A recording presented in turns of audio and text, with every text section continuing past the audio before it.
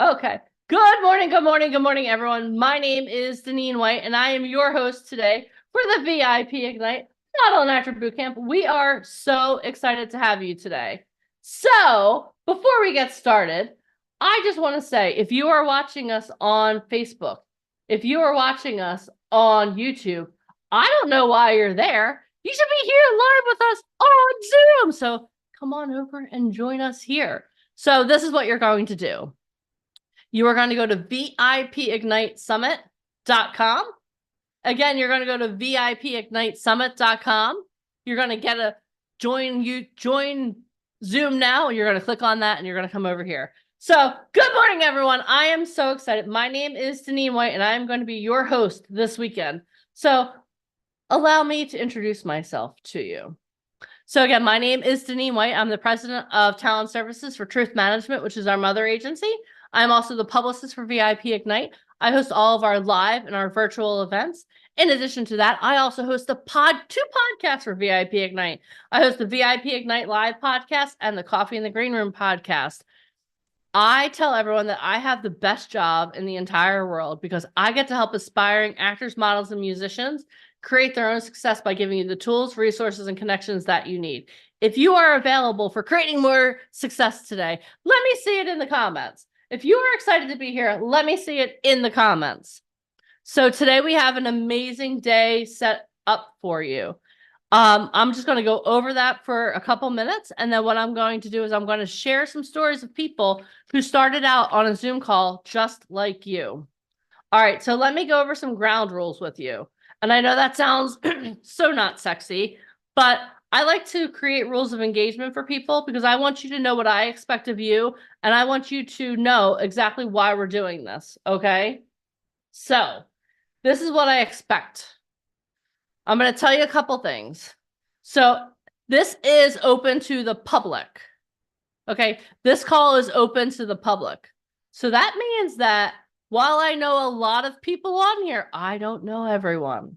So the first thing I want to ask you not to do is please, and I know it's really tempting, but please don't share your Instagram, don't share your TikTok, don't share your latest album, don't share your email, don't share, just keep it tight today, okay? So please do not share those things. Here's why. You're not here to gain more followers on Instagram or TikTok or anything like that. You are here because you want to elevate your success in the entertainment industry.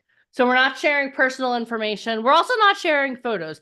If you want me to see your face, turn it on, okay? Can we agree to that? If you want me to see your face, turn the camera on because our agents, here's the thing too, like I understand that a lot of you are brand new to this, but our agents and managers and casting directors that we have coming on this weekend, they're really high level people. Okay. One of the people you're going to hear from today, her name is Cynthia. She literally started the TV and film industry in Atlanta. How many of you want to make a good impression for her? Type me in the comments.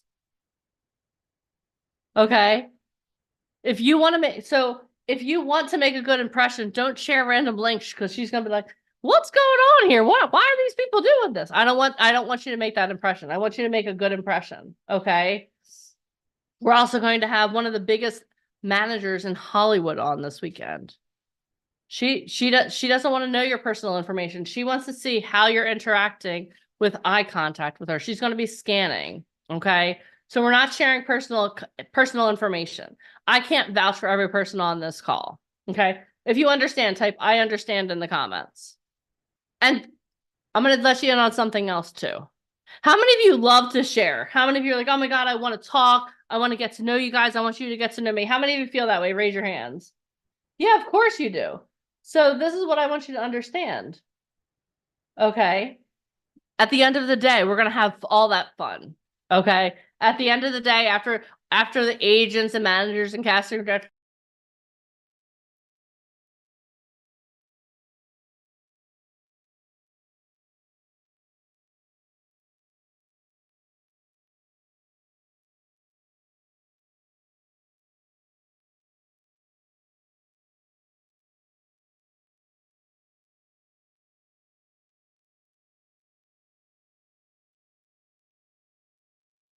Hey everybody, how are you? Was it her audio that went out?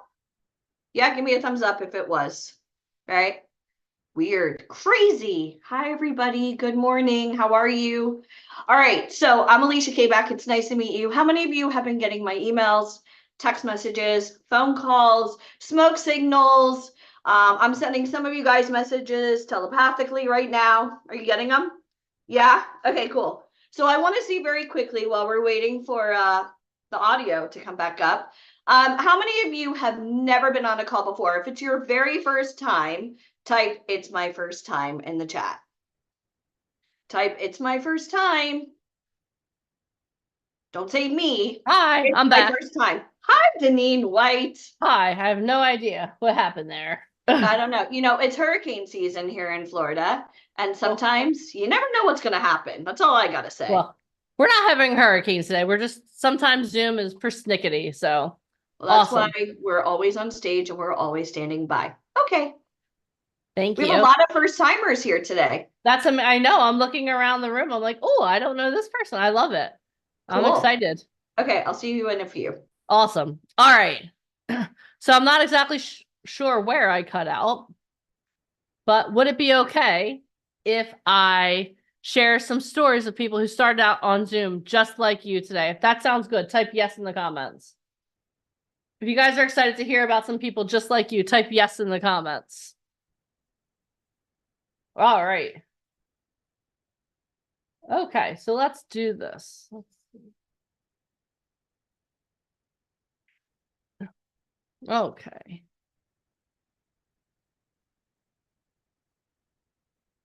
Okay, there. Sorry. Okay, here we go. Let's share our screen.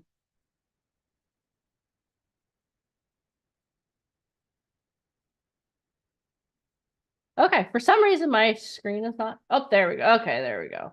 I'm telling you, Zoom is testing my patience today. So, how many of you love technology until you don't love technology? That's how I feel about it. Okay, there we go. Awesome. All right, can you guys see my screen? Let's see here. Xavier, give me a thumbs up if you can see my screen. Okay, perfect. Okay, here we go. Awesome. So I want to share some stories about talent who started out on a Zoom call just like you. This here is Candace Rayford. So she's one of our inner circle members. So when we first met her, she was going through it. Okay, she was in a really bad situation financially. She was in a really bad situation relationally. And how many of you have ever felt like, it's just not the right time? Well, that's how she felt, but she was like, you know what? I'm not giving up on this. Candace is someone who literally, I don't know how many instruments she plays, but she's a musical savant. Like literally when we were in New York City in December, she played the cello for one of our events and it was absolutely magical. So she's one of our inner circle members. So she started out with financial distress. She started out with a lot of odds stacked against her, shall we say. But let me tell you something. She knew that this is what she was meant to do. She knew that she was meant to be a part of the entertainment industry. So she persisted. She was a part of a coaching program that we did. She would get on the call sporadically because of her life situation, but she never gave up and she stayed in steady communication with myself and with Alicia. Okay. At our last two Hollywood events ago, she got signed by a major agency in Hollywood. Then at our last event, she got signed by another agency. Okay. So no matter what circumstances you are in currently, I want you to understand that if you know that this is what you're meant to do, if you're passionate about being a part of the entertainment industry, don't give up. Don't make excuses, make a way. This here is Wes Poss. He's another one. How many of you feel like, okay, you know what? I want to do this, but my family doesn't believe in me. I don't know if I don't know. So Wes is another one of our inner circle members. His father literally laughed at him when he told him that he wanted to be he wanted to be an actor. And Wes was like, no, no, no, you know what? I know that this is what I'm meant to do. So when we first met Wes, like he was a swimmer, but his father had zero family support. But he made a way. He made a way. He came out to several events because he's a part of the inner circle. You get to come to multiple events. And he met one of the agents that you're going to meet tomorrow. And when she first met him, she's like, oh, he's cute. he has potential. The second time she met him, she saw, okay, you know what? He's doing the work behind the scenes. Alicia likes to say that you get rewarded in public for kicking butt in private. Wes was kicking butt in private. The third time she met him, she was like, I'm signing you. He is now signed to a major theatrical agent in Los Angeles. He was recently up for a recurring role on a major show that is one of the top shows on Netflix consistently. I don't know if I'm allowed to say it publicly. And he also just did his first international photo shoot for an e-commerce site in Canada. You could say the name of the show, Deneen. It's okay. You have permission. Okay. It was You, correct? Yeah, starring Penn Badgley. How many of you guys love that show? You. So again, Wes had zero family support. He lived right outside of Atlanta, but he saved up money. He was working 3 jobs to save up money for rent. Now he lives full-time in New York City, and he's consistently being submitted out for auditions for major TV shows. How many of you want that to be your story? If that sounds like you, type a 1 or 1 in the comments. Oh, by the way, he's also in SAG now. And we'll talk about what SAG is later. Alicia will go over that. This here is Wendy Fout. So when Wendy started working with us, I think she was around 50. She's a full-time nurse. She was in the military for many years. Her husband's currently serving in the military. And when we first met her, she knew that she just loves entertainment. She's a writer, she's a producer, she does all these things now. But when we first met her, she was super shy. And she had to meet the right people to bring her out of that shyness. She's still a full-time nurse, but now she's been in, I don't even know how many independent films. She she co-hosts a podcast with a director that she developed a relationship with. The reason that she is where she is because with VIP Ignite, we show you what you need to do to be successful on set. She literally would be on every call taking notes. Now, again, she's still a full-time nurse, but she also has walked the red carpet in multiple cities for film festivals. So even if you may be a little bit older, I don't want you to think, oh my God, I'm too old to do this. That's a lie. You could start at any age. The question I have for you is, are you willing to get started now? If you are willing to get started now, type a 1 or 1 in the comments. This is Kaylee Clay. So another story. How many of you feel like, okay, you know, I live in a small town. I have no idea how I'm even going to get started. How many of you have ever had that thought? I grew up in a small town in South Jersey, 10,000 people. And everyone knows when you sneeze there. I was just there yesterday. It's like, hey, Deneen. I'm like, oh God. Okay. But if you grew up in a small town or you live in a small town now, that's where Kaylee Clay grew up. She lived in a really, really small town in Louisiana, super shy, so introverted that her first photo shoot, also an Inner Circle member, by the way, her first photo shoot, she sat in the car with her hoodie, like all around her face, didn't want to get out of the car. But she knew that she had to get out of her shell. She knew she had to get out of that shyness. So now she lives full-time in Los Angeles. She just got married about 2 months ago to her high school sweetheart, lives full-time in LA. She works with one of the biggest commercial print agencies in Los Angeles. She recently booked a job for 5 figures for one day. How many of you would love to book a job for 5 figures in one day? If that sounds like you, type a 1 or 1 in the comments. She's doing amazing. I just talked to her the other day, and every time we talk, I'm like, I get all choked up because I remember where she started, but she pushed through because this is what she wanted to do. Another one of our success stories, Scott Irwin. So when he first started working with us, he was an accountant in recovery, is what he said. He was an accountant by trade, and he always had a passion for theater. He and his father, that's how they bonded growing up. Lives in a small town in California. And he, out of every talent that we've ever worked with, he was positively the most grateful.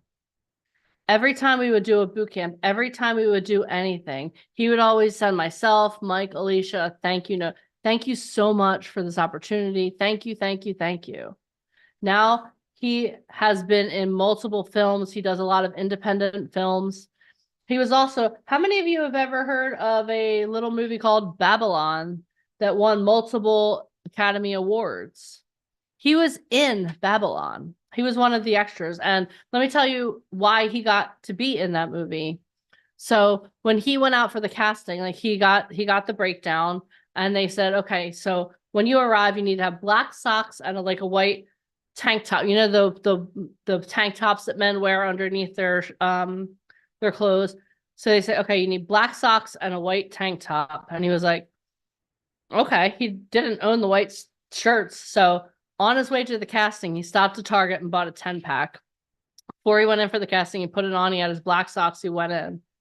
He was one of the only people that followed all of the directions for the casting. The wardrobe was so impressed. They talked to the powers that be on set. He was in multiple scenes in an Academy Award-winning film because he could follow directions. Because he learned working with VIP Ignite that you follow directions. Like if you're given something on your call sheet, it tells you, I need you here at this time. I need this. He followed every direction. So he was in multiple scenes in an Academy Award winning film. How many of you right now will be like, you know what? Give me the directions. I'll do it. We're going to be watching you this weekend. That's why we have directions out there for you. We want to know that you are someone who can follow directions. All right. So how many of you were inspired by those stories I just shared? How many of you were inspired by those stories I just shared? Because this is what I want you to understand. Every one of our success stories, they all started on a Zoom call, just like this one. Okay? They all started on a Zoom call, just like this one. We like to say it all starts on Zoom. Type that in the comments. It all starts on Zoom. Okay? Everything that you want is on the other side of you taking action. One of my mentors, Tony Robbins, says people who take massive action get massive results. You're here for a reason. You're not here just by mistake. You didn't mistakenly click on a link and mistakenly show up. You're here for a purpose. And I want you to keep that in mind throughout the course of the weekend. Okay? Type, I'm here on purpose. Type that in the comments. I'm here on purpose. Type that in the comments. I'm here on purpose. And I want you to know that and I want you to understand that.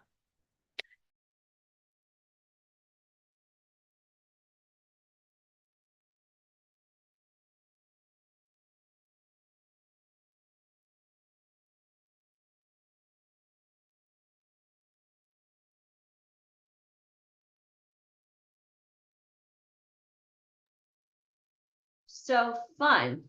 All right, good. I know it cut out again. Guys, I don't need to know. Be right back. Don't fill it up. Hi, John Norman.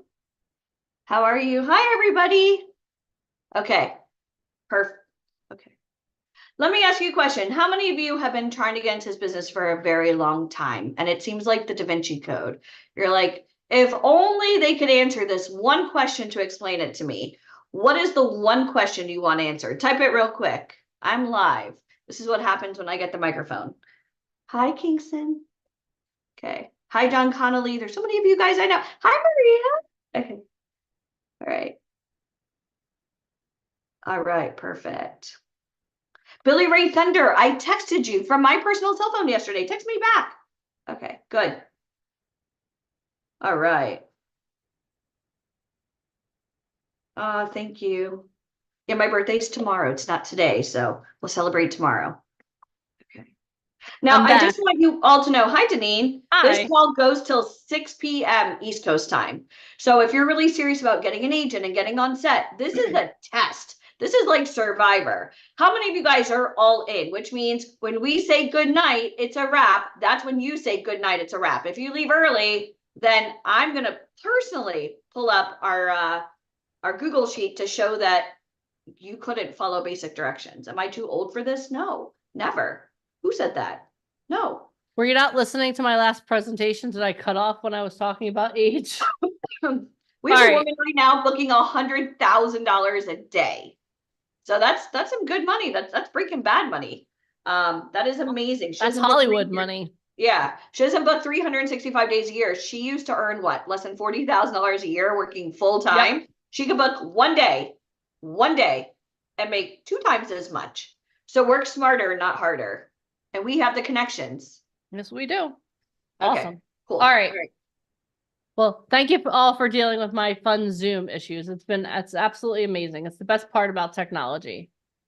All right. So, really quickly, I just want to go over something with you guys. Okay. How many of you believe in multitasking? How many of you are like, I'm a really good multitasker?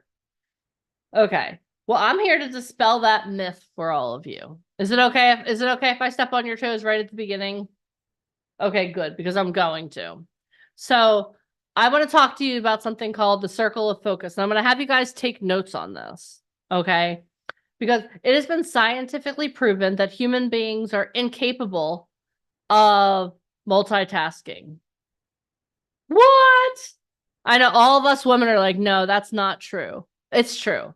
So I'm going to give you guys a couple pointers, even like for the next, I want you to test them out over the next 2 days. And if you find that you're successful, what I want you to do is I want you to continue on with this. So the first thing I want you to do is understand that you are incapable of multitasking. Your human brain is just not designed to do that. Okay. So what I want you to start doing is focusing on one thing at a time. How many of you have ever like tried to do 10 different things and you're like, you just get frazzled. But when you sit down and you focus on one thing, you're all in on one thing, you're able to do it well. Raise your hands. I know that's me. Okay. Even this morning before I got on this Zoom call, there are a couple projects I'm working on in the background while I'm hosting the event. But when I'm here hosting you guys, I'm not like on my computer working on this project or on this computer working on this project. I'm here fully with you. So what I want you to do is I want you to commit to doing one thing all weekend, which is being here. If you can commit to that, type I'm here in the comments. Type I'm here in the comments. Okay. And here's something else too. In the comments, and I know I already went over this, don't ask personal questions. We'll have time to answer those questions later in the day. At the end of the day, I promise you, I'm going to open up the floor and you're going to have the opportunity to ask questions. Okay. Okay. You're all here. Okay. So the first thing was circle of focus is you're doing one thing all day. Okay. You're focusing on one thing. Another thing with the circle of focus is how many of you have a to-do list? How many of you have a to-do list? Okay.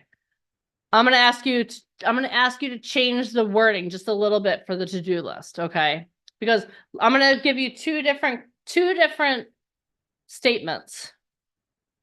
Okay? And I want you to tell me whether statement 1 sounds good or statement 2. Statement 1, I have to go to the gym. I have to go to the gym, or I get to go to the gym. Which one sounds more positive? Which one do you want to engage with? I have to go to the gym or I get to go to the gym? 1 or 2. Type it in the comments. 1 or 2. I have to go to the gym or I want to go to the gym. Or I get to go to the gym. Which one sounds better? Number 2, right? I get to, because that sounds like you're making a choice. So for that to-do list that we all have, this is what I want you to do.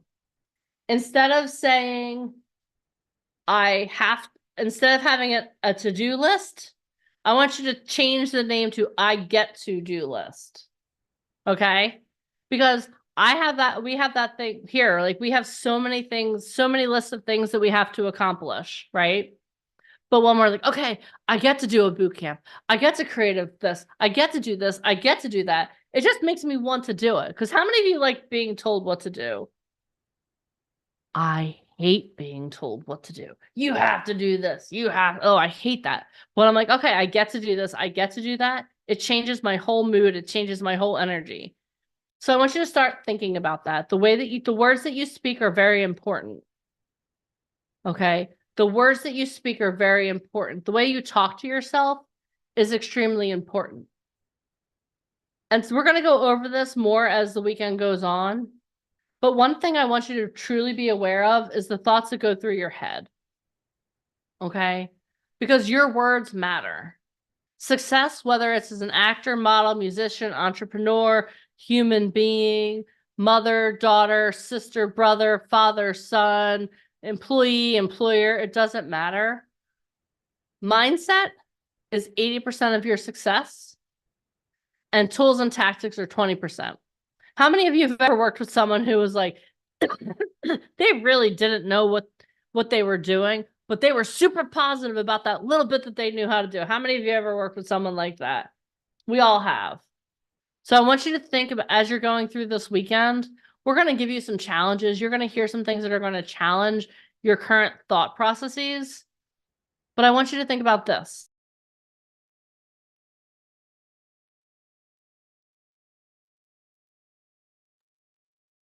All right. Now, this is a cliffhanger. Who loves cliffhangers? I do. So my question is, how many of you guys are ready to take action on your dreams? Keep momentum, right? Because we have a formula here at VIP Ignite and we're really good at what we do, but you have to be able to follow the formula. All right, cool. You're ready? Let's go. Perfect. Hi, Andrea McDonald. Happy belated birthday. Okay. I try to keep up with everybody on Facebook and Instagram. Who else has a June birthday? Am I the only one? Hi, Bonnie Bagby. Okay. All right, perfect. How many of you, scale 1 to 10, how many of you have checked out the itinerary that's happening this weekend? If you read the itinerary, type, I read it. Type, I read it. Who read it? Now, if you're looking to make a great first impression, I just recently did a call about this. Did you guys know I have an episode of a new show I just taped called Getting Down to Business with Kevin Harrington from Shark Tank, and it airs today on Fox? How many of you guys love Shark Tank? I do. How many of you guys were literally sweating bullets getting to sit down with a shark who was like, so tell me about VIP Ignite. I was like, right? And then all of a sudden you're like, oh God, I'm on TV. I better know this answer. Okay. So today at 5 o'clock East Coast time, it's on Fox. But don't worry, I have my segment. They've already sent it over to me, which was so kind. I was like, oh my God, we have a huge Zoom call going on. Send it over to me. But first impressions are everything. I want you guys to type, I'm always on stage, real quick. Type, I'm always on stage. Who is always on stage? You are. The second you get onto a Zoom, you're on stage. Now, how many of you have ever met somebody really attractive? Super, super duper attractive. And you see their picture, maybe it's on Tinder, or your friend's like, hey, I want to hook you up with somebody. And you're like, oh, nice, right? But then you meet that person and their body language completely throws you off. You're like, oh my God, I'm getting Dexter vibes. This person could be a serial killer. This person looks a little bit like, I wouldn't even trust this person with my cat. How many of you guys have ever met somebody that's like super attractive and then they open up their mouth and you're like, shh, stop talking. You were really hot till I knew who you were, right? That's happened to me. Like back in the day when I used to wait on tables, I would see all these amazing people that come into the bar and I'm like, oh my God, so cute. And then they would talk. I'm like, no. We're just gonna, okay. How many of you have ever met somebody not so attractive? Like somebody that you probably would just like swipe, I don't know which way, swipe left to the right on Tinder. And you're like, no, this person isn't my type. But then you got to know them and you're like, oh my God, I can't live without them. I probably shouldn't say this out loud because my fiance's in the other room. But sorry, babe, I love you. Okay. But that's the truth. Like, if you're really trying to get into show business, I want you guys to understand, like, even when my camera is off, as you guys can tell, like, I'm always here. I'm like Santa. I'm always watching. I have to say that because my 3-year-old's right here. I'm always watching. So I want everybody to look like they're awake, put your shoulders back, right? Head up a little bit and look like you are present, because first impressions can make or break your career. And if you have a casting director on or agents on, which sometimes they creep, like TLC, as TLC would say, I can't even talk today. As TLC would say, I need a sip of coffee. This is my new coffee cup, Okay, Deneen. well, oh, it's Starbucks cute. sent me some real cool birthday swag because I'm like Nice. number one. Awesome. All right. Go ahead. Thank you so first much. impressions, guys. Hi, Deneen. Nice to see Hi. you. Nice to see you. Awesome. All right. Sorry about the tech stuff, people, but here we go. Thank you, Alicia, for having my back. I appreciate it. All right, so are you guys ready for our first official speaker of the day? If you are, let me see some excited faces. Let me see some excited faces. Okay, awesome. All right. So our first speaker is going to talk to you about the difference between a casting director, an agent, and a manager. Are you guys ready for that? So let me introduce our first speaker. So our first speaker is Michael Fomkin. He's a visionary entrepreneur and investor who has founded and funded companies across entertainment, technology, and social impact sectors. As a Broadway investor, he has been honored with over 38 awards, including 6 Tony Awards. In 2013, he achieved the rare feat of winning the Tony Award for Best Play. Beyond Broadway, Michael is the founder of Truth Management, one of the fastest growing talent management firms in the US. Through Truth Management, Michael has empowered models, actors, and musicians to unlock their potential and connect with top influencers in the entertainment industry. His firm has catapulted talent into major TV shows, films, and fashion shows domestically and worldwide. An innovator at heart, Michael has over a decade of experience pioneering new techniques in online marketing and brand building. He is regarded as an expert in leveraging digital platforms to build and influence. In addition to his entertainment and business ventures, Michael has dedicated himself to social impact programs, including Operation Underground Railroad. Through strategic partnerships, his initiatives have helped rescue over 3,500 children from sex trafficking globally. Michael Fomkin's unique synthesis of entrepreneurship, entertainment, marketing, and philanthropy make him a one-of-a-kind business leader. His ventures span industries, yet are united by his core vision of empowering people and ideas. He is also the author of the #1 Amazon best-selling book in arts and entertainment, Finding Fame. And he has another book that is going to be released next month, which he co-authored with Brian Tracy. Everyone give it up for Mr. Michael Fomkin. Hey, how's everybody doing? Can you guys hear me? Yes. All right, cool. All right, guys, we got a great weekend planned for you. These are some of our most powerful speakers. Right after my presentation, we have Phil Sullivan from America's Next Top Model is going to be here. For those of you who love that show, he's really going to put it out there about how the industry works and so forth. And by the end of the weekend, my goal personally is to shatter a lot of false beliefs about the industry. That is my goal. By the end of this weekend, where you are now and who you're going to be are going to be 2 completely different types of personalities. What I find is, for doing this now for over 18 years, is the 3 things that people struggle with is they don't have the right connections, is number 1. So they don't know the right people in the industry. Number 2 is they don't have product knowledge. So they just don't understand how the industry actually works. Because of the fact they don't understand how the industry doesn't work, they're not able to meet the right people, right? So they go hand in hand. And then the third thing is mindset. It's literally mindset. And the mindset always comes back to not having product knowledge. So it's always asking the questions, am I too old? Am I too young? Am I good enough for this? I don't have the right support. I don't understand how the industry works. Somebody just asked, one of the questions was, is this for males or females? This is for everybody, right? This is events for everybody to learn about it. Or somebody earlier asked about having a visa, things like that. So even if you notice in the comments, the questions always come down to product knowledge, right? When you have product knowledge, that shatters your mindset because now you understand where you fit into the industry. Once you understand where you fit into the industry and how the industry works, almost like magic, doors start opening up where the people that are the right people start attracting towards you and you start attracting towards them. So by the end of the weekend, I'm gonna shatter all of this. I'm gonna literally give you guys the product knowledge, I'm gonna give you guys the connections, and I'm gonna give you guys the mindset. All I ask of you guys is just to be all in, focus on this, because this is going to be super one of our best weekends ever. So with that thought in mind, I'm going to, because of the fact that we have a lot of high level people on this weekend, the first thing I'm going to go over with you guys today is the difference between an agent, a manager, and a casting director. So let me pull up my screen. Right mouse, okay. All right, so you guys should be able to see my screen. And for those of you who are here both today and tomorrow, we're going to be launching something really cool. You guys will actually have the recordings of this entire weekend.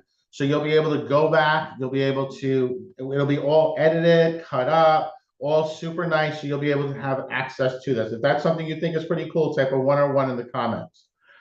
Okay, so understanding the difference between an agent, casting director, and manager in the entertainment industry. This is one of the probably #1 questions, and then also probably the one thing that people always get confused, and you never want to get this confused, because if you're sitting down with a casting director and you start asking questions that should be asked of an agent, they get a little bit ticked off, right? It's kind of like if you were working in Starbucks and you were a barista and somebody comes in and they start asking you about their computer. Like, listen, my computer crashed last night. I was having some trouble with my Zoom. What do you think I should do? And they're like, I don't know. I'm like, I make coffee, right? So it's the same thing. It's really understanding, what does the person do? What is their goal? How do they work hand in hand with each other? How do they benefit you? Which one do you need? Which is the most important person to have at the beginning of your career, and so forth. So we're going to start off with this. So understanding the difference between an agent and a casting director. Navigating the entertainment industry can be a complex endeavor, right? Especially when it comes to understanding the roles of different professionals who can aid in your career. Among the most crucial figures you will encounter are agents, casting directors, and managers. Each plays a unique role in shaping your journey, and understanding these differences is essential for aspiring models, actors, and even musicians. So agents, right? Everybody wants an agent. The real question is, how do you become the type of person an agent actually wants to work with, right? You could be the most beautiful person in the entire world. You could be so beautiful that when you walk into a room, people look at you and they're like, oh my God, that person's so hot, and they pass out. But you don't understand the industry, right? You don't ask the right questions. You don't quite, you kind of have like a little bit of a bad attitude. So looks is what can get you in the door, but it's professionalism, reliability are going to be keys to your success. And when I say looks, you could be the most beautiful person in the world that what society considers beautiful, but if the role is for an older gentleman to play a gas station attendant, well, that person, even though they may be hot, wouldn't qualify for that job. So the most important thing I want you guys to start thinking about, we're going to go over this later today, is what roles can I qualify for? We're actually going to bring on a New York, LA agent who's going to be going over that tomorrow. And today he's actually going to be going over which is going to be the best market for you, right? Because there's different markets in the United States. There's larger markets, there's smaller markets. The great thing about the industry, though, in today's world with Zoom and technology, there's opportunities everywhere. Like, you could literally be in the smallest town in the United States, and I can show you how to find opportunities to get your feet wet, to actually get you started, and then you start progressing towards a larger market. So first thing we're going to start with is agents, your industry advocates. An agent is your advocate in the entertainment industry. Their primary role is to secure auditions, jobs, and contracts for you. Agents have a deep understanding of the industry and maintain extensive networks with casting directors, producers, and other key players. Here's what you need to know about agents: representation and contracts. Agents are normally licensed professionals who negotiate contracts on your behalf. They ensure you get the best possible deals and protect your interests. Okay, so let's take that apart a little bit. So the word there is professionals. Negotiate contracts on your behalf, right? So when you're dealing with Coca-Cola, like we had one of our talent for Pepsi, they were in a World Series ad for the World Series. So that was a contract that had to be negotiated. Clients like Coca-Cola, Pepsi, Starbucks, Macy's, any of the larger brands, even smaller brands, there are contracts. How is this image going to be used? What is the payment for this image? How long will this ad run, right? Will this ad run indefinitely, or will this ad just run during one game of the World Series? Will it run all 7 games? What are the expectations? What if they want to buy out the image, right? There are called buyouts and so forth. Now there's clauses for AI, right? You can shoot a commercial once, and if there's not a clause in there that says they can't use your image indefinitely, right? They can use AI to duplicate you and not pay you, right? So it's very important that agents understand all this, right? They're kind of acting as sort of like an attorney. They're not your attorney per se. You can get an entertainment attorney, but they're the ones who understand these contracts. Clients will not go and negotiate with a talent, right? Even if you are, you know, Tom Cruise, Julia Roberts, Denzel Washington, Will Smith, they're going to go through their agents. Obviously, those individuals I just named have reached a level of understanding and expertise where they sit down with their agents, they review these things. But a good agent, even if you're brand new, they're going to review the contract for you. They're going to make the changes. They're going to work to get you the best possible deal, right? Because a lot of times clients will always come in and they underbid. Well, we're willing to pay $10,000 for this ad. The agent knows, well, wait a second, I know we shot something like this similar, you know, for a competitor, and it was 40,000. So they're going to say, hey, I would love to book my talent, but could you do more, right? You know, they're hot right now. They're going to make sure that you're leaning into the right jobs. Even the young lady they were speaking about, the 61-year-old, she was doing a lot of pharmaceutical ads. Pharmaceutical ads pay pretty well. They pay 20, 30,000 a day, but they didn't want to her agent didn't want to oversaturate her with pharmaceutical ads.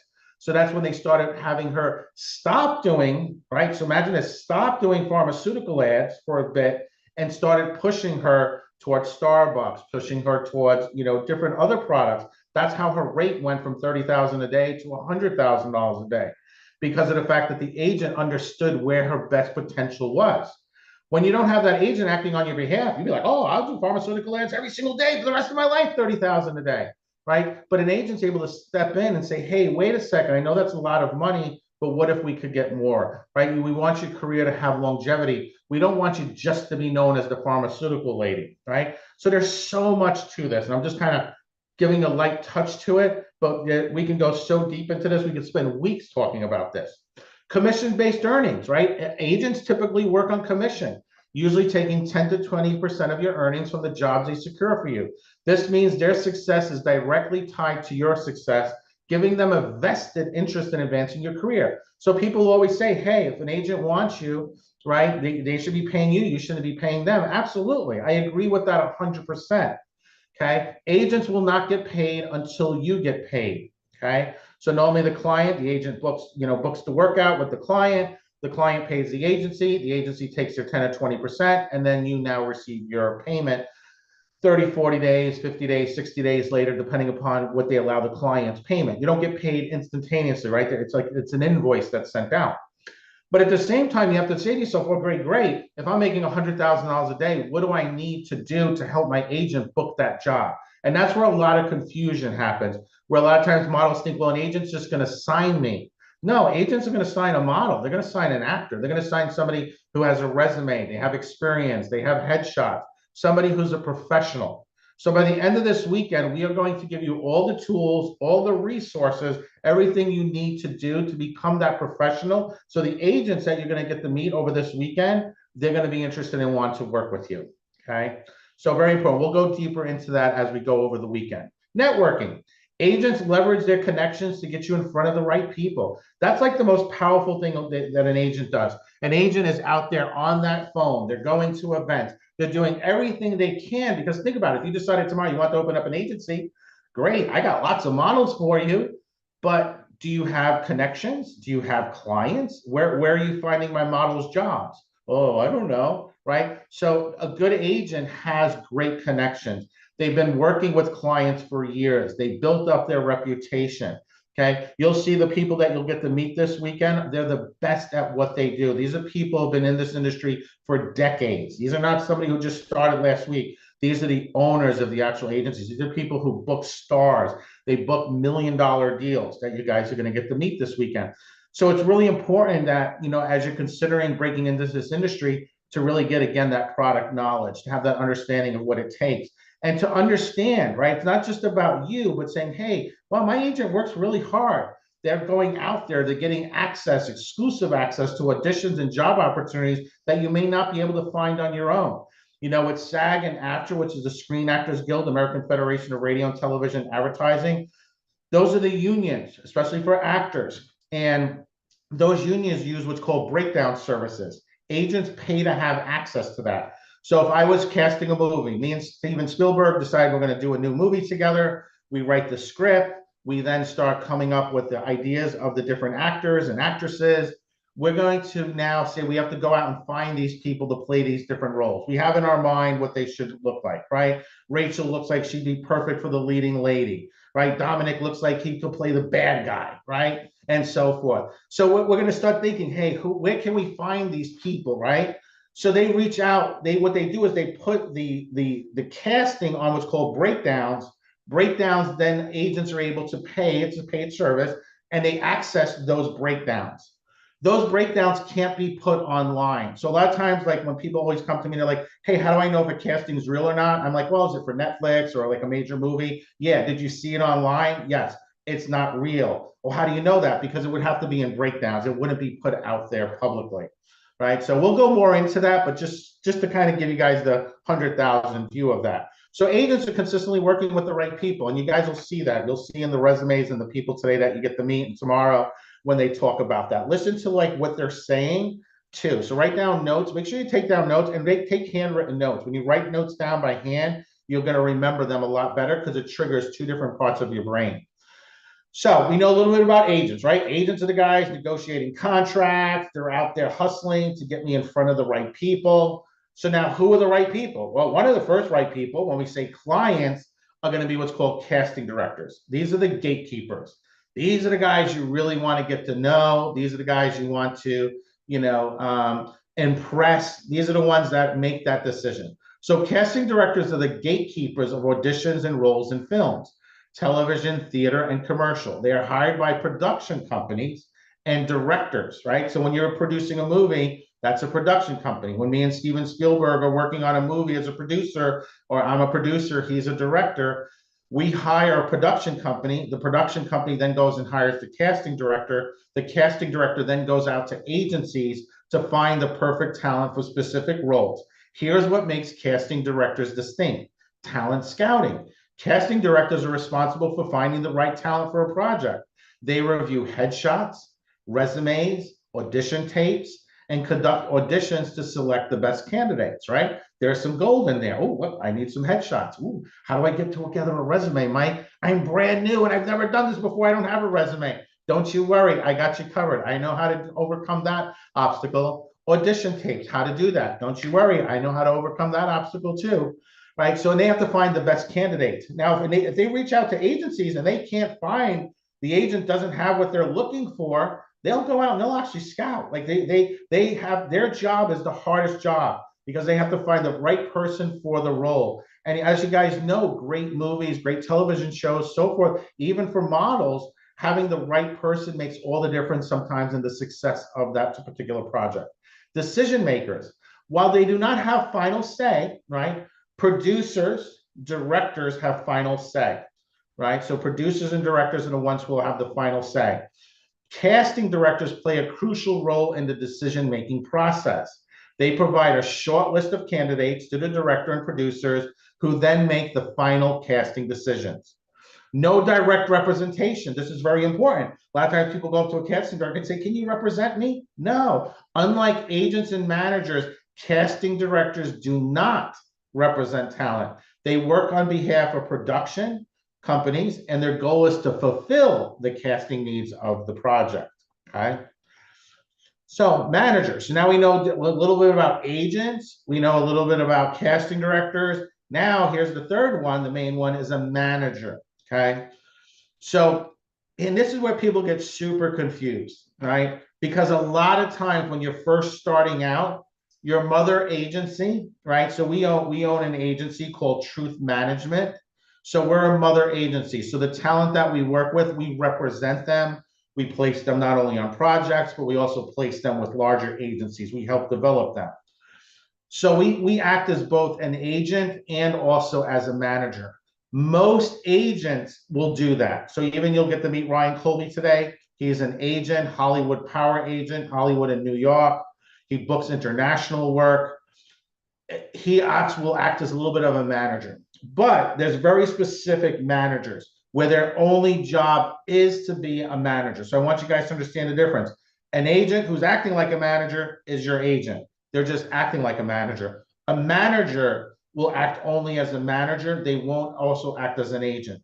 So for most of you that are just starting out, until you reach the point of I would say where you're booking consistent roles, you're getting so many scripts, like you just feel a little bit overwhelmed. You just need to focus on your agent. That's where you start, is where you start on your agent, then learning the protocols and the etiquette of working with casting directors.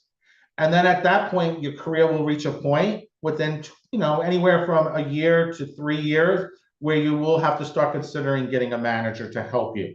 Okay. So let's talk about managers. Managers, your career architects.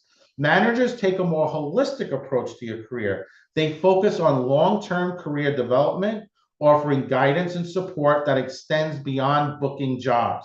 Here's a closer look at the role of managers. Career development. Managers help you develop your brand, choose the right roles, make strategic decisions that align with your long-term goals. They offer personalized advice and mentorship. Broad support. While agents focus on securing work and negotiating contracts, managers provide support in various areas of career, including marketing, public relations, personal development. Commissions and fees. Managers typically earn 10 to 15% of your earnings, but unlike agents, they may charge additional fees for specific services. You feel that you need to have a massage every day? Great. They'll book it for you, but you're paying for the massage. You need to, you tell your manager, I did really good on that last movie. I want to get 2 Ferraris. Great. Well, I'll work on getting those Ferraris, but make sure you have your American Express ready, right? Just because they're your manager doesn't mean that they're paying for everything out of their pocket. They're there to help you, to give you advice. So obviously having the right manager is super important, right? It's more limited when you reach a certain level, like a Tom Cruise. Tom Cruise's schedule is so busy that his manager works with him exclusively.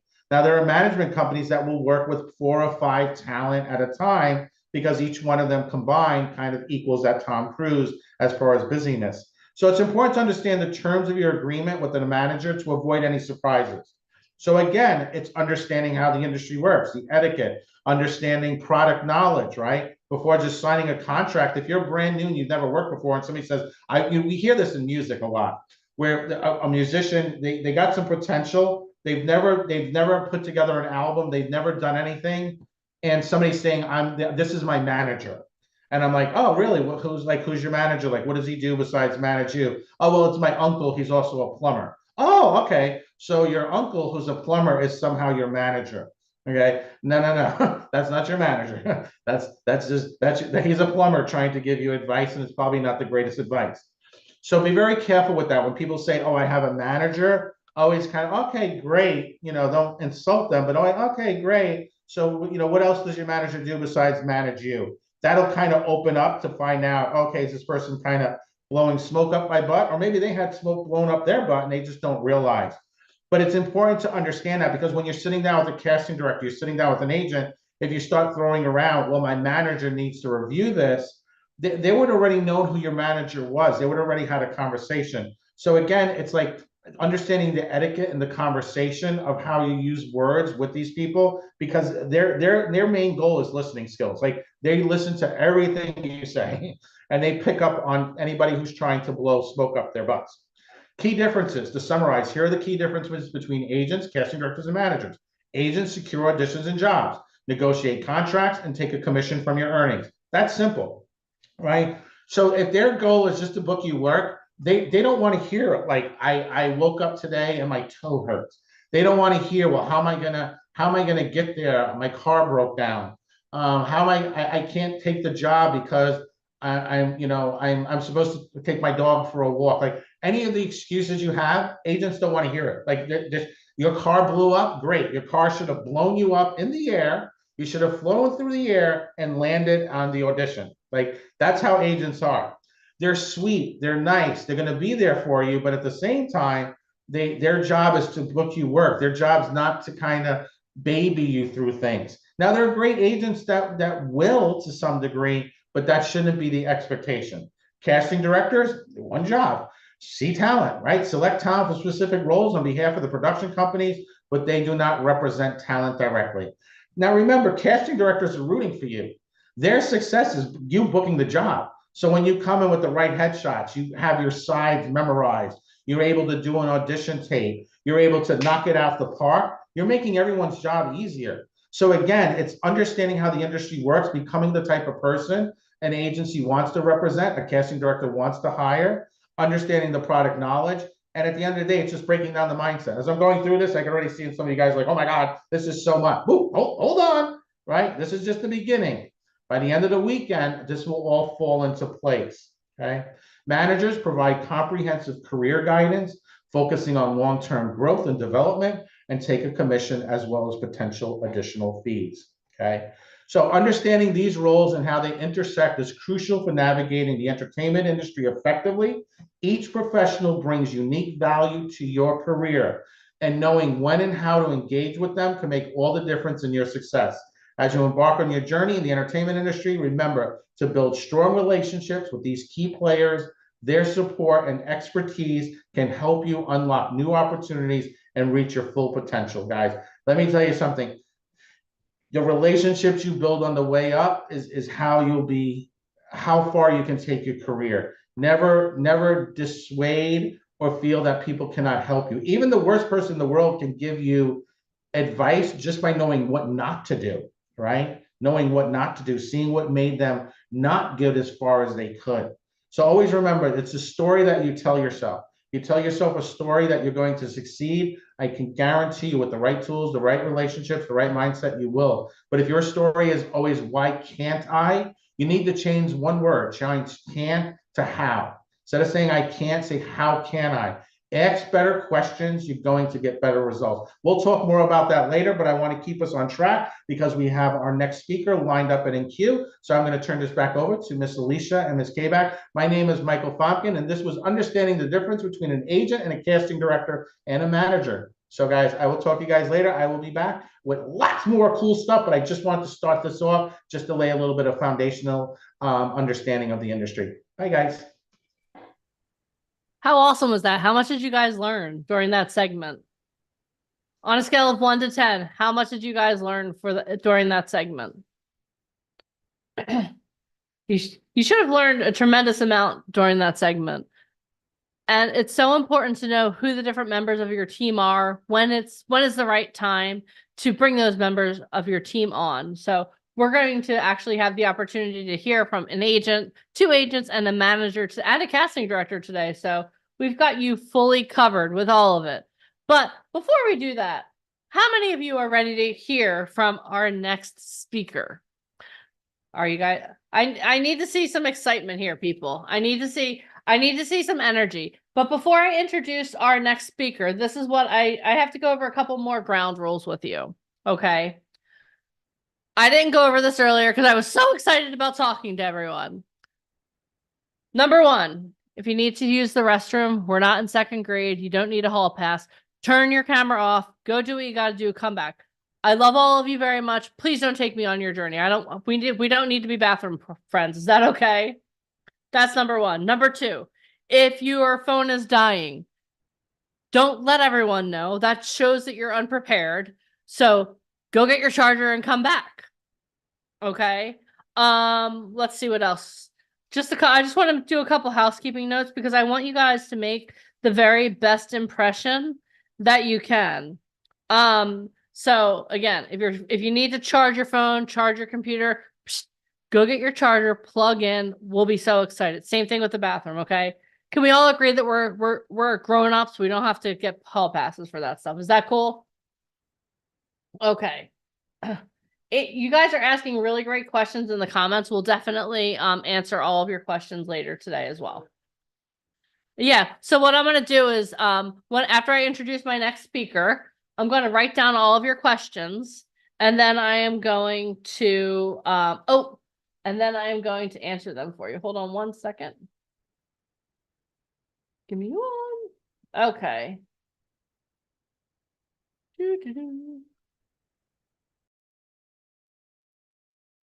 Okay. Okay, so give me just one moment and I'm going to I love Zoom. Zoom is amazing. Hey, Mike.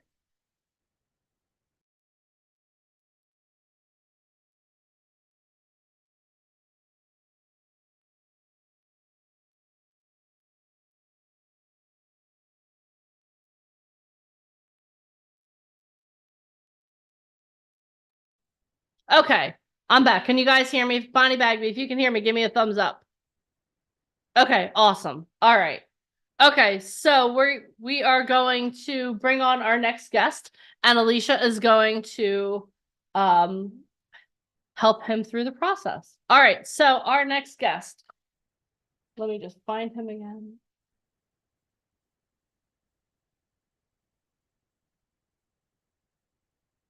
Okay. All right, so let me introduce our next guest to you guys. And I'm going to have Mike unmute him and spotlight him, or Alicia unmute him and spotlight him. Okay, so our next guest is Phil Sullivan. He is a prominent figure in the fashion industry. With his distinct features and commanding presence, he has been featured on the covers of leading magazines. He has walked runways for top-tier brands. His journey from small-town beginnings to international recognition. Here are some of the reasons that he has found the success in the entertainment industry that he has. He is very dedicated to modeling. Wait until you guys hear from him. When you hear from him, you will understand just how dedicated he is. He is one.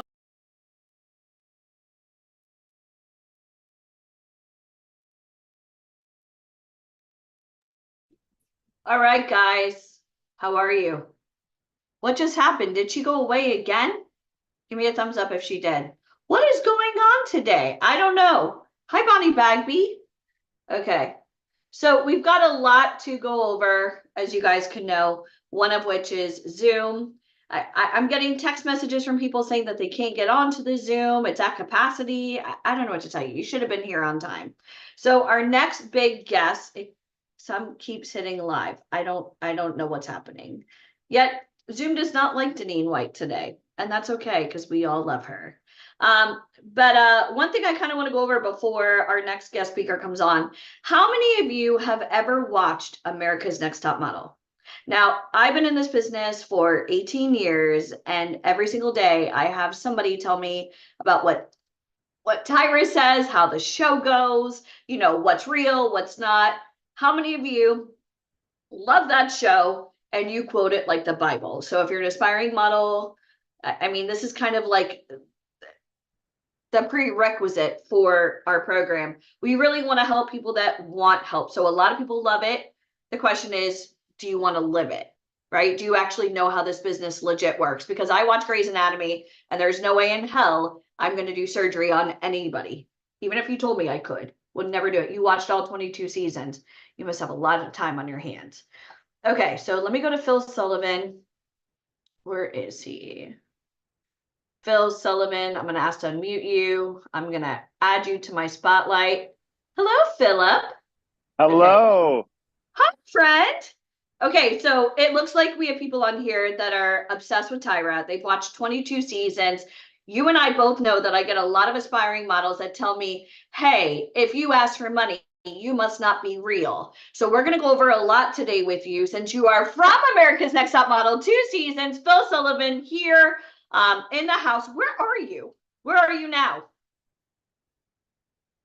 You're on mute. Hold on. How did you get on mute? Zoom is not liking us today.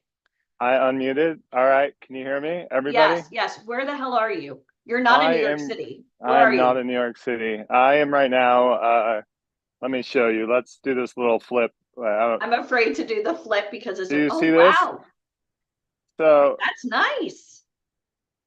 No, so that, huh? Yeah, that's nice. So you left the concrete jungle to go out. Yes, I now am a nature boy. And I only operate within the city limits when I get a call for work.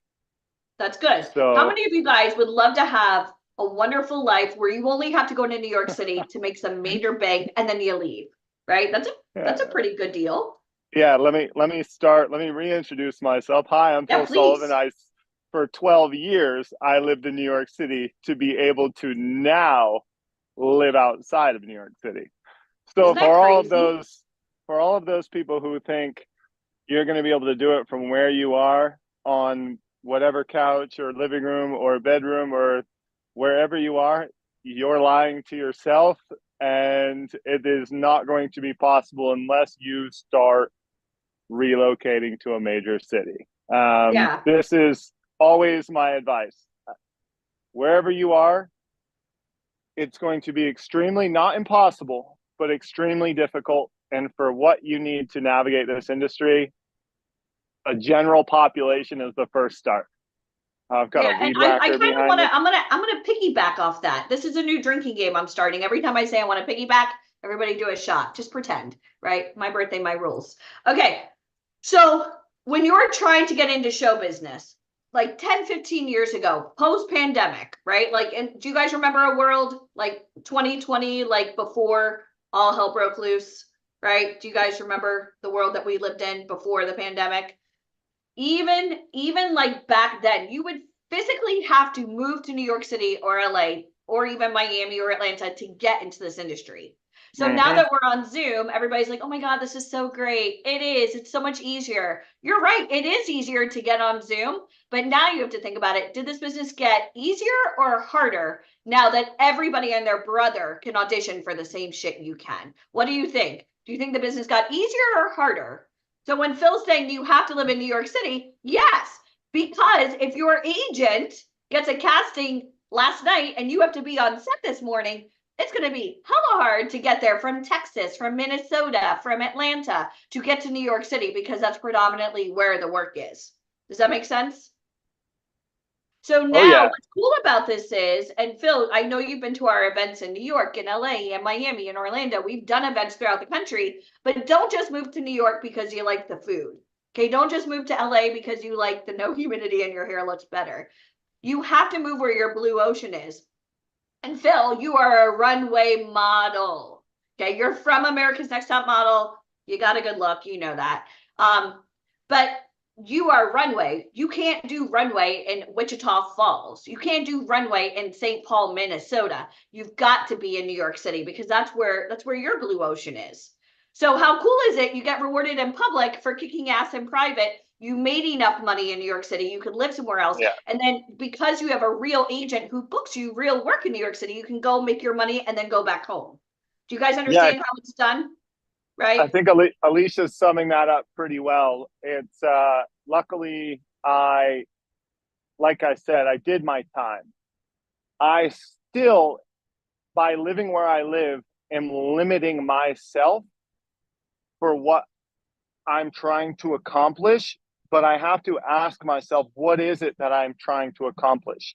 And how can I have a better quality of life? When you move to these cities, it is not for quality of life. It That's is why I live in Florida now. Yeah. yeah. Welcome.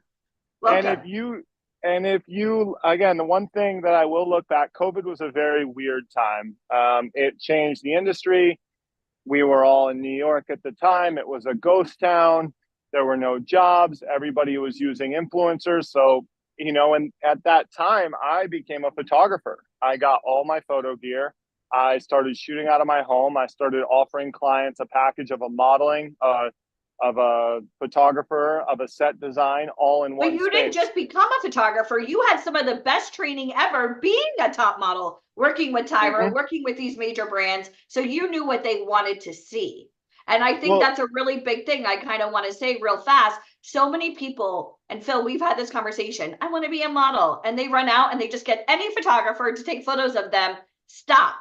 Because 99.9% of the time you are doing it 100% incorrectly. You're getting photos that you want to see or photos that your photographer, who may be really creepy, wants to see, but not photos that a legit casting director or agent wants to see. So if you know the difference, type of one in the comments. Like, does that make sense for you? Don't just run, I met somebody online. Stop. Because unless that photographer knows what the hell they're doing and they work with major brands, celebrities, then you are wasting time and money. And that's usually the biggest scam. Everybody's running out to get these photos done. Yeah, the biggest thing to building a career is test shooting. Yeah. You have to shoot. And it's not always one photo shoot, guys. No. Over and over again, working with new people.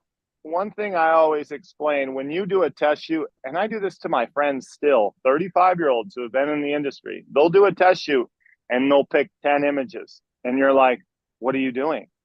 From every test shoot, you need to walk away with max for what you're going to use for your book, 3 max. If you get one, One, it is a successful shoot. It's And the I money swear, it shot. sounds crazy.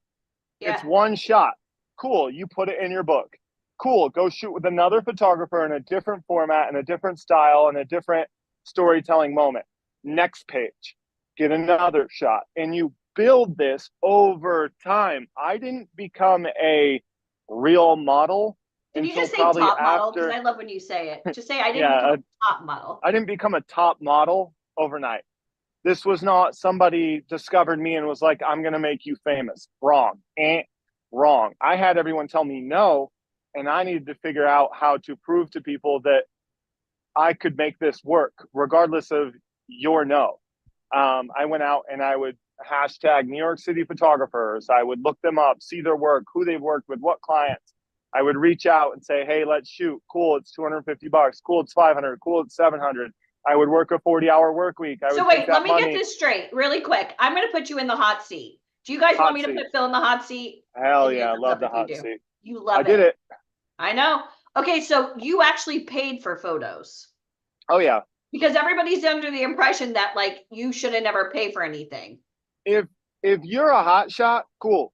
You don't have to pay for some photos. That's fine. I don't have to pay for photos. Latifa, do not share stuff on my page. Don't ever do that. You have somebody from America's Next Top Model who's a real model. I don't want to see your shit. So apologize or bye-bye.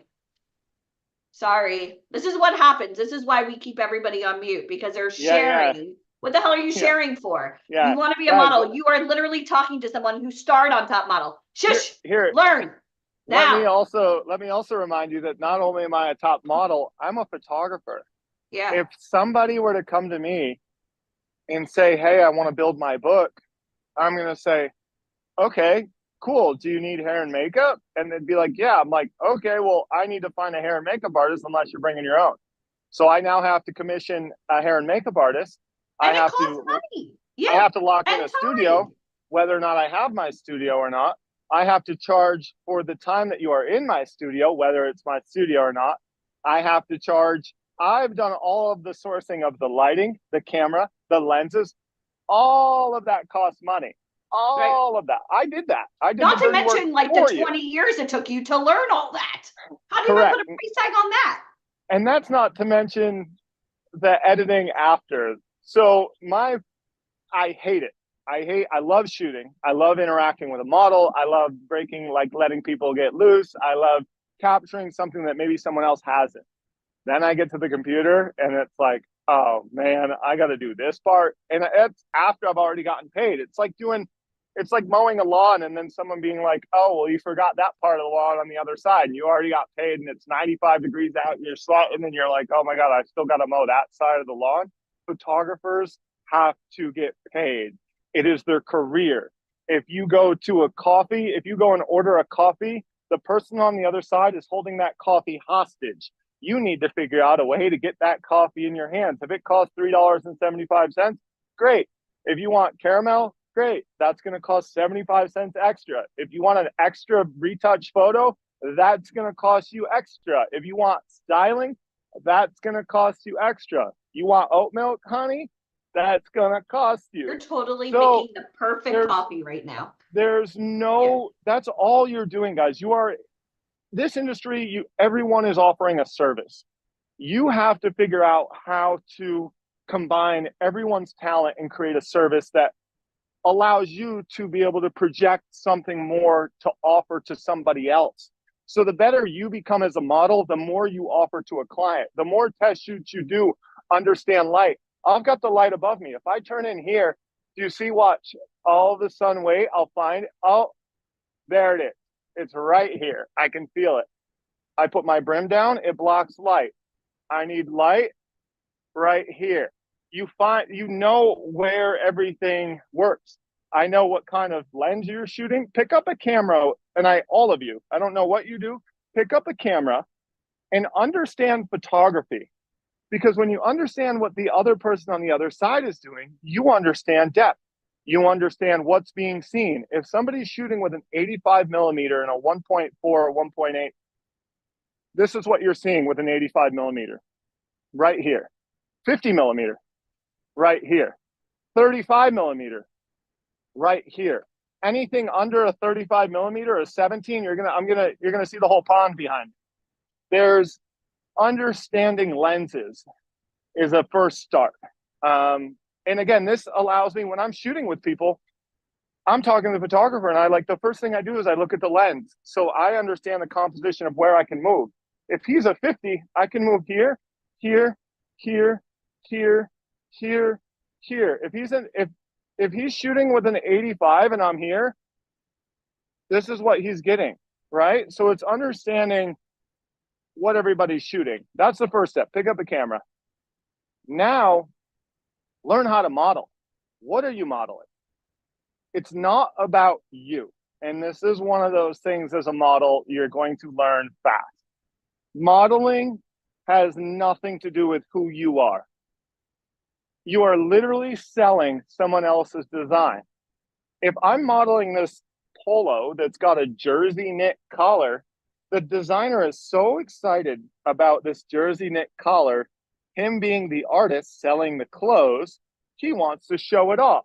So guess what? He's probably going to hire somebody who probably doesn't have chest hair. Why? Because it's a distraction to the collar. You have to think like, so you button it up and you show the collar. Hey, this is how you model. It is not about me. I don't even need to look at camera. You are selling the collar. Exactly. He's going to highlight his product. So as a model, you are selling whatever. If it's a hat company, cool. Guess what? New Orleans, right? And I rock it. 50 millimeter, boom, boom, boom, boom, boom. Oh, turn it around, boom, boom, boom. A little laugh, ha, ha, ha. Every time you hear a click, I want a new move. It's just something you need to practice. Not every people will just stand there and be like, I don't know what to do. Did you get this shot? Let me see. Worst thing you can ask a photographer is let me see. Whoever you're shooting with has done this before. They are hired for a reason. That is their job. It is like when I step on set, somebody asks me to model. Cool. I'll model and I'll hit you with boom, boom, boom, shot, shot, shot, shot. No teeth. Oh, okay. Look less happier. And you have to listen to what everybody wants. Even if my teeth are my money makers and I want to smile and show off, but my teeth are what I want to see in my photo. Listen to the photographer. Once you learn how to take direction, that is a huge step. And again, it's yes, follow general instructions. I love how I have a translator. Dominique's like just sums up my words and just put it in the chat. But I can't reiterate how important it is to listen to the people around you. The more you listen, the more you are, how do I put it? People are receptive to working with you. If you show up on set and you're a diva, honey, you are getting sent home. You might finish that job and think you looked all cute, but that client's never calling again. It's just how it works. When I show up on set, I don't tell clients I've had, cooler sets. I don't tell them I've worked with better photographers. I don't tell them these clothes suck. I don't tell them like all of this stuff. I don't like my makeup. My hair doesn't look good that way. It is not up to me. You know how many images I've got out in the public right now? Current ads. Literally, you can go to New York City right now and find a picture of me and Gwen with an engagement ad. We look like shit. Who cares? I showed up to work. I did what they asked. They found the one they liked and they printed it. Great. I got paid. That is my job. Gwen's probably like, oh, I don't look so cute in that. Like, look at my mouth is open. I have coffee on my tongue. I was like, cool. Coffee's on your tongue for $4,000. Would you do it again? Yep. Okay, great. Me too. I've got my mouth open and I look a little off, so to say. But it's cool because people are still going by, taking a photo, sending it on Instagram and be like, hey, Phil, taking selfies with me in Soho. Being like, dude, you're on a billboard. You're on a billboard. And it's like, exactly. It's not about us. It's about the wedding ring. That's it. We're literally selling a ring. We don't have to look cute. Client liked it. So one of those things, obviously, when you're building a book, it's a little different. You want to like a shot, but if the photographer likes it, there's a reason they liked it. And just kind of remember that. Okay, wait, Yeah, I'm again, gonna I've put you in got the hot other. seat again. Did you Love it. model at all before you went to America's Next Top Model? And can you talk about what the audition process was like and what it was really like on the show? Oh yeah. So before I was on Top Model, little shout out, I was with Colby Models. Ryan Colby And took he'll me be in. here this weekend. He might even be watching now. Probably Ryan's watching Oh, everything. we can talk about him. That's fine. So anyways, backstory. I ended up in New York by chance. I was in a hallway charging my phone, and this guy comes out and he looks at me. He goes, "What are you doing here?" And I'm like, I'm charging my phone. He's like, "Get into my office. Do you want to be a model? Where do you live?" And I'm like, "Well, Boston." He's like, "It's not a major city."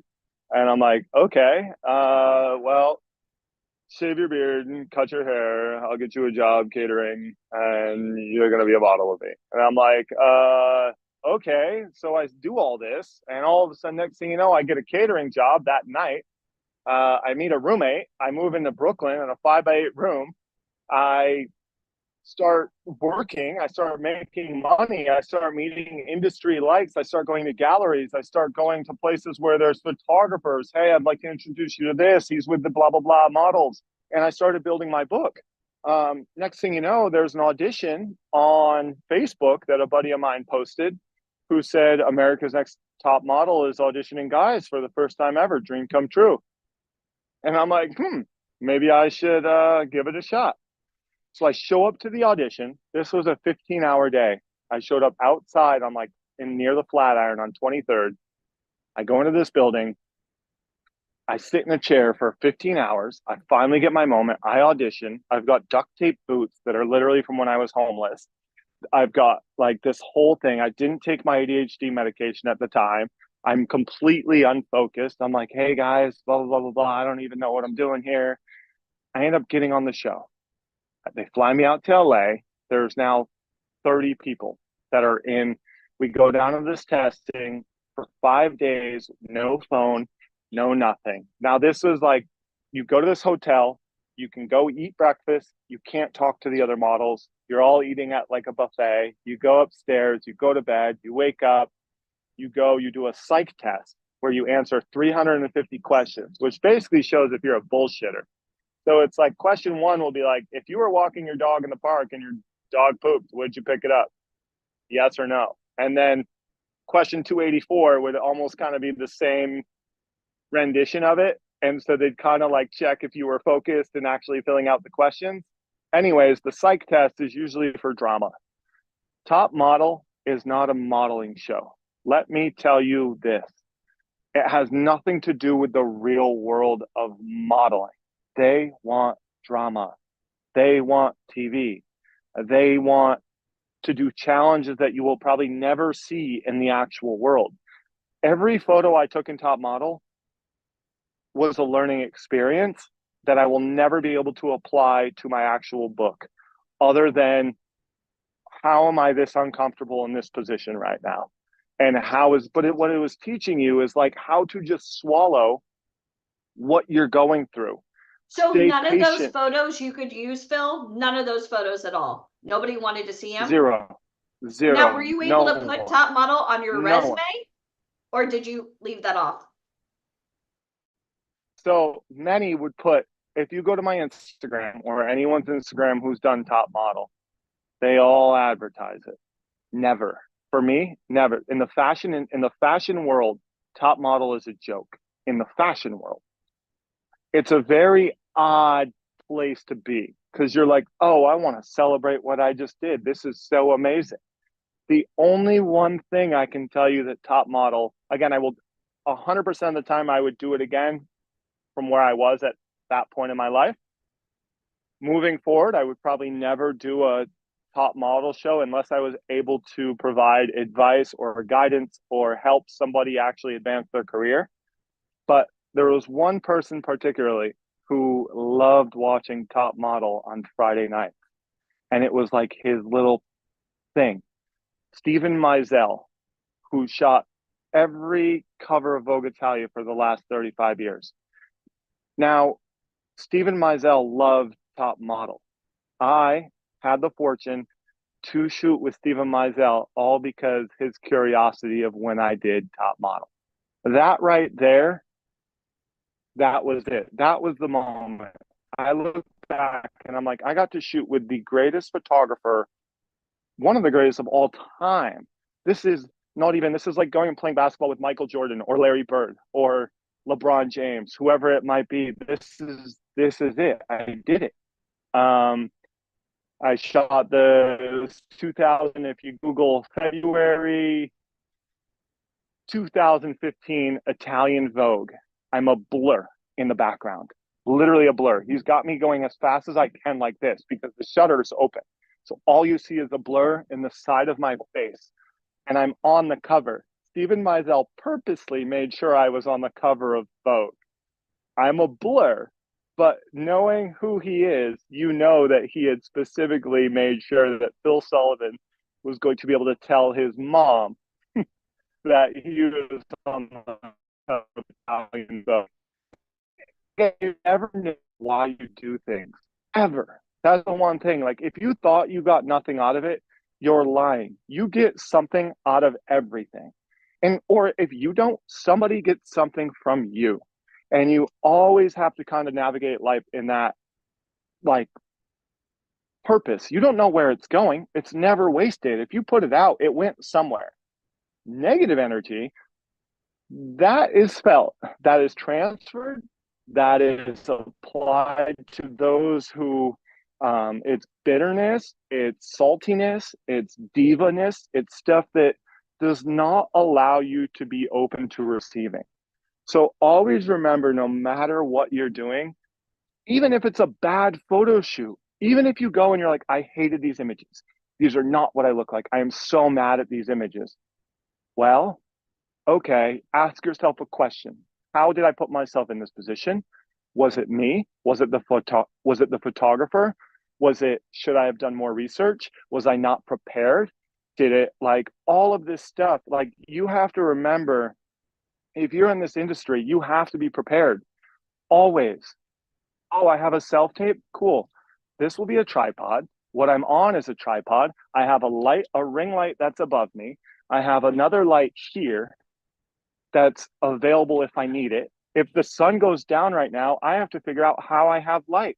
Why? Because this right here, what I'm doing with y'all, is my job. Now, I can tell you from day one with Alicia bringing me on these and doing VIP Ignite stuff to now, I have probably taken it more seriously as opposed to wherever I was.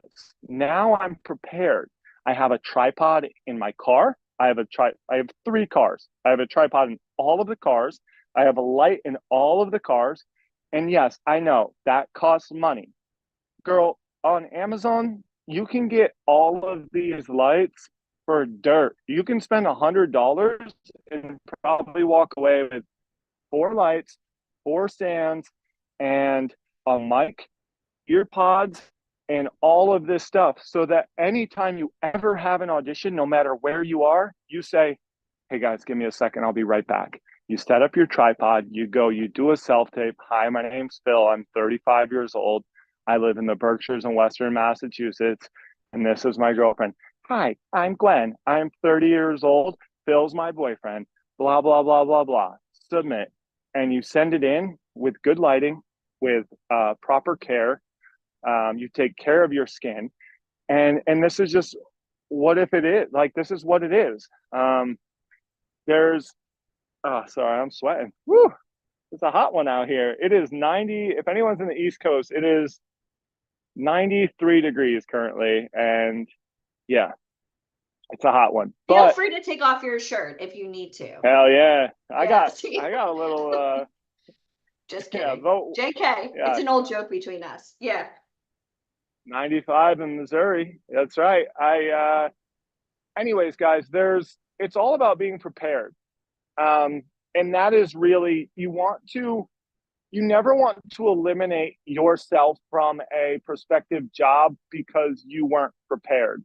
If you lose because you weren't good looking enough or not blonde enough or your nose wasn't like, you never know what people are booking stuff for, guys. I've booked 3 hair loss jobs this year. 3.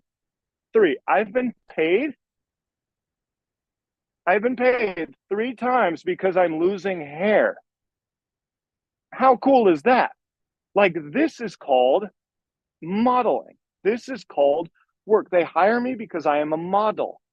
I happen to be losing my hair, but I am making money off of my, what some would call a weakness.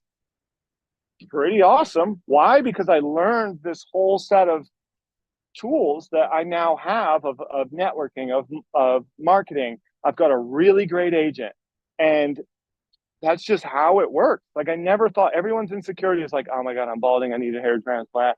I need to take Hims, Nutrafol, Minoxidil, Propecia. Like, I can tell you all of the pills. I've done 3 ads. I've made 17 grand because I'm balding. That's not even the jobs that I normally do. 17 grand, all because I'm balding. What up? You know, and that's the reality of it. But that's because I busted my ass for 12 years, and you don't know who you meet and where they go. That's one thing I'll always remember. I remember one of my first castings ever in New York City. I printed out a comp card, right? Here's mine now. Phil Sullivan, Q Models. Boom. Here's what I look like if you shave me. Here's what I look like in a suit. Here's what I look like contemplating my life on a Brooklyn rooftop. My height, my suit, my neck, my pant, my shoe, my hair, and my eyes. All available for a client. Here you go. I'm Phil Sullivan. When my first comp card ever existed, I downloaded Pic Collage. It was an app on the iPhone.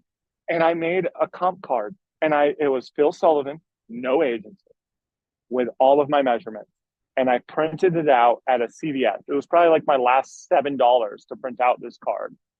I showed up to a casting during Fashion Week in an elevator. I followed all of these good looking dudes. I was like, these dudes are total studs. Like, let me just follow them. I get in the elevator holding this. I get up to the client. I walk in and I hand him my comp card. He says, hi, what agency are you with?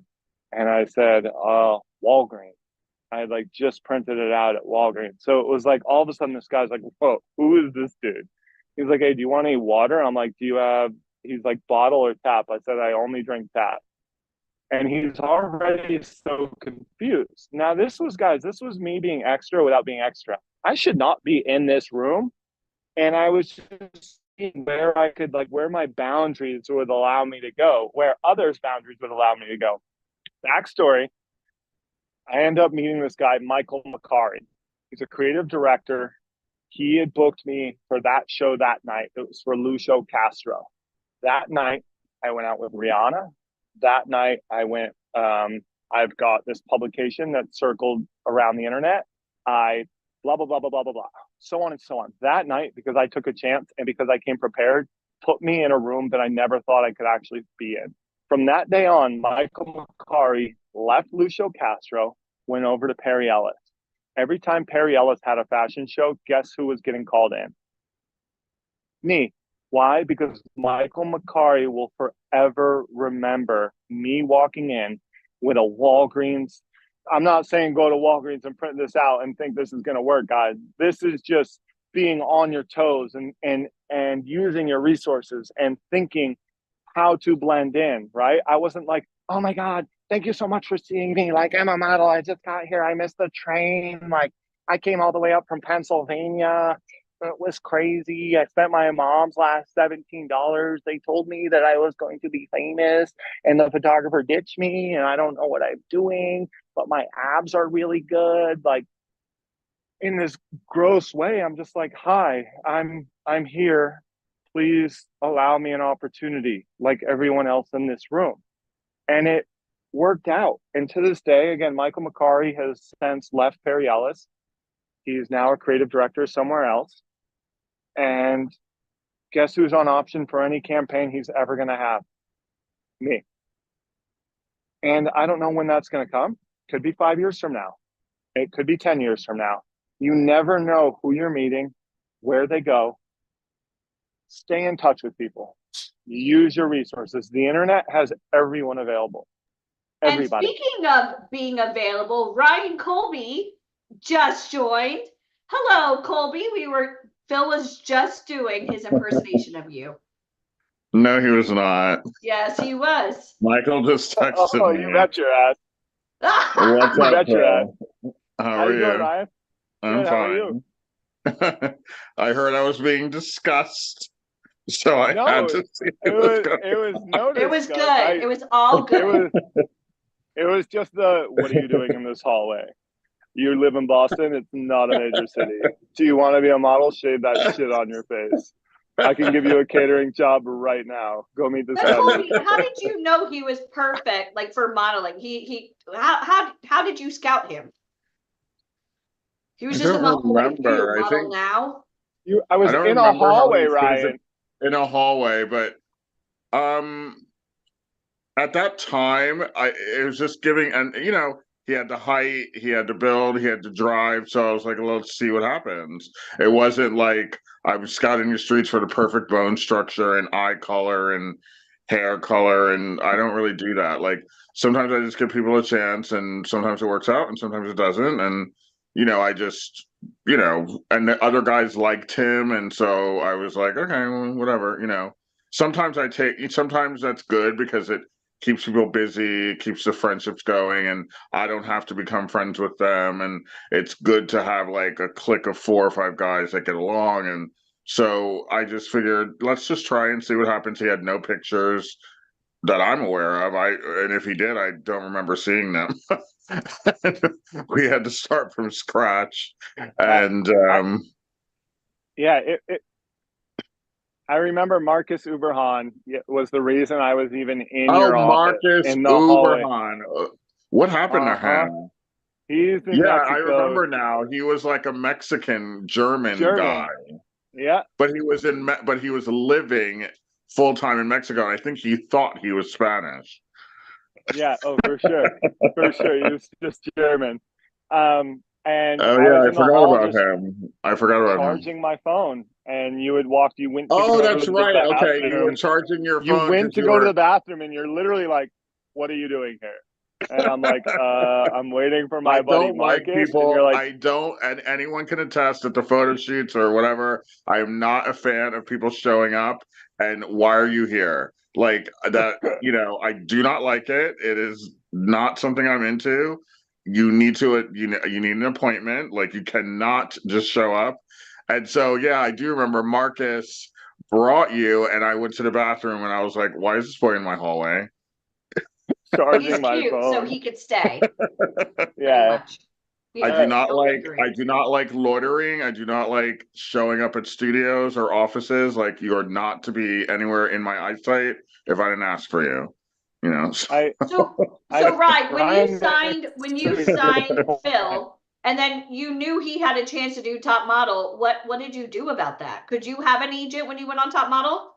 Or this is the down low. I want everybody to hold your hand up. This is non-disclosure. I did not want. No, Ryan did not want me on Top Model. I remember that. I did not want him on Top Model. I had zero interest in that show. And I'm not a fan of the show. I've never liked the show. I've made that very clear in many interviews. Do not like. How real is that show compared to being really in the industry as a top agent? Is the show real? Because everybody quotes it like the Bible. It's 25% real and 75% entertainment.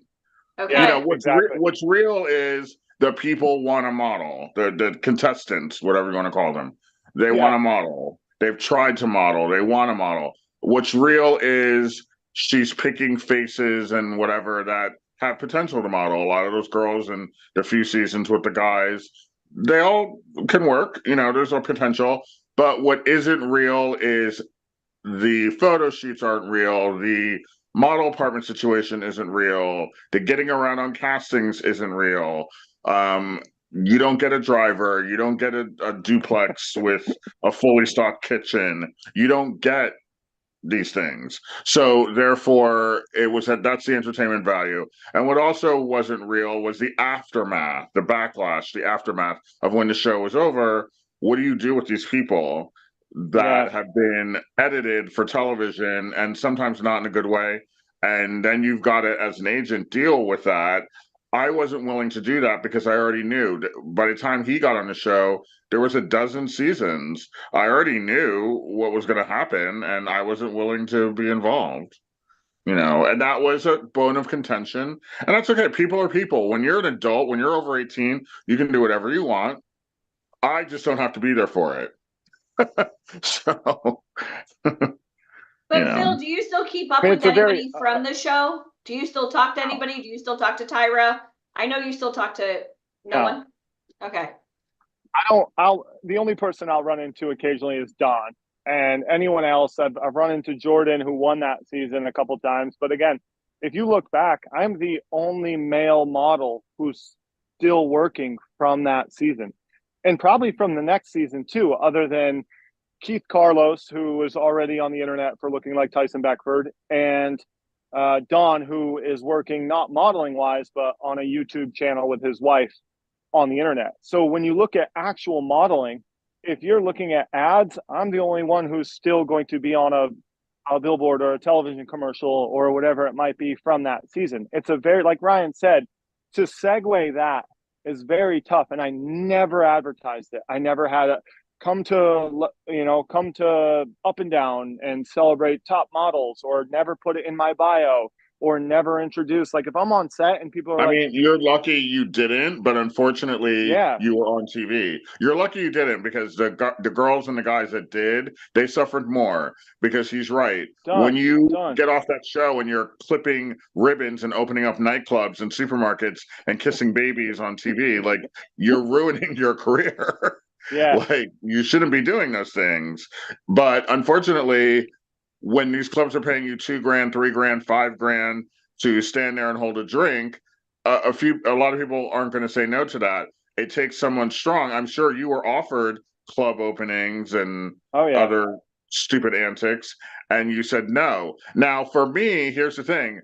I'm an agent, so when I was offered club openings for being a well-known agent, of course I'm taking that $1,000. Of course I'm taking that $2,000, because it's not going to hurt my career. In fact, it enhances my career. You because have to host a birthday party, Ryan. They gave you all the alcohol, VIP food. Yeah, but that's different because people for your birthday. That's different because I'm behind the desk. So I can host and do ribbon cuttings and be as weird and bougie as I want. And I can get away with it because I'm the agent. The talent cannot do that. And so luckily he didn't do that. And that's why he's working still. And, bravo for him. But a lot of the contestants didn't have the wherewithal to withstand that. Then I knew so many girls, the second that TV show was over, they were at a club twerking. They were, doing weird things on Facebook, and so therefore their careers flourish. There's probably a dozen people, maybe 15 out of all of the seasons of Top Model, which there's been 20, 21, 22, I don't know how many, but there's been definitely more than 20. There's probably 15, maybe 18 max that are working today. The rest are done. Yeah.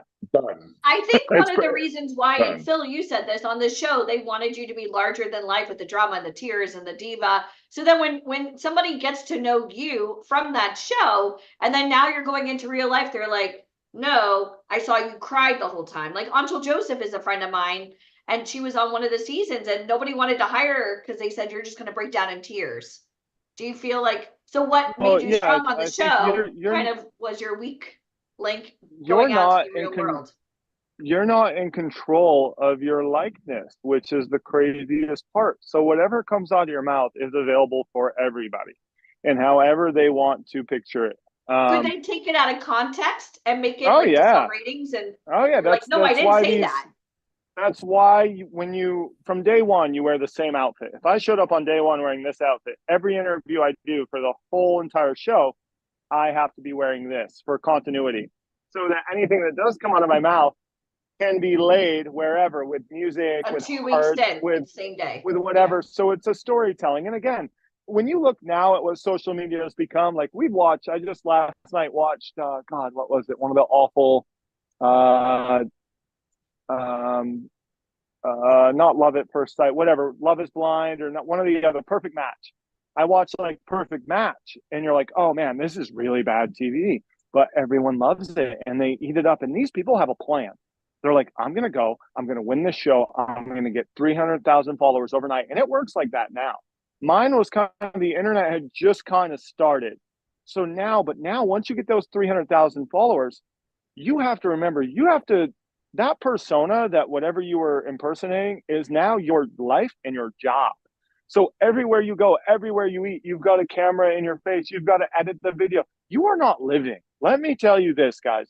I book cool dad roles because I'm allowing myself to age. I'm not sexy with an 8-pack. I've still got resemblance of a body, but I accepted where my life is going. And I get booked for those roles. Everyone who I know who's my age, you know this, Ryan, everyone who's 35 and trying to keep up with the 22-year-olds and the 25-year-olds and eat just fruit and get work out and get joked, you're no longer sexy. Give it up. You're I know. sexy in your I had own a life. conversation with a guy like that. He was like close to 40, and he was screenshotting boys on my website saying, I want to do stuff like this. I'm like, but he's 15 years younger than you. And in this industry, age matters. And I'm sorry, it just does. And when you're 40 and you have a good body, that's great. And the occasional fitness or sportswear job that comes along, amazing. Will happen. But 90% of your job, you're going to be wearing a sweater, and you need to get into that. And you're going to be holding a kid's hand, and you're going to be driving a lawnmower. You need to get into walking sweaters. A dog. You're going to be walking a dog. Good. Yeah, my son is available for your next photo shoot. He's 3 and you need to get into sweaters and blazers and stop it with the shirtless gym photos, because it's not going to work.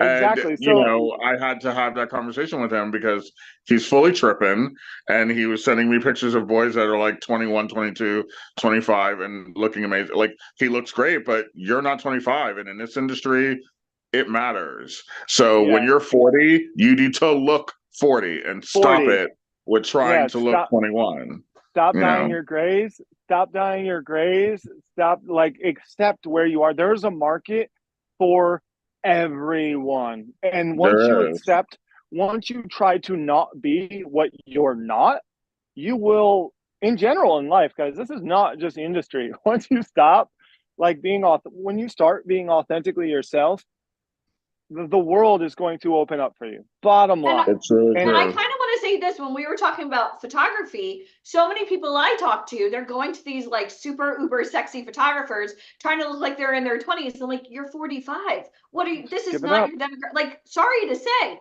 look your age, but that's why you go to somebody that knows what the hell they're doing, because it's nail on the head. This is what you need to get into the industry. Don't impersonate me. I will never have oil on my body, probably ever again. There will be oiled abs will not be a thing on set for me unless I'm selling oil, and it will probably be on as some cool dad with his family. I found photos of you like 6 months ago, and I sent them to Michael, where you were oiled up with Frank Lewis or Rick Day or somebody. Oh yeah, one of the persons I should not be oiled up with. Exactly. You were oiled up, girl. I was oiled. I was oiled. Definitely like the Tin Man. So I'm. Go ahead. I'm 35, and I've made more money this year than I have not my whole career, but I'm saying as far as a year goes, this has been my best year. It's only gotten better since 30. And I've actually made more money every single year. And it's funny because actually no one even knows I'm working. That's what's crazy. If you go to my Instagram, I haven't even posted anything. No one even knows I'm working. No one knows where I am. No one knows any. And you know what? To be honest, people might not think I'm working and hire me because they think I'm not working. And it's this really odd, like, they're like, oh, I haven't seen Phil in a while. Let's hire him. Like, bring him in.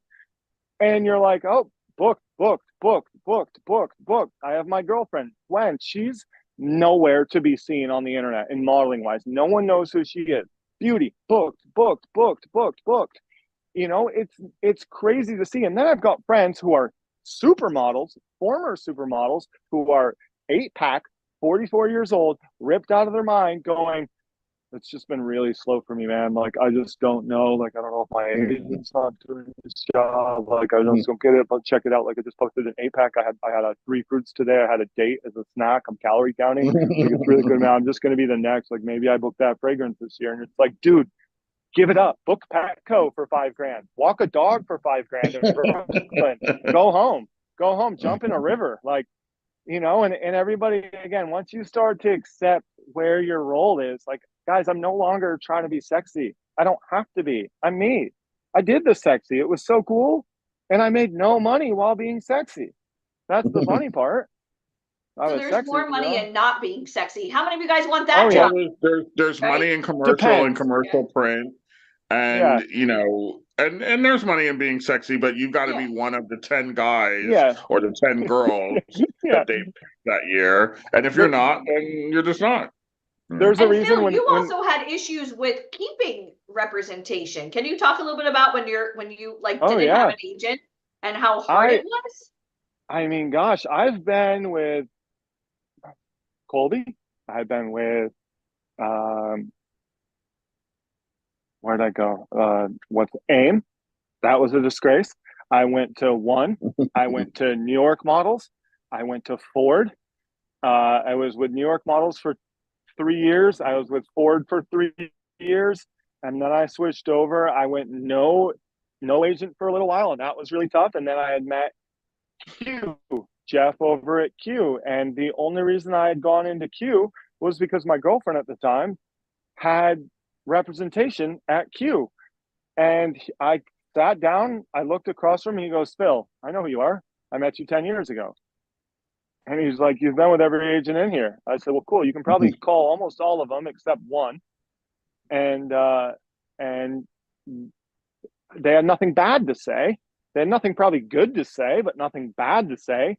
And he was like, "Cool, I'll take you. Let's go." And since I've signed with Q, it's not Ford, it's not New York Models, it's not all of these agents that, oh my God, you're lost on a board. Was I still a top guy on these boards? 100%. But you're not, again, the sometimes the smaller the agent, the better relationship you have with an agent and the relationship the clients have with your agent. And you have to remember that, like, it's a very family oriented business as well. Obviously, with the Zooms and all that, you're competing against so many people. But if you've got a good agent, man, they will look out for you and they will find you work. And you have to just trust that. But yeah, I mean, being without an agent is not an easy task. It's definitely going to be a lot harder. You're going to think that you don't need one. I now refer my agent jobs that I will get from my relationships with old clients or new clients and be like, "Hey, Jeff, negotiate this." Or don't even negotiate it. "Hey, Jeff, take 20% off this job because you've looked out for me. Me and Gwen booked a job." Little back example. We met a girl last year at a hotel near where we live in the Birches.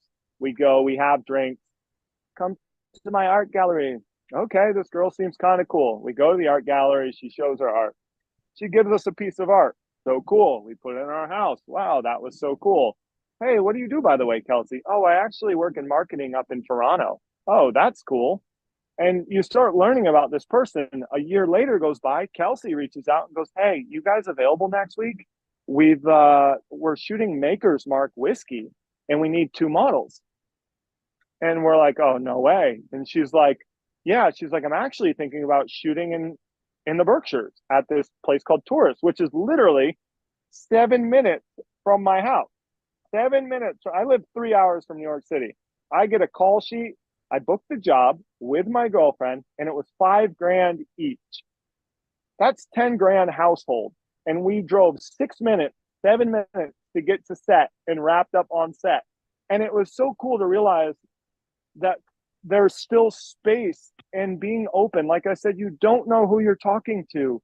You don't know who you're supporting. You don't know who you're saying yes to, and you don't know where they're going to go.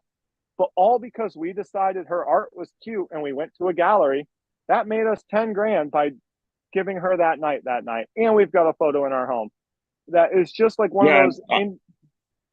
Yeah, that's a good point with networking. I always, whenever I see a party or a gallery opening or a restaurant opening or a store opening, I always try and encourage my guys to go because you never know who you're going to meet. And even when you were with me, Phil, we went to parties. We'd always like go to galleries. Yeah, I remember parties like crazy because that's where the real fashion people are. I think people, when they're sitting on their couch or people on this Zoom call, you think that the fashion people are going to these extreme, elegant, paparazzi-filled parties. And yes, there is an element of that, but the real important fashion people go to restaurant openings, gallery openings. That's where the juicy clients are. That's where the clients are who don't want to be seen by the paparazzi, because who's showing up at an art gallery opening paparazzi-wise? Nobody.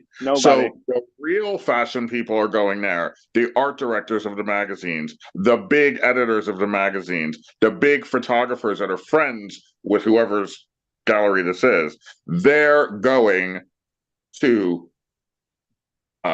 these parties. And that's why I would bring the boys and make connections, because that I knew that's where they were. I grew up in this industry. I know that's where they go. They go to the nondescript parties, not the flashy parties. The flashy parties are if I want a swag bag, if I want some drinks.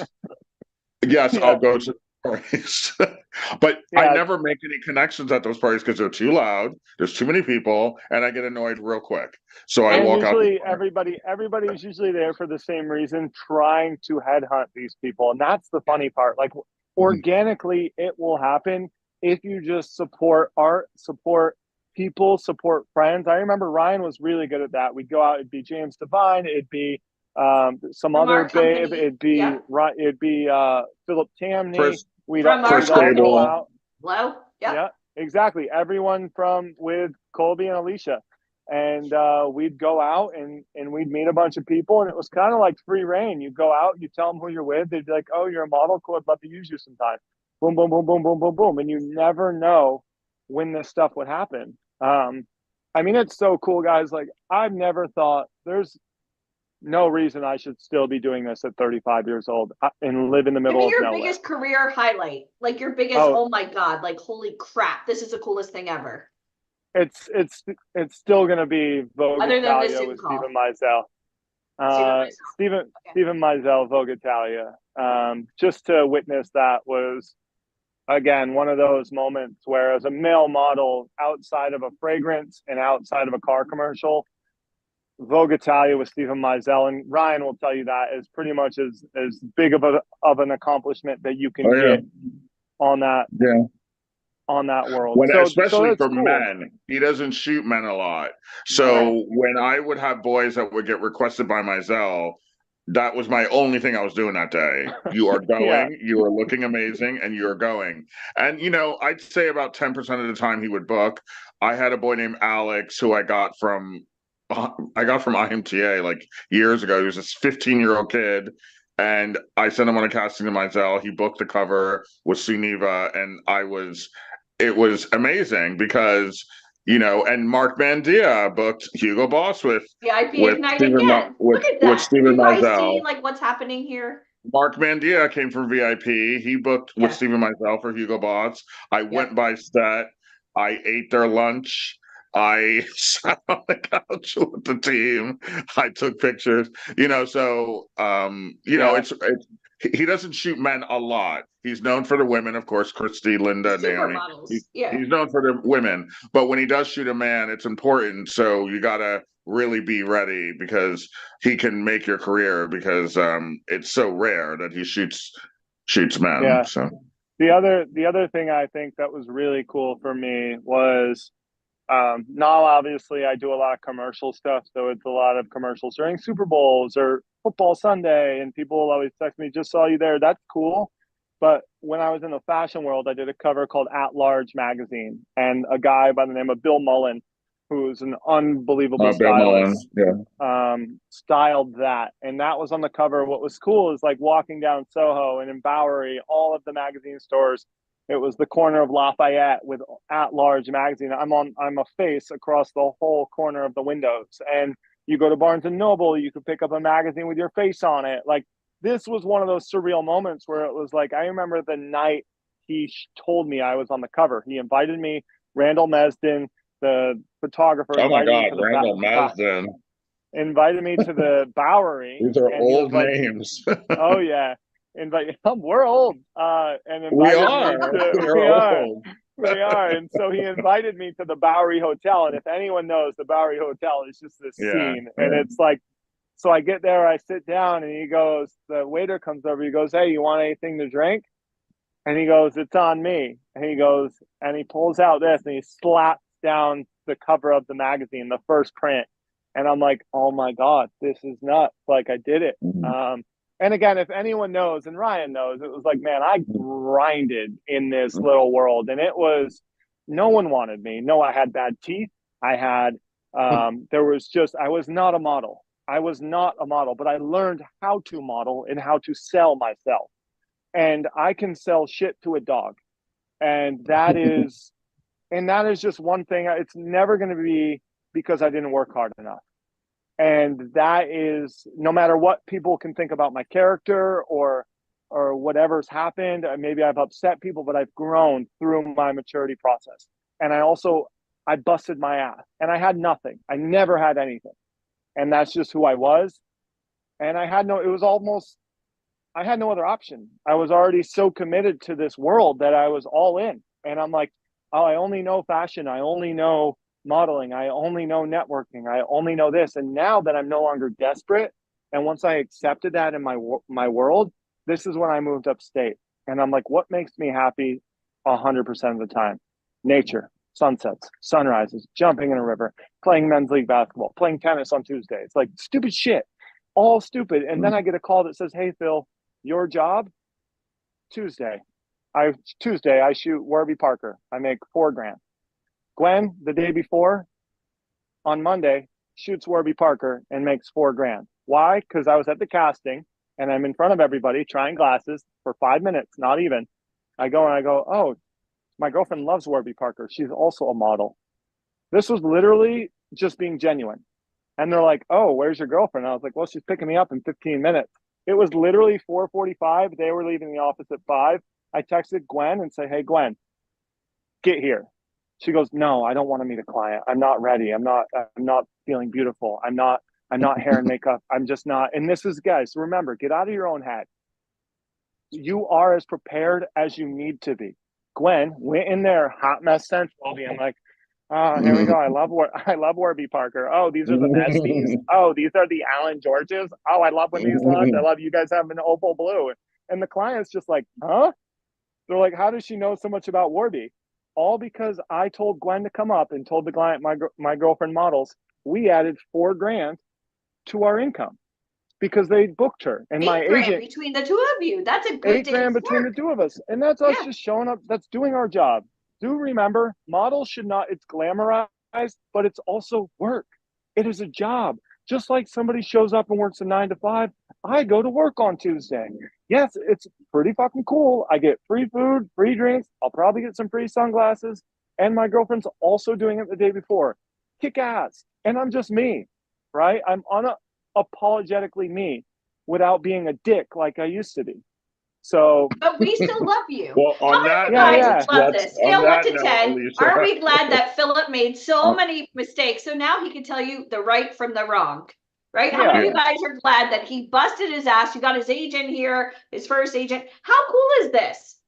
Right? You don't have to go reinvent the wheel. Philip tried, fell on his face many times, came back up, but now he's living the life that's pretty cool. Yeah, what's so cool is I never thought, if you had told me 10 years ago, 15 years ago, or 4, whatever it was, that the day I met Ryan, that one day I'm going to be speaking on a panel with him to other models about a modeling journey.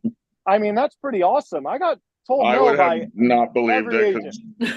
Exactly. Ryan would have been like, good luck, honey. He'd be like, good luck, honey.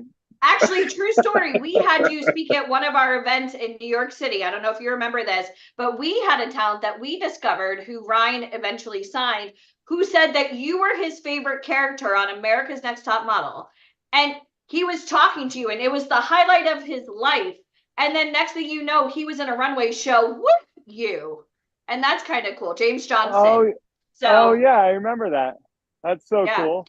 All right, guys. Yeah, you so never Philip, know. love you. Have fun. Go back into the air. We absolutely love you. It's pouring. And, By the way, hope to guys, see you guys soon. By the way, my fiance just bought Hims because he saw your face. He was like, "Is this Philip?" And he bought it. Is it raining now? Your hair. Yeah. Oh, it's been pouring for the last 15 minutes, but I thought you were just sweating because it's so hot. But just remember that, guys. Just be prepared. Buy lights. Buy tripods. When you're asked to deliver auditions, deliver them. Punctuality. You will lose a job because you do not submit on time. No one's like you. You're replaced. By the way, all of us are replaceable. Accept that. Do what you're asked to do. Except for me. You have a chance. Yeah, except Ryan. Ryan is not replaceable. Not at all. And Ryan, you're going to be on boot camp all weekend. So guys, hold your questions. Philip, we love you. Thank you for showing up on time, and you still look pretty good. You've come so far in the last 4 years on Zoom, sir. Yeah, thank you. Bye, y'all. Bye, Phil. Thank you so much. Bye, Phil. Bye, Philip. Bye, Ryan. Tell Gwen we said hi. Bye, Okay. I will. Bye, Lisa. Bye. Ryan, thank you for stopping in to say hello as well. That's awesome. But guys, you want to come back? You want to be here later today? I'll be back at 2. At 5 Eastern. What I time? know the whole time zone thing is really messing with you this week, Colby. Yeah, But- I know. All Okay, right. see you, everyone. I'll see you. See you in a little bit. Thank you. I want to ask one question. Now that we've met Phil, and you guys can see he's a goofball, but do you think he understands this business? Would you rather take advice from someone from Top Model or someone who watched Top Model? Which one do you think would be more helpful, right? And how many of you would love a chance to work and have Phil Sullivan personally work with you at a photo shoot, answering all your questions? How cool would that be, right? Scale 1 to 10, who would love that? Right? Someone who's lived it, worked with some of the biggest designers, walked runway around the world. He'll tell you what it's like to get an agent and how to, prioritize, money. And because there is I really want to say this isn't a 9 to 5, right? So if you had a chance to work with somebody of that type of level, even posing, Denise, were you watching when he was talking about the collar and did you guys get a lot out of that? And the one thing, the biggest advice I could tell you from Philip, what he said was, the clothing is the star, not you. Did you guys see how he was doing that with the collar, right? With the hat? Yeah. So that's a great example. Okay. He's come so far too. Yeah. I met him like 15 years ago, and I remember I was just like, Philip, come on. Yeah. Awesome. All right. So how much did you guys learn in that last segment? Do you feel like you know more about the industry now than you did when you got on? Whether this is your first Zoom or you've been doing this with us for a long time. Of course, you learned so much. So how many of you here are interested in modeling? If you are, type modeling in the comments. How many of you would love to learn the different types of modeling? Because you know what? I interview a lot of talent, and so many times everyone has this idea of modeling. And I think Phil broke it down for you a lot over the last hour about what modeling really is. But so many times when people think of modeling, they think of walking down a runway.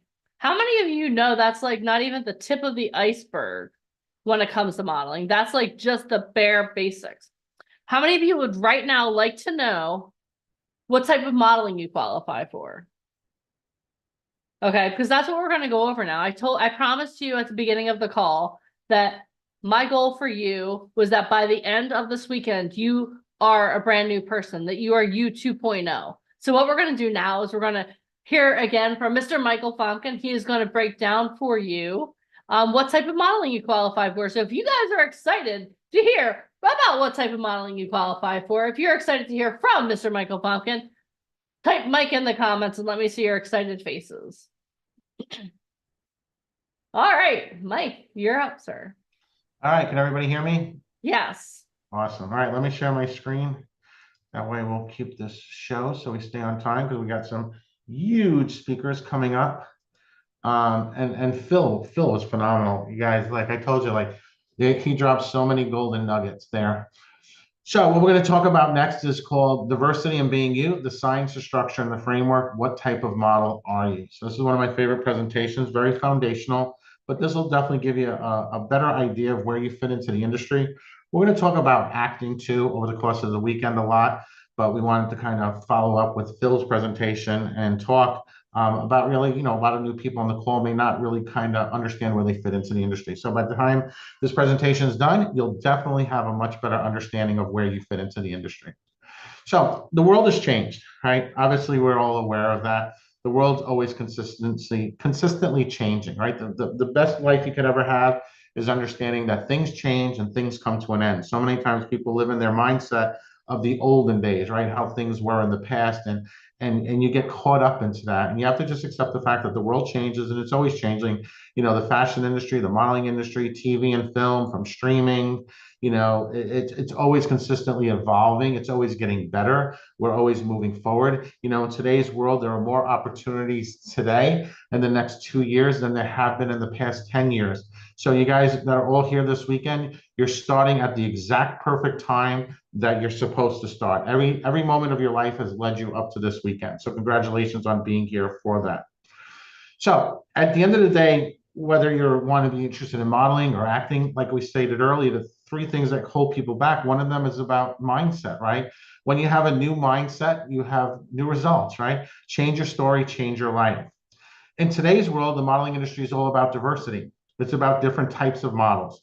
It's about different looks, different ages, and so forth. So many times people worry about their age. Am I too old to get started? No, just think about all the different types of ads and the products that are out there. Once you start realizing and you start looking at the world through a different mindset, you'll realize there's unlimited opportunities and unlimited potential in the industry in today's market.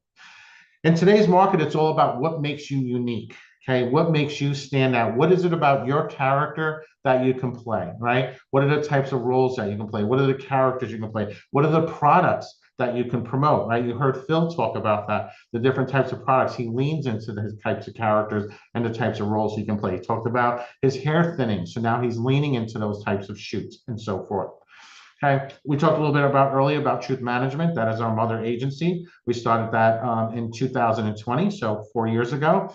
And we represent a wide variety of talent, right? One of the things that we specialize in is representing people in lifestyle, fashion, commercial, plus, kids, actors, music, speakers, and so forth. And our goal is to not only be able to place various talent for opportunities, but to also place them with larger agencies.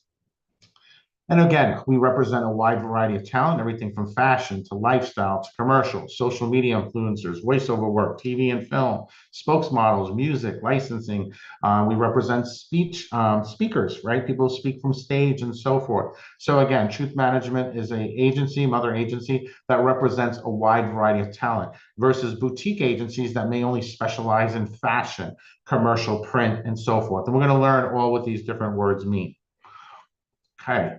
So let's get started. So most of the world, when asked to describe a model, will answer with the wrong answer, right? So most people, if I go up to a person who doesn't work in the industry and I say, could you describe to me, what do you think the average model looks like? This is usually what I get back. They'll always say, well, they're probably tall, thin. They always say female. People always lean into female, right? When they think of models, they say tall, female, and they lead a glitzy and glamorous life, and they walk the runways of Paris and Milan and so forth. And what they're describing, so the average person, what they're describing is what's considered high fashion modeling. So I'm going to give you the first definition of what a high fashion model is. High fashion models are tall, slender, they're unique looking, and they're typically hired for high fashion. The British Association of Model Agents, AMA, explains that female models' height should reach between 5'8" and 5'11", with a 6 to 8 dress size and a 34, 24, 34 bust, waist and hip measurement. For males on the runway, male models who wear the latest designer fashions must be at least 6 feet tall. Male models photographed for editorial advertising purposes are required to be 5'11" to 6'2" and fit into a 40R jacket. Phil's actually 6'3". He actually falls outside of the qualifications, even though he did high fashion for most of his career. So here's a couple of things that are interesting about high fashion. High fashion, the reason why they have specific measurements is because when you're a designer and you're producing clothing, right? So you're a designer, you're producing clothing for a fashion show. There's a set standard in the industry. So you don't need the models there. You already know the model's height and measurements. And when you're going to have the models come in for a fitting, the clothing is going to fit the models very precisely with very little adjustments needed to be made. Because when you're producing clothing for a fashion show, the clothing are normally one-of-a-kind pieces, which means they're very labor intensive to produce, which means they're very expensive.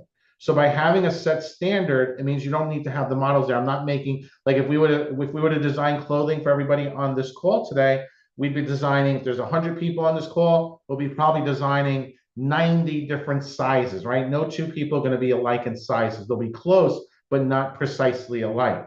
So by having a set standard in the industry, it makes it very easy for the designers to call an agency and say, I need 10 girls and 10 guys for a show in New York. When the models show up, the clothing will fit the models with very little alterations. Once the show is done in New York, they fold up the clothes, they ship them off to Paris, to Milan, to Greece, to London, to wherever the next show is. When they arrive there, stay in London, they call Storm. Storm's a great fashion agency in London. We need 10 girls and 10 guys. When the models show up, the clothing will fit the models in London the same way it fit the models in New York, the same way it fit the models in Paris, Milan, and so forth. So at the end of the day, if you take the glitz and the glamour out of the industry, at the end of the day, the models are just walking hangers. There's really nothing to it. And they're considered what's considered unique looking with striking looking features. That's considered the industry standard. What that means is they are not designed to be attractive. So you don't want the model's face to be so attractive it takes away from the clothing. You want the buyers, the people in the audience, to focus on the clothing, not on the model. This picture here with the gentleman, that's a great example, right? He's got a nice look, but he's not Brad Pitt. So you're going to be more focused on the clothing than you're going to be focused on his looks, okay? Here's some more interesting facts. Even though everyone always says, when you go up to the person who doesn't work in the industry to describe the average model, they talk about high fashion. The reality is high fashion is actually the smallest segment of the industry. So it accounts for about 10% of the entire industry. As far as the world's population is concerned, 98% of the world's population will not qualify for high fashion. Less than 2% of the world's population qualify. So it just means that this had nothing to do with you. It just meant the right mom met the right dad or vice versa, and out popped a fashion model 9 months later, okay? So that's high fashion, editorial. Next category is what's called commercial print. Commercial print is magazines, billboards, catalogs. Commercial print is going to be 80% of the industry. So for those of you who had your cameras on, I was just on the phone with Ryan. He was going through everybody on the call. And the one thing he said there were some amazing commercial print talent on this call today. I'm really excited to talk with them later today. So when you look at this ad here, right, this could be for pediatric care, for new moms. It could be for a hospital ad, right? So this is a generic photo that could be popped in. The copy over it could fit a lot of purposes. The dad, the mom, the baby, these are commercial print models, okay? So again, commercial print is 80% of the industry. So now without going through everybody's size and measurements on the call, because you guys are all sitting down, for those of you that are on camera, you guys are going to fit into this category. So this is the category that you will fit into, okay? Based upon Ryan going through the people who were on camera at that moment when he was on. So 80% is so this is the largest segment in the industry. So this is where you want to be, and this is also the longest segment that you have. So you can model. Age doesn't matter for commercial print. You could be 15 or you could be 90, okay? Some of the most successful models we work with are over the age of 50, okay? Having a full-time, very long career. High fashion, usually by the time you're 21 or 22, that's about the retirement age. That's like when high fashion models will age out of that industry. And it has a lot to do with just the clarity of their skin and so forth with the clothing. They just like to have that very youthful appearance for shows. So again, just to reiterate, Commercial models work many different jobs, including print advertisements, catalogs, campaigns, television shows, magazines, trade shows, and much more. So you can see there's a commercial print model, the Zesty guy. That's actually one of Ryan's models. Really cool. I went to a Yankee game with him, me and Alicia, a few years back. He is like literally so awesome to hang out with. So here's the other interesting thing. For commercial print models, there are no height or size requirements to be a commercial model. Print models must have an attractive face, good skin, a nice body, and a pretty smile. So again, when you think about commercial print, thinking about advertisements, right? E-commerce, okay? Catalog work and so forth. Like these are all examples of commercial print models. Kids will always fall into commercial print. In today's world, again, it's no longer about one set standard, right? Now it's about different mixtures of families, ethnicities, right? Right now, if you're African American, you're Latino, Asian, there's more opportunities for you sometimes than somebody who's Caucasian, because it's now about a blending of the United States, right? It's about a blend where people see the world differently. So you see different family structures. You may see two moms or two dads. You'll see, if you notice, if you watch a lot of car commercials, a lot of ads, you'll always see there's two different ethnicities. The mom and the dad are not both Caucasian any longer. A lot of times you'll see the dad may be African American, the mom is Caucasian or Latino and so forth. So you'll see a lot of different mixtures. So what I want you guys to really start doing is start paying attention to the ads. Start paying attention. Don't look at the products. Start looking at the people you see in the ads, whether they're magazines, whether they're billboards, and you'll start noticing the differences. You'll start seeing immediately, whoa, the things that you never noticed before and so forth, the different age ranges and so forth. Here's some of the talent that we work with. Here's Christina H. She's one of our inner circle. So a great commercial model. She's not only a commercial model, she's a yoga instructor, she's a health instructor, she's an international speaker. She's spoken all over the world. She's an actress. Phenomenal person, right? So she's got a great look. So she has a great look that's based upon versatility. So she can play a mom, she can play an aunt, she can play the president of the United States. She can lean into a lot of different types of characters. So having the right photos, right, that show your versatility, Phil showed a great example of his comp card. If you notice on his comp card, he had 4 different looks.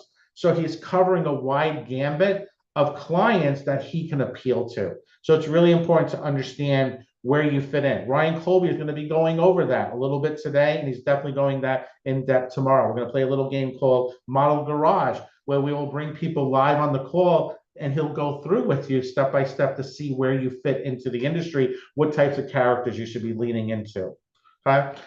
Here's a great, right? Here's a commercial print model, right? You can see he's a property manager, grumpy cow, relax. Nice ones do exist. So this is somebody, when I see this ad, okay, great. She's older. She's got an agent. She's got a manager. She's got headshots. There was a casting. She was submitted for it. She went on a go-see and she booked the job. There might have been other women there within her age range. Maybe somebody showed up late. Maybe somebody didn't have their marketing materials. Maybe their agent didn't work hard enough for them. Whatever it may be, the client chose her for the job, right? So again, age doesn't matter. Location doesn't matter. Okay, when you're doing commercial print, location doesn't matter. Age doesn't matter. Okay, here's a great African American woman, right? She's got a little bit of gray in her hair there. The older I get, the prettier my portfolio is for AARP. Again, great versatility. So you can see for this, she's doing the AARP ad, but next week she could be doing a Starbucks ad. The following week, she could be doing a Yoplait ad, right? The Yoplait ad was one of the ads that paid $100,000. It wasn't Gucci, it wasn't Versace, it was Yoplait, the yoga company. $100,000 for one day's work. Okay, so the opportunity is there for you, but again, it's all in your mind. It's having the right team, the right resources, becoming the person an agency wants to work with. Okay, this industry can be really easy when you have the right connections. You see, even Phil at the beginning, he grinded, but now he's reached a point in his career where clients come to him, right? He's got a great agent, he's booking jobs consistently, he's got a great girlfriend, eventually will become his wife. And living his best life, right? And that's what everybody should have. You put in the hard work at the beginning to be able to live the life that other people only dream about. Okay, again, here's an e-commerce ad, right? Again, commercial print. See the dad, the mom, the child, right? You can see mixed family unit here. And this is e-commerce. So this is something where this is being run online. So this was for the Old Navy, right? For Old Navy. So again, there's different levels, right? Is your ad in a national magazine? Is it in a newspaper? Is it in a billboard? And so forth. Here's Sid. Sid's a great example. So you can see Sid, based upon her clothing, she leans into a different type of a religious background. She leans into that character. She's based out of Philadelphia. She used to work for the city of Philadelphia. She retired at the age of 60, and she just started her career about a year and a half, 2 years ago. She's also one of our inner circle.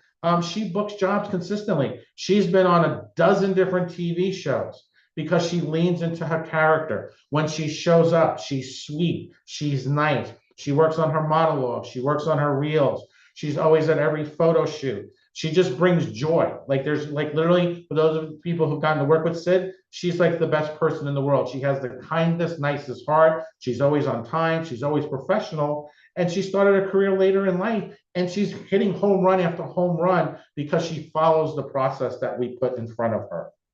Okay, so again, magazines, right? Next time you see a magazine, you see an ad, right? You get that, you come home, you got that big pile of catalogs and flyers and brochures. A lot of times you just throw that away. Don't spend the time going through it. Start asking yourself better questions. Wow, I could see myself doing this ad. Look at the different age ranges. Look at the different types of people. I wonder who represents them. I wonder who their agent is. I wonder when this was shot, and so forth, right? Again, magazines, billboards, and so forth. Start noticing all these things. That is commercial print. Okay. The reason why we know what we're talking about, we've been doing this now for 18 years. We've had the opportunity. We were very lucky and fortunate at the very beginning of our career, myself and Alicia, to be able to understand that when you surround yourself with the best people possible, your life changes in ways you can never possibly imagine. I saw some people asking, how do you know something's real or not in this industry? And that's a great question. It's a powerful question. And at the end of the day, I could tell you the answer comes down to results. You want to work with people with consistent, proven results. People who are doing what it is you want to do. That's why, Alicia's had the opportunity to open up NASDAQ.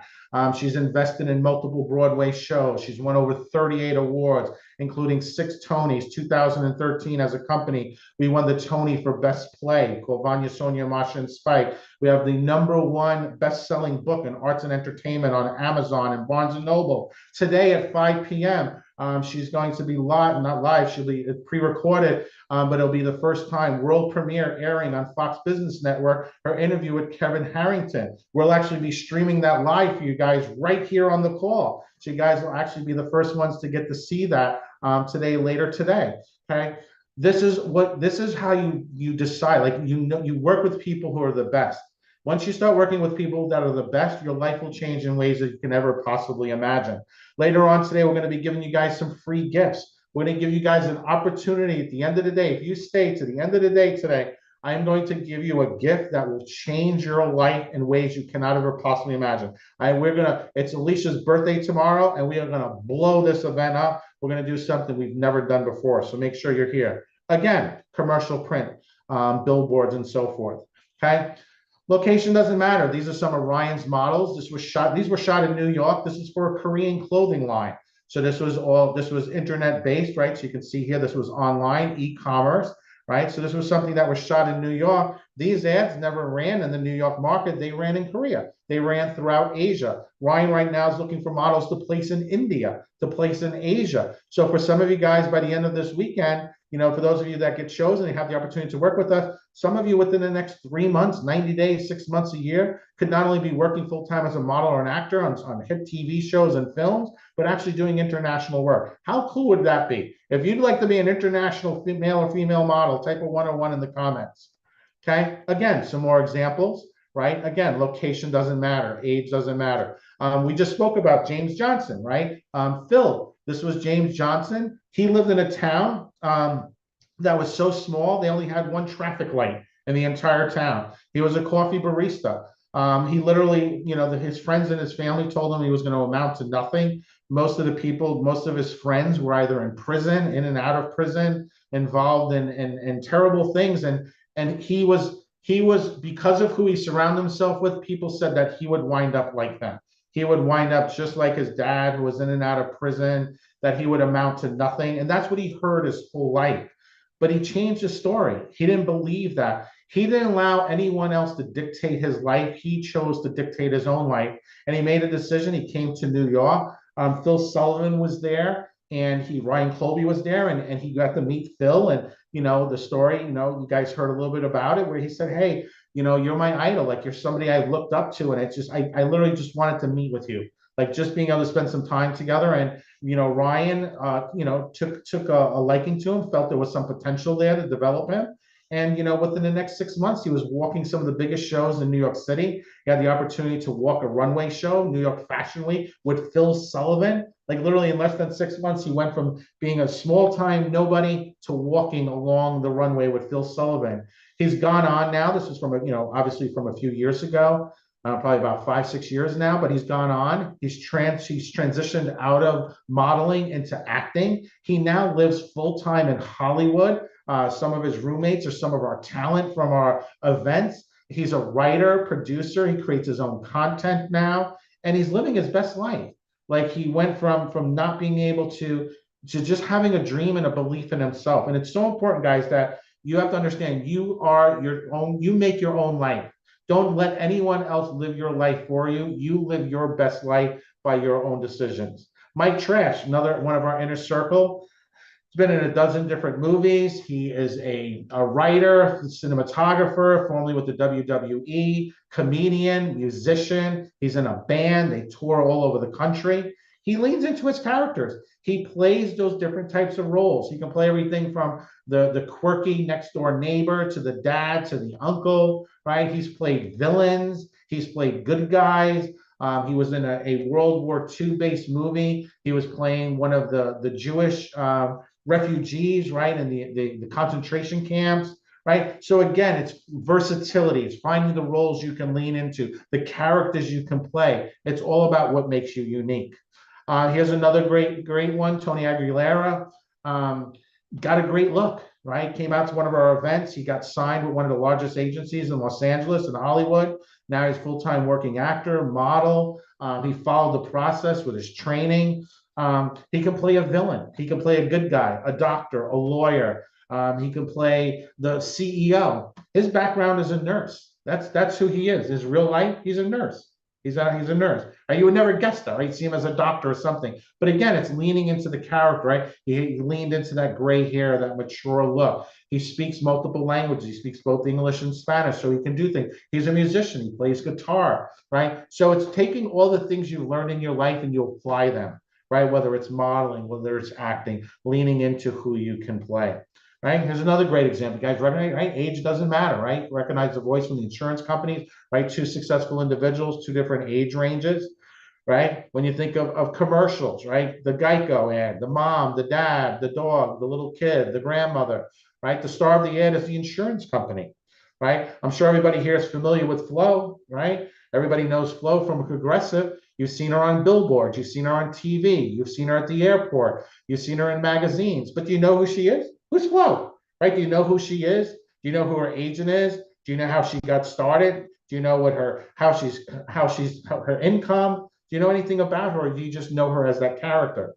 Okay, I know who she is. Her name Stephanie Courtney, right? She literally could probably walk right past you anywhere, and you might kind of look at her like you kind of remember her, but without her little Flo outfit going on, you should probably walk right past you and you wouldn't even really stop to really recognize her. Okay.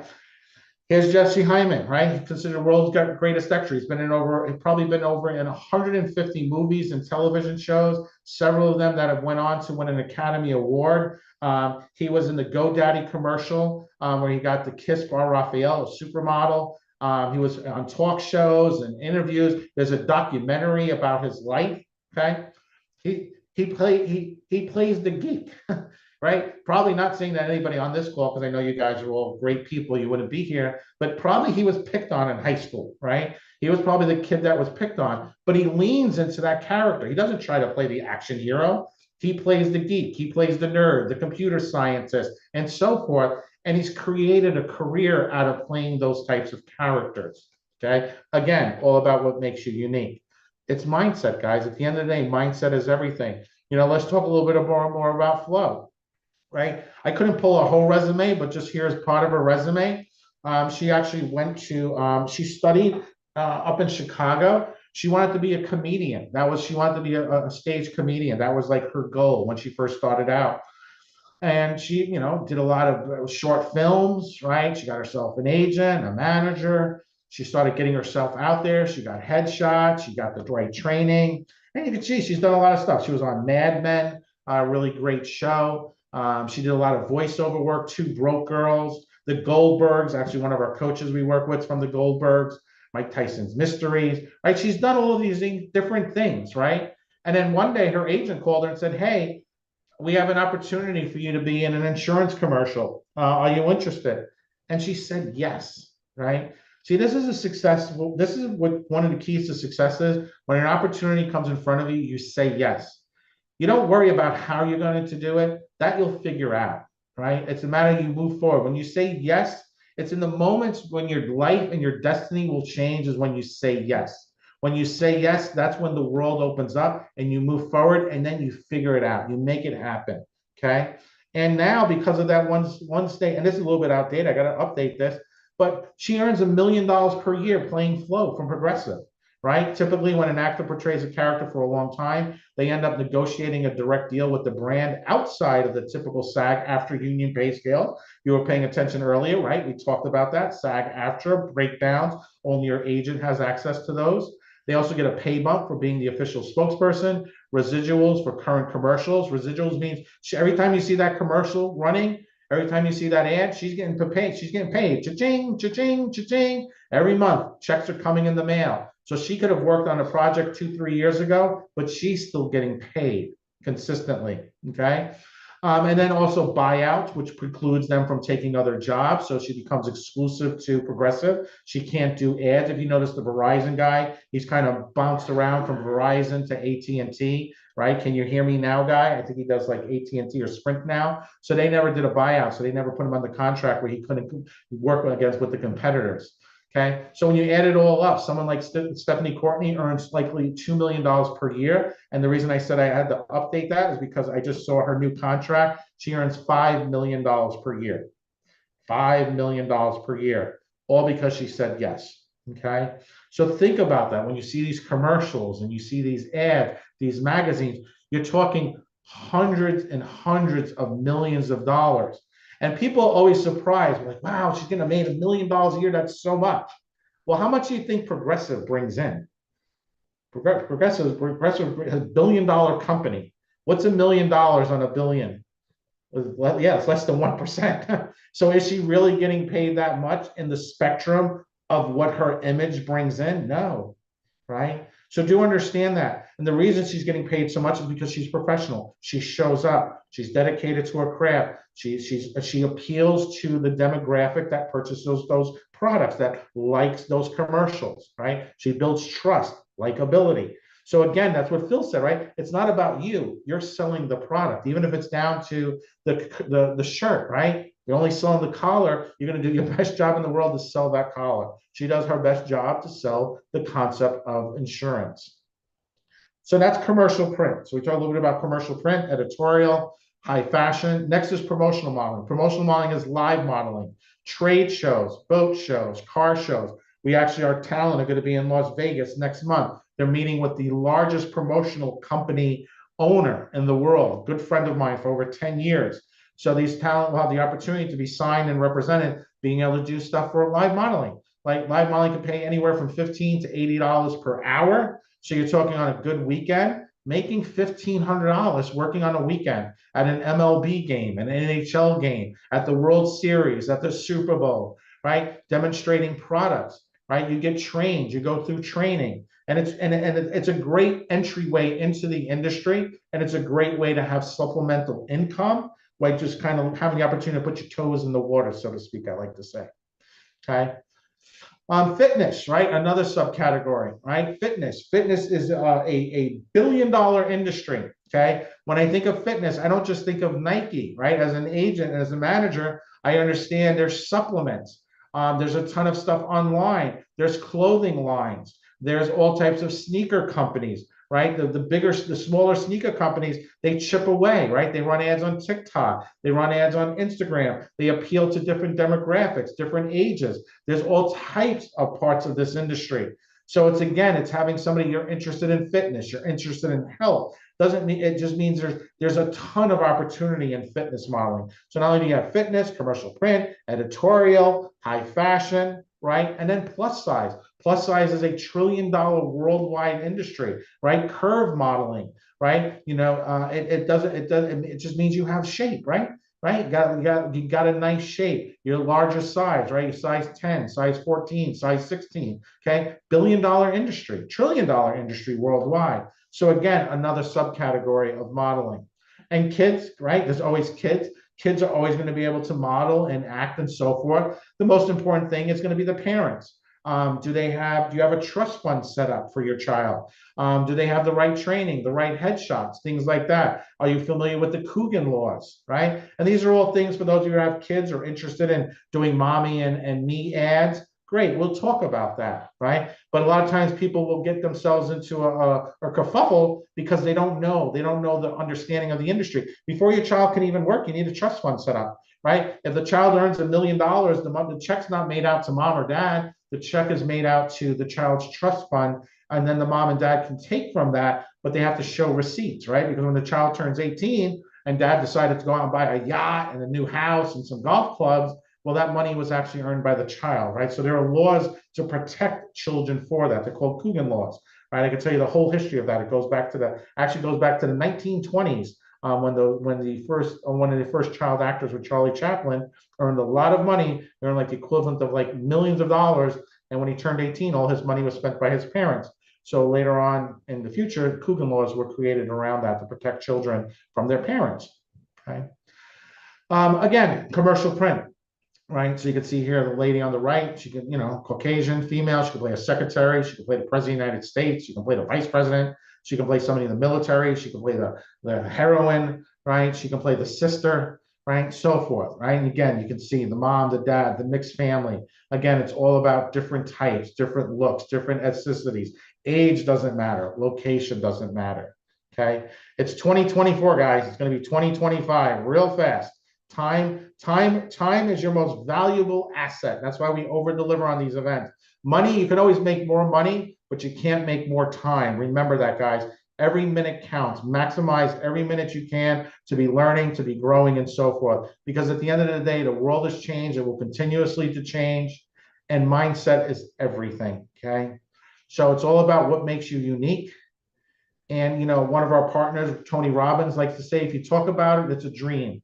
If you envision it, it's possible. But if you schedule it, it's real. And that's really important. Some of you guys come on this call, it's just a dream, right? You're just talking about it. That's just a dream. But now you're starting to get a vision. But you need to schedule it. What are you going to do next? By the end of the day today, we'll go over what your next steps are. I'm going to give you guys an opportunity that's going to change your life.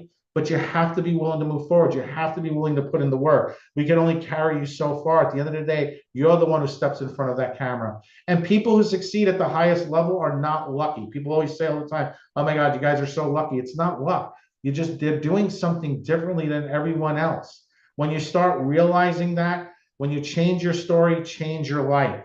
Okay. When you let go of the negative mindset and you change your story, I can do this. How can I do this? Ask better questions. You'll get better answers. Your life will change. It's in the moment, right? The moment of decision is when your destiny is made. Okay. Remember that, guys. Remember that. Super powerful. So again, VIP Ignite. My name is Michael Fomkin, and this is the Diversity and Being You, the Science Destruction Framework. What type of model are you? So now you should have a better understanding where you fit in. Are you high fashion, runway, editorial, promotional, fitness, plus, curve modeling, teen, child, commercial print, lifestyle modeling, and so forth. So I'd love for you guys to put some of those numbers in the comments, see where you feel, you kind of have a better understanding. I really would appreciate that. Again, my name is Michael Fomkin. I will be back later today, but I'm going to keep this show on the road because you guys, for our next speaker, you have no idea who you're about to meet next. She's going to change your life in ways you can't even possibly imagine. And rest of the day today, we got home run after grand slam of powerful speakers. And we're going to end the day out with something so special, an opportunity for you guys, a gift that we're going to give everyone who's on this call today that is going to blow your mind. So guys, let me turn this back over to the wonderful Miss Denise and the ever lovely Miss Alicia Kabak. And I will talk to you guys later. Bye, guys. How awesome was that presentation? Let me ask you guys a question in the comments. I know Mike asked you to give us a number, but my question for you is this. What type of modeling do you qualify for? Let us know in the comments. Let us know in the comments. Hello, Alicia Kavak. How are you? I'm good. How are you? I'm awesome. Well, today has been such an amazing day so far. We have talked about the difference between an agent, a manager, and a casting director. We had the opportunity to hear from Phil Sullivan, who's currently working as a model in the industry. I love Phil's story so much because I remember, I'm going to tell you, is it okay if I tell you guys a little Phil story before we continue talking about our day? So a couple years ago, when the world shut down, I remember we invited Phil to be a part of our coaching, to like, Phil, would you like to do Zoom calls? And he was like, would I like to do what? He was like so confused. You remember the first time?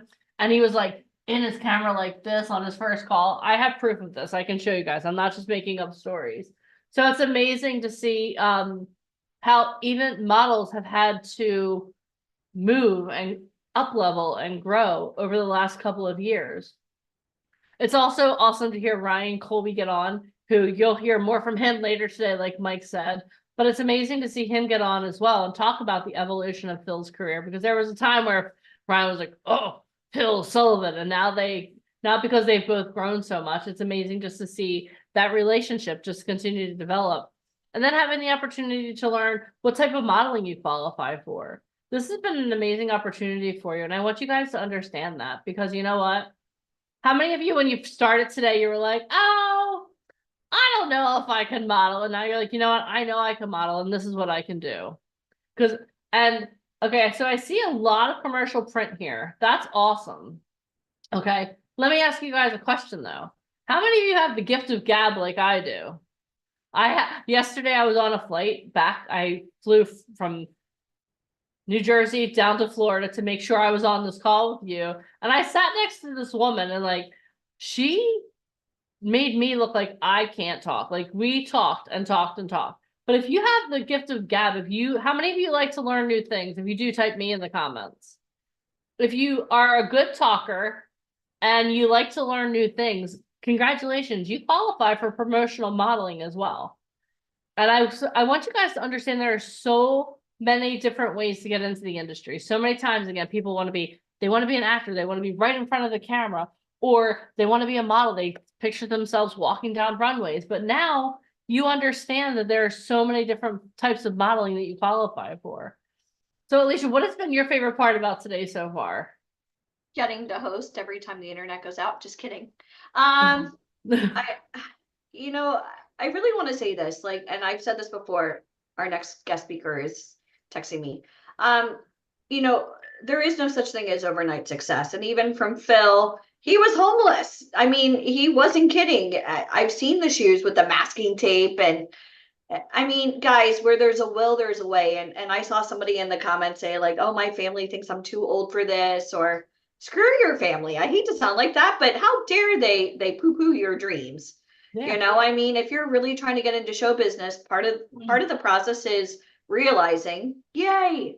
But if you're over the age of 18 and you legit could take a bullet for your country, tell anybody who tells you you can't do this to like shut their mouth, because this business isn't for everybody. It's your passion. And, just even hearing from Phil and our next guest speaker who's coming on, oh my God, like, I can't even imagine, and not to like go way back, but like when we first started this company 18 years ago, we didn't have the Tony Awards. We had never worked with, like, we have Sigourney Weaver, that we won the Tony with. We beat Tom Hanks. Those things typically don't happen like in just normal everyday life. And, Michael made a good point. This hasn't been luck. No, this is preparation. And yeah. So you guys are all here for a reason. How many of you guys already feel like your trajectory path on where it is that you want to go, like you're starting to develop a roadmap? If you feel that, type, I have my map. Like, we are trusted by the biggest names in show business. Like, it's not meant to be easy. Yeah. But when you have a formula and you love what you do, you never work a day in your life. And, when people say, oh my God, you guys talk so much, that's because we're passionate. Yeah. And I think it's really important for everybody to see that. But I mean, there's so many different types of modeling, and even Phil was joking around that he's got that dad bod. He's 35, and don't let him fool you, he's still hot. But again, if you're running out getting photos done because you want to be a top model or you want to do runway, perhaps that's not your lane. Maybe your lane is commercial print or catalog. So you have to learn this business, which is why it's so important that you're on for both days, because it really is the lasagna effect. You're going to learn a lot today. Sometimes it's misconceptions. How many of you guys learned a lot from Phil's presentation about how modeling really works? Right? He talked about investing in photos and comp cards. And so if you're really trying to do this, like, stop making excuses. Like, let's focus on what it is that you want to do. And I'm so glad and honored that everybody's here. And we have a tremendous weekend. But I want you guys to make a promise, not just to me, but to everybody on here, that you're here all day today and all day tomorrow, because you're 3 feet from gold. Yep. I mean, you are right there. We're going to have a really good friend of mine coming on next. She's a talent manager. She manages people from Twilight to Gossip Girl to This Is Us to, Anakin Skywalker, Hayden Christensen himself. She manages some of the biggest names. And Deneen, we just had a big event in Los Angeles like 2 weeks ago. And this is one of the managers that came up to me, like, after, I kind of feel like I was getting a report card, like, how did everybody do? And she said, sometimes people come up to me and they don't know what a talent manager does. They don't know what an agent does. They don't know what a casting director does. Yeah. And, like, you're right there in front of somebody who could snap their fingers and legit change your life. And it's really about, like, knowledge. Yeah. So I want you guys to take notes, and I want you to really be present. And please do me a favor. Like, if we mention how hot it is here, and again, I'm trying really hard with, but in the chat, don't mention your temperature and every city throughout the US, because what you're doing is, it's really distracting to people that are really focused. Yeah. It's called the shiny object syndrome. Like, you're here because you want to learn. Going and commenting about every single temperature in the US, like, stop the nonsense. Yeah. No drama in the chats. I want everybody to type no drama. And that's actually a good segue for a question I have for you, Alicia. Yeah. I'm behind the scenes working on our free gift that we're going to be giving everyone later today. And in that free gift, you talk about having a strong why. So I think that if people are here and they have a strong why, that'll help them be more focused on the people that we have speaking. Yeah. So before our next speaker comes on, I see that she just logged on, so we'll get to her in just a moment. But would you be able to give, like, the 2-minute version of why you and Mike started VIP Ignite? Do you want the real answer? I want the 2-minute version. The sugar-coated rainbow unicorn version. I want the real 2-minute answer. Because we love show business and we were fucking tired of seeing people get scammed. That is the real reason. Like, put your money where your mouth is. If there isn't a company out there doing what it is that you want to do, then you go out there and you bust your balls and you make it happen. And I hope you guys can respect that. Like, I get people all day. I've been to companies like yours, like mine or mine, because mine is completely different. Yeah. Right? Does that make sense? If that makes sense, type I understand. Yeah. Face to face with the biggest names in the industry. Like, most of you are brand new, or you've been trying to do this for a long time. To wake up and have access, you've already had access to Michael Fomkin, who is beyond brilliant. You've already had access to the former art director of Vogue, Ryan Colby. You've already had access to Phil Sullivan from Top Model. Our next guest speaker, holy crap, love you, Mara. She is beyond amazing. She's a ball buster, but she knows her shit. We are not impersonators. We are doers. And the problem is when you're trying to get into show business, like they say, don't judge a book by its cover. Of course they're going to. This business is based on not just looks, but if you don't even look like you're somebody that could follow directions, even with the chat, like, why would anybody want to work with you? So I want you guys, stage presence is everything. I don't care where you've been in your past. I care about where we're going in your future. And we have a tremendous program here, which is why we're doing a 2-day event. We're here to go over misconceptions. But if you guys really want to do this like 100% wholeheartedly, then you have to like listen and take notes. And just really, I want you guys to get so much value out of this because the people that are speaking this weekend, we're talking about industry legends, Yep. like legendary. I'll tell you really quickly, my why, when I was 6 years old, I loved movies. I love Spielberg. I love Coppola. I love George Lucas. I love everybody, Walt Disney. And at the age of 17, I sat down with my very conservative parents. My dad went to West Point. He was a corporate lawyer. I said, Mom, Dad, I really want to go to film school. My dad's like, are you on drugs? No, like that's not a real job, right? How many of you guys have parents like mine? So I had to go out and make my own path. I graduated from the university, Denise, with a double degree. I was out to prove my parents wrong. And here's the problem. No one gives a shit where you go to school. This business is all about networking. Yeah. And I'm going to close it with this. My resume was not strong enough to get in front of the right people. But I knew for a fact if I had an in, if I had even 1 second to prove myself, I'm going to make it happen. Don't judge me by a paper resume. Meet me. And that's why today, like I just texted my mom. I said, Mom, remember that interview I did with Kevin from Shark Tank? It's on Fox today at 5. Why aren't you here yet? I want to celebrate it with you. Do you guys understand that? Like, that's the truth about why we started this company. It's not for the fame and the fortune. It's because when I was young, when Michael was young, like we love show business. We wish to God more companies were transparent. We're tired of the bullshit. And I'm sure you guys are too. And I'm sure you see the difference here, even within the first like 2 hours. And that's why you guys are here, right? How many of you are loving the real, no holds barred version of the entertainment Just want a industry that chance you've to heard? shine. That is it. Yeah. If you're enjoying it, say thank you in the comments. I want you to Was I thank too Mike and Alicia blunt for or being did you here. guys like that? Was I too much? Because I could tone it down if you need me to. We need you to be fully who you are because that's that's why people are here, Alicia. All right. With that thought in mind, are you guys ready to hear from our next guest? If you are, give her a very warm welcome and look excited. Like you guys are looking like, yeah, we've been on. Let me see Okay, how stand up excited and you are. shake it out, as Taylor Swift says. Shake it Shake out. it out. Woo-hoo. Did you see Prince William last night? He was at the Taylor Swift concert. It's all over No. TMZ. Dancing. No, Hard. I was on a plane for 3 hours. Oh, that's Sorry. All right, let me introduce our next guest to you. Okay, so our next guest is a renowned talent agent and career cultivator in the entertainment industry. Some of her key achievements include having discovered and developed leading actors from the Twilight franchise. She booked Brandon Routh as Superman in Superman Returns. She launched the career of Chase Crawford in Gossip Girl.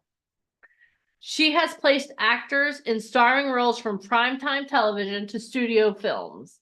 She has a successful track record with child actors on Disney and Nickelodeon. Some notable clients: Faith Herman, who is a series regular on This Is Us and Shazam.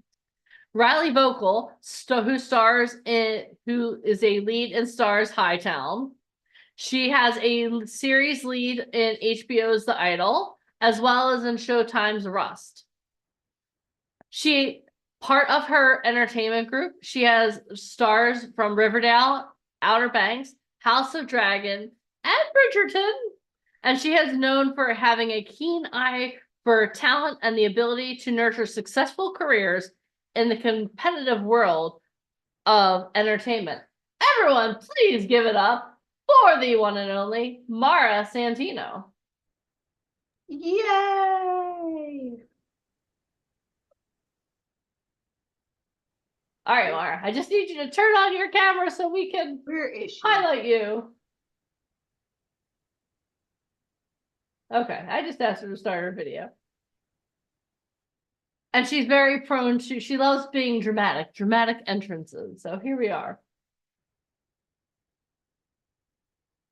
All right. Anybody love traveling as much as we do? But how cool is it? We could just wake up and be on Zoom. Awesome. Do you want to maybe send her a message to say, hey? It won't let me get in. Let's see. Hold on. Please hold. Zoom Today is the day of technical fun. I'm on unmute and start video and it's not working. Okay, let me find her. Where is she? I'm gonna. Who's excited to hear from someone who has launched some of the biggest careers in TV and film? If you are, Let us know how excited you are. Here, let me just tell her to log out and log back in. Okay. Hold on. Okay. You know what the best part about being live is? Is that you get to see the fun of being live. Are you guys enjoying today? Are you guys She's gonna growing? log off and log back in. Okay.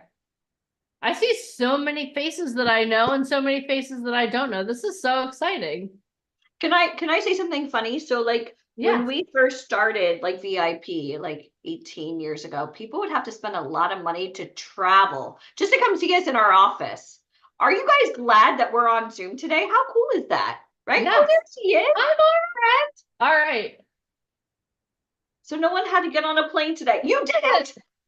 It wouldn't let me unmute or the video. I don't know. It's Zoom today. It's It's the day. It's the day for that, Mara. I'm in. I see a lot of cute, familiar faces. Yeah, and we also have new friends. There's a lot of new friends on here.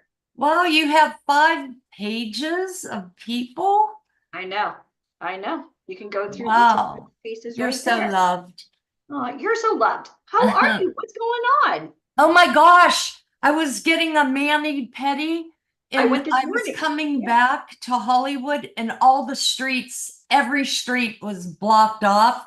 I didn't think I was going to make it. I had to go way down to almost downtown LA and go south and come back up. I was panicking, but I made it. You did, and you're here Yes. on time. Well, we love you so much for being here on a Saturday. So Aw. Deneen gave like a little short bio, but I know that your bio is like beyond amazing. Aw. Can you go over a little bit about your why? Why did you become a talent manager, and kind of take us through like where you are today? And this is good for all of you, you know, the be all end all doesn't have to just be with acting, because I put myself through Point Park University. I was a theater major and a psychology minor, and came out to LA and ended up working at an agency for 19 years. And I got to see the other side of it. And also, if you ever get the opportunity to intern, which means you really don't get paid, but you do if it's not for college credit. But I was fresh out of college. My parents were not supportive and I needed a job. So I was working part-time with a friend of mine who's a casting director, but it wasn't enough to survive on. And she said, well, this agency's looking for a receptionist. So I went in and took the job. They said I couldn't act if I worked there. And I said, okay. And it took me years to pay off my, college loan, but I'm happy that I made that right choice, because you never know in this business. I have clients who will book their first audition and be on a series, and others who are super talented that may take 10 years. I had a client for 10 years when I was an agent, and he finally booked a series, and he said, Mara, it took 10 years, but we booked a series, and he never gave up. And they'll call him an overnight success. That's the best part. Overnight success. So you just, as I've said before, and to many, you just can never, ever give up, and you'll find your calling. Leave your options open. You could be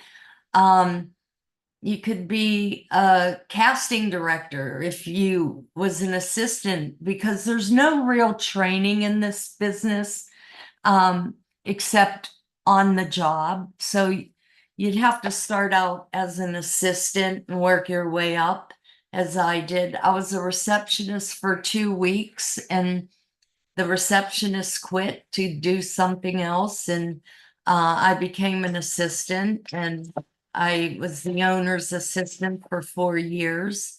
And they kept saying, you're not ready to be an agent. You're not ready, because they didn't want to lose me as an assistant.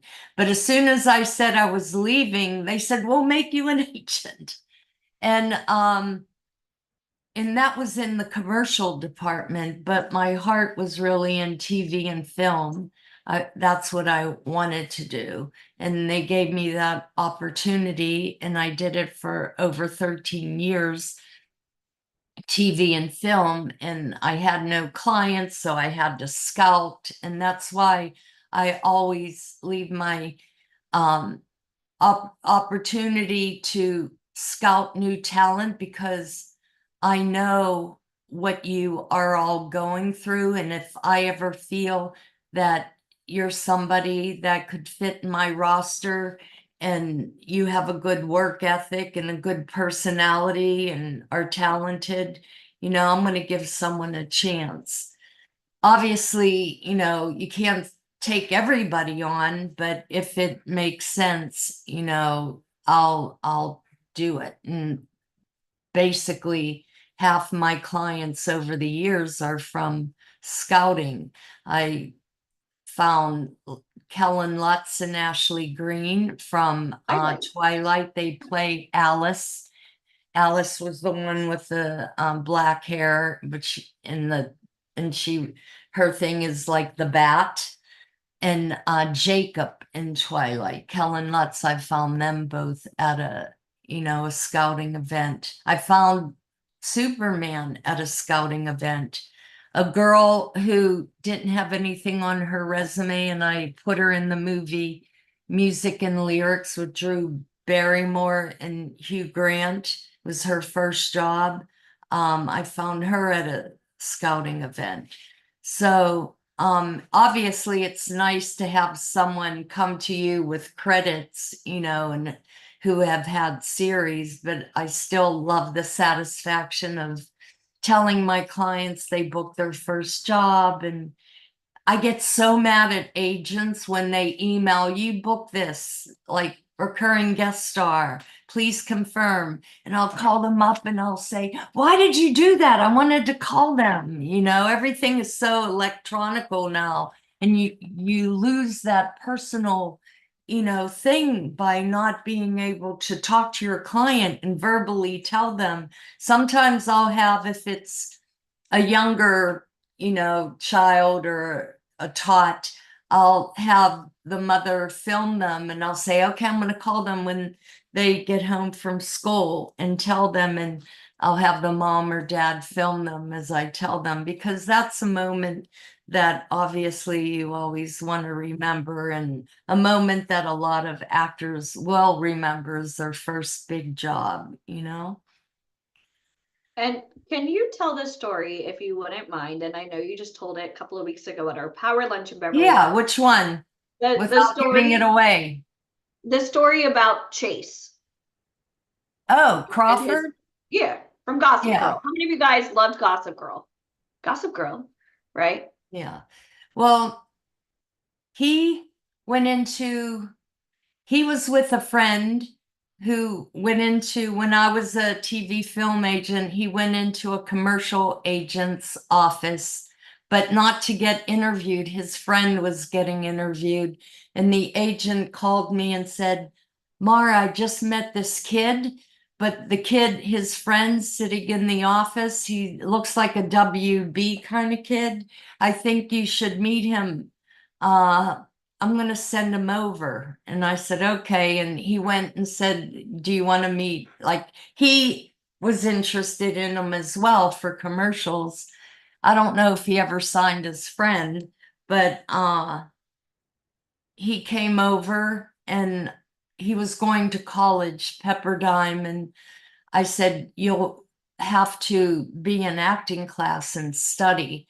And I called his parents while he was sitting in the office, and I said, would it be possible, when his semester's done, for him to take off a semester to get into class? And his parents are like, they have money. His father's a dermatologist, and I forget what his mom does. His sister married, I think her name's Michelle Tony Romo, the football player. Yeah.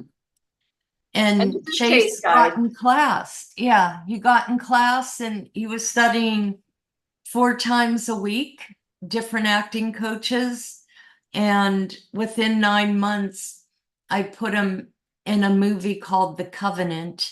It was a 3-picture deal with Sony Screen Gems. And then he booked a movie of the week with Gabrielle Anwar. I think the name of it was The Lost Son, and it's shot in Turks and Caicos, and I negotiated a ticket for me to go to. So I got to visit him on set. Not really on set, but I got to visit him. And yeah, and then he booked Gossip Girl. So it could happen really fast, and trust me, he wasn't the best actor in the world, but he worked really hard on his craft, and he was marketable, and now Okay. he's on The Loved. Boys. Yeah. I don't I rep him anymore. And after he became more successful, a bigger agency stole him from me. And it was really hard for him to leave because I was close to him and his family. And he ended up, I'm sure it was his parents, like a huge thing of flowers, like it was square, that would be bigger than my desk with a thank you note and, for everything. It's a business decision because his career wasn't going as well as he thought. I don't know what he was thinking, but he went to a big agency, and that's when I said, I don't want to be an agent anymore, because the big agencies come and, they have signing meetings, and we have signing meetings. Who can we sign, for management? And big agencies, they're more noted to actually reach out to the client directly or send them a flat screen TV back in the day, and send them scripts of maybe movies of directors they represent that haven't been yet started in the casting process. So they entice them with that, and then they end up leaving. So after he left me, I was like, okay, I'm done. And my Was he like the boss, big client on your roster? Like, because you said you had to go out and scout talent. Was that before or after Superman? Because you managed Superman. yeah, Like, for Superman, I was an agent.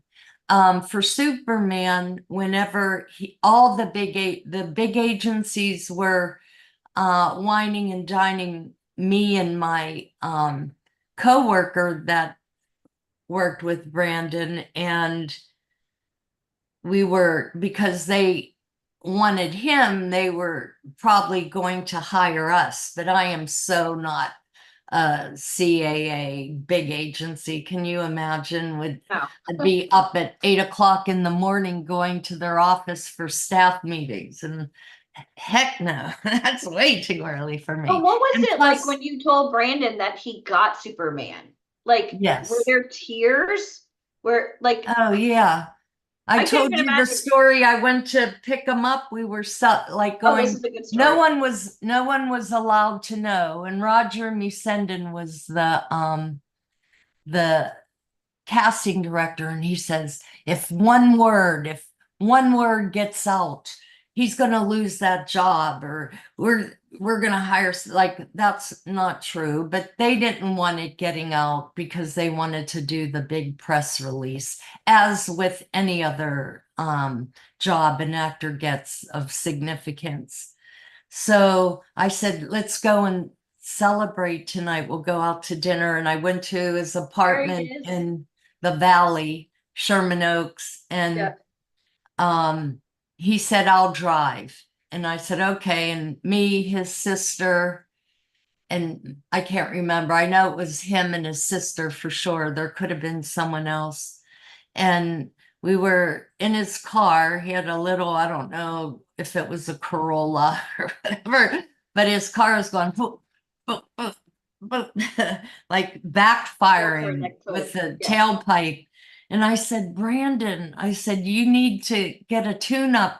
And he said, yeah, I know, but I really can't afford it right now. And I said, can you imagine? You're never going to have to worry about that ever again.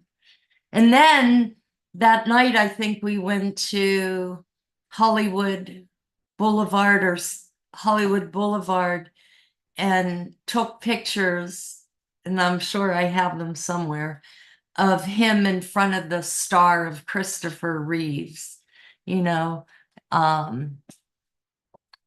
So Superman to Superman. That's hard. Yeah. That's an amazing story. And can you And talk that's about- how careers change. yeah, You know? that's like that push through. So when he got Superman, how much did his life change? Well, a lot. He had to lose weight. He had to work out. He had to, I went to Sydney, Australia, where they shot with my boss, Cindy Kazarian, and try to sneak him food on like offset because they had him on a very protein, like he had like bags of chicken he had to eat. He's like, Mara, I'm so hungry. He kind of looked like the Man of Steel. He couldn't go and Yeah. eat Dunkin' But Donuts. but Yeah. the outfit is like it has ridges in it to show, Yeah. you know. So yeah. So His why life did- changed. yeah. So why did you end up going from talent agent to talent manager? What can you Because of Chase Crawford was the like, catalyst? why am I I can't say grooming anymore. Developing all these actors for the big agencies. And my boss said, why don't you just come over here and work here? Then you could put your actors with those big agencies. Now, is it true when you're a manager, you can negotiate, or what is the biggest difference between talent agent and talent manager? And do you need both?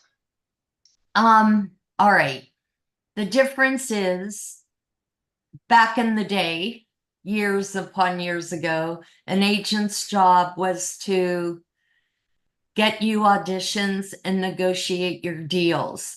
And the managers used to, years upon years ago, they'd go to the studios and pick up the scripts and bring them back and read what was in the scripts in case they had actors to fit those roles. And this was back in the day, I'm going far back, where they used to give deals to actors to be exclusive to like Paramount or MGM. And over the years, you know, everything's evolved. When I was an agent, we used to get these in a packet every day of what the characters are. I want to see.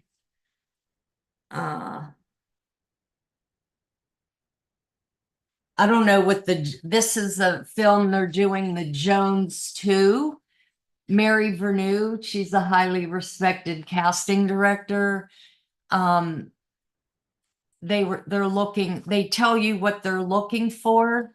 And the back in the breakdown? day, we used to have to pull pictures, call a messenger to come pick them up and deliver them to the office.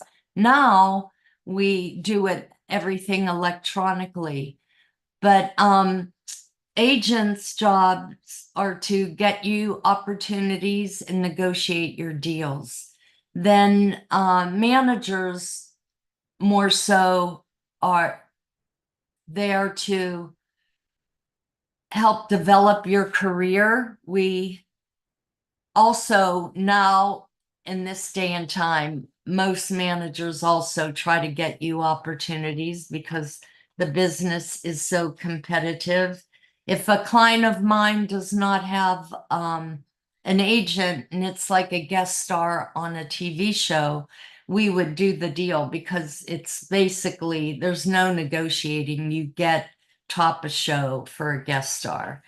But if it's a series regular or a big film, then we would get them an entertainment attorney to negotiate the deal, because what happens is if an agent negotiates a big contract like that and an actor parts ways with that manager and they have a fallout, that actor could go back and get all that money back since the manager negotiated the deal. But for a guest star for $1,000, if they want to sue our company, it would cost them more to take anybody to court over something like that. It's more for the big projects. But managers invest more time with the actors because agents technically have more clients. We spend time going through hundreds of photos. I do not like when actors send me their selection of photos. I want to see the whole thing. And there's a thing called Pixie Set, PIXIESET. It's We a use free that. Yeah. We website. have that. Exactly. Okay. Yeah, we made a partnership with them, and actually every single one of our talent have access to it now. Because it's Perfect, because Yeah. that makes out, because they'll send them in a Dropbox and a Google Drive, attached images, and you have to JPEGs. write You down can't the open it. numbers. Yeah, too much. Uh-uh. Set, it's a link, and then every thumbnail comes up. We know Yeah. it, and then you can put it in order. We do Right. it. We do it here. Yeah. And as your career grows, managers put your teams together. We help you find an agent if you don't have an agent. Should you have both? Don't have both just to have both. Have both because you have an agent and a manager who are really excited about you. Don't just take anybody because, you know, you need an agent. Make sure they're really excited about representing you. Then as your career grows, you'll get an entertainment attorney to help negotiate the big deals. People don't understand why you would sometimes pay I don't want to pay an entertainment attorney. So you're testing for a TV show, and testing means they've come down to the last 3 to 8 people that they want for a role, and they put a deal in place, and they have you sign the deal that's negotiated before you test, because after you test, they don't want to do a deal because then the reps have more of an advantage because they know they want that particular person. So for the most, they still do that, but it's very rare. They'll put a test deal together saying what position your billing would be. Billing, who knows what billing is? We went over it in the last class. When you see a card, like when you see, name a TV show. This Is Us. Okay, This Is Us. It'll come up, This Is Us. And then it'll star, what's her name? There's the lead girl, Mandy Moore, Mandy right? Moore. Yeah. And Milo Ventimiglia, and their name is written across the TV screen. The highest position of billing that you can get is above the title. So if your name is above the title, you are a bona fide movie star. Like if you see Tom Cruise before the title, Mission Impossible or Top Gun, you know, that is above the title, your name above the title. That is the most prestigious. But once the title comes on the TV screen for television, and normally there's no above the title in TV, it'll be the leads of the show. Sometimes they'll have like a shared card, Mandy Moore and Milo Ventimiglia. I don't know how they do it, but they're basically equal. They're the two leads, and then they'll start having one title, another name, single. That's called a single card. And there are, it's so detailed, like there's even blocking, like how big the letters are, you negotiate, and nobody could have bigger letters than you. That's getting very detailed on the billing, down to a shared card.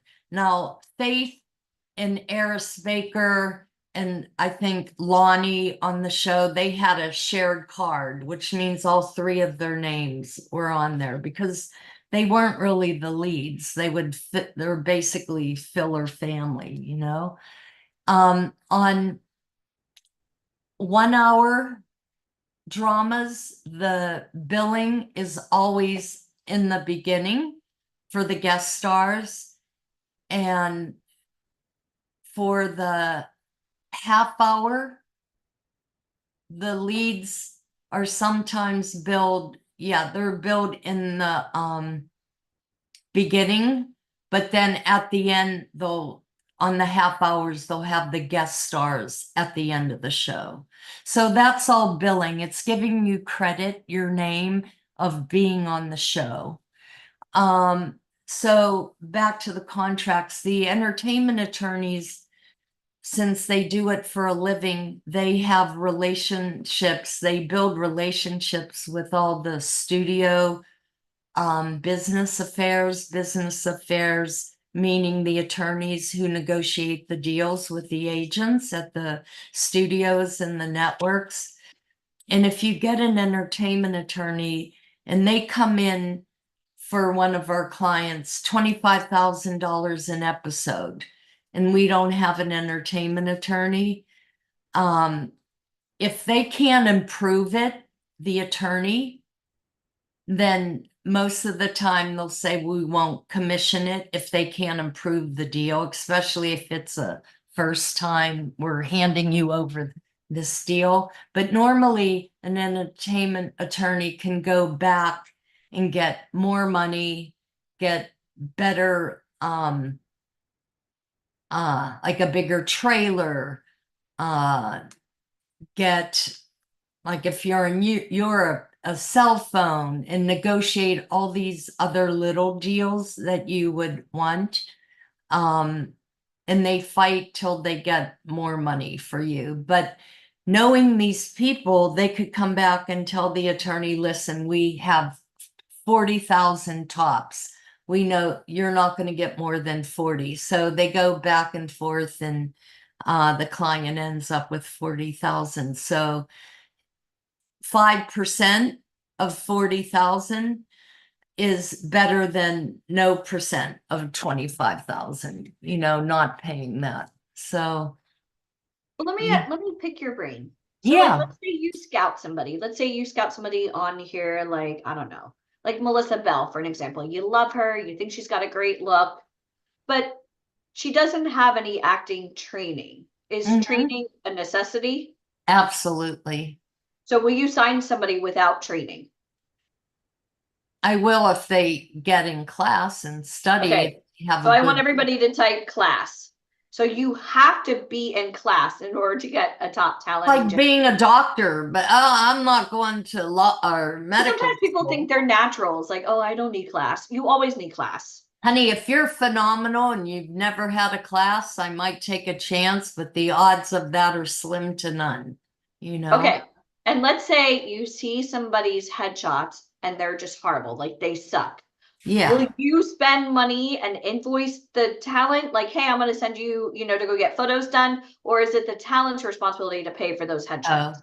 We don't pay for anything unless you're working with a model agency where they'll put you in a model house, and then you book a $20,000 job and you see 2,000 is taken out for your 2 months rent and FedEx and whatever. And that's modeling. But for TV and film, anybody doing acting, I want you guys to type a talent agent or a talent manager pays for nothing. It is the talent's responsibility. So I want you all to type, it's my responsibility. Because I deal with people, and you and I have had this conversation where they come on my calls. Oh, well, I heard if somebody asked for money, it's not real. I'm sorry. Even if you got signed to a top modeling agency, had they covered your expenses like Shark Tank, you have to pay that money back. It's called recoupment. So like if I invested in somebody $5,000 and their first job was 10,000, well, the agency made 20%, which was, 2, you would walk away with 8 minus the 5 because that's what you owed. So whether you paid upfront or out of your paycheck, you still paid it. And if you paid for it out of your paycheck, it's plus a shit ton of interest. Now, a talent agent or a talent manager who submits for TV and film classes, it's on the talent. Headshots, it's on the talent. You don't pay for anything. What if someone is not union? Can you go over a little bit about SAG-AFTRA? And But in the past, I used to, being the sucker I was and soft-hearted, I actually, if they had a big audition and they didn't have money, if I couldn't get like an acting coach, because you refer so many, will you coach this kid? They don't have money right now. Sometimes you could get something like that. Or I've paid for photos back in the day in hopes to be paid back. A lot of times I got paid back, but other times I didn't. I'm like, I'm not doing this anymore. And we don't make money unless you make money. And model agents, they make 20% of your money and another 20% on top that they get from the ad agency. So they get 40%. It's like a finder's fee, right? They get 20% from the model, and then the client pays them 20%. So it's a nice little padding. Yeah, because there's no residuals or anything. It's like a basic flat. So what was your question? I'm sorry. So No, if I you mean- sign somebody, I mean, it's their responsibility to almost like a microwave, come 100% ready. So they have the training, they have the classes, they have the headshots. And that whole notion, you only get paid when they get paid, that's 100% true. Because essentially you're working for free, but the talent had to invest in all of that before you could submit them. Because I get people all day that's like, oh, can you submit me? Well, I could. What am I using? Oh, I have nothing. What, Right. out of thin air? Why would I ever risk credibility? Like, that's not how it works. And we invest into you as well. Our time is money.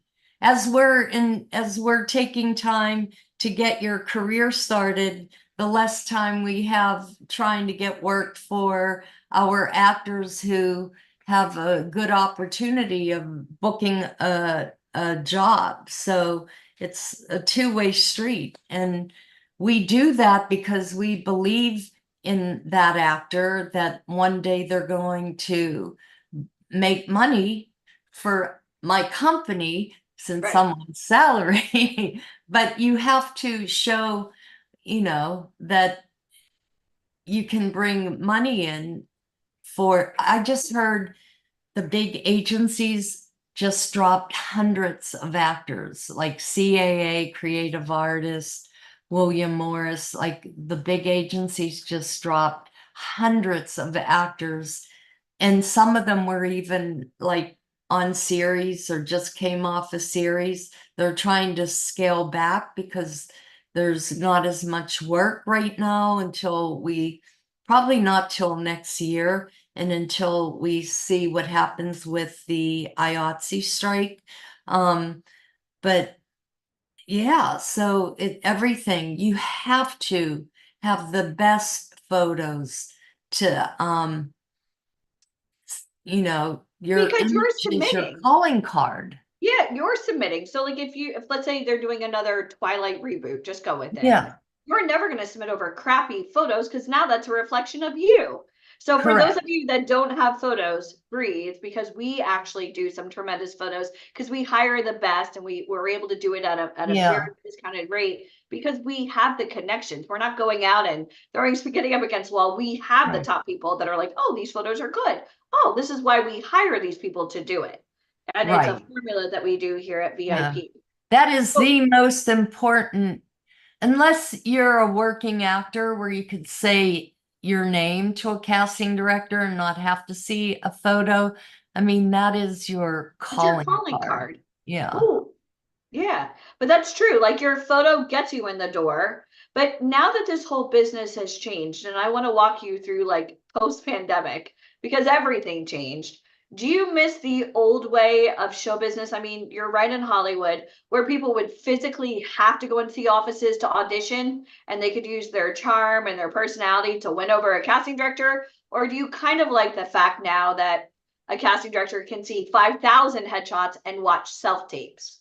Which one do you prefer? I'm Old way or new? torn. I prefer them, and they both have pros and cons. You Okay. could go into a casting office, which I used to love, just go. And then I've had casting directors call and say, "Oh my gosh." And one of my clients who's now a big celebrity, you could read about it in my book one day, Creating Monsters. It's in the works. Oh my God, he reeked of cigarettes and alcohol after partying obviously all night and going in on the audition and was half snockered out of his mind. And she called to give me feedback on his audition. Sometimes not talking about that person, I would be able to call, and if they were new, how did they do? Everything was more over the phone before. Email me or just send me an email. It was more personal, one-on-one with casting. Now, an actor can tape multiple times until they give their best performance to send in, because if they go in that office in person, they get one shot, maybe two. And I would always tell my actors who would go in person, and they would tell me like, "Oh, I don't feel like I did very well." I go, "But did you ask if you could try it again?"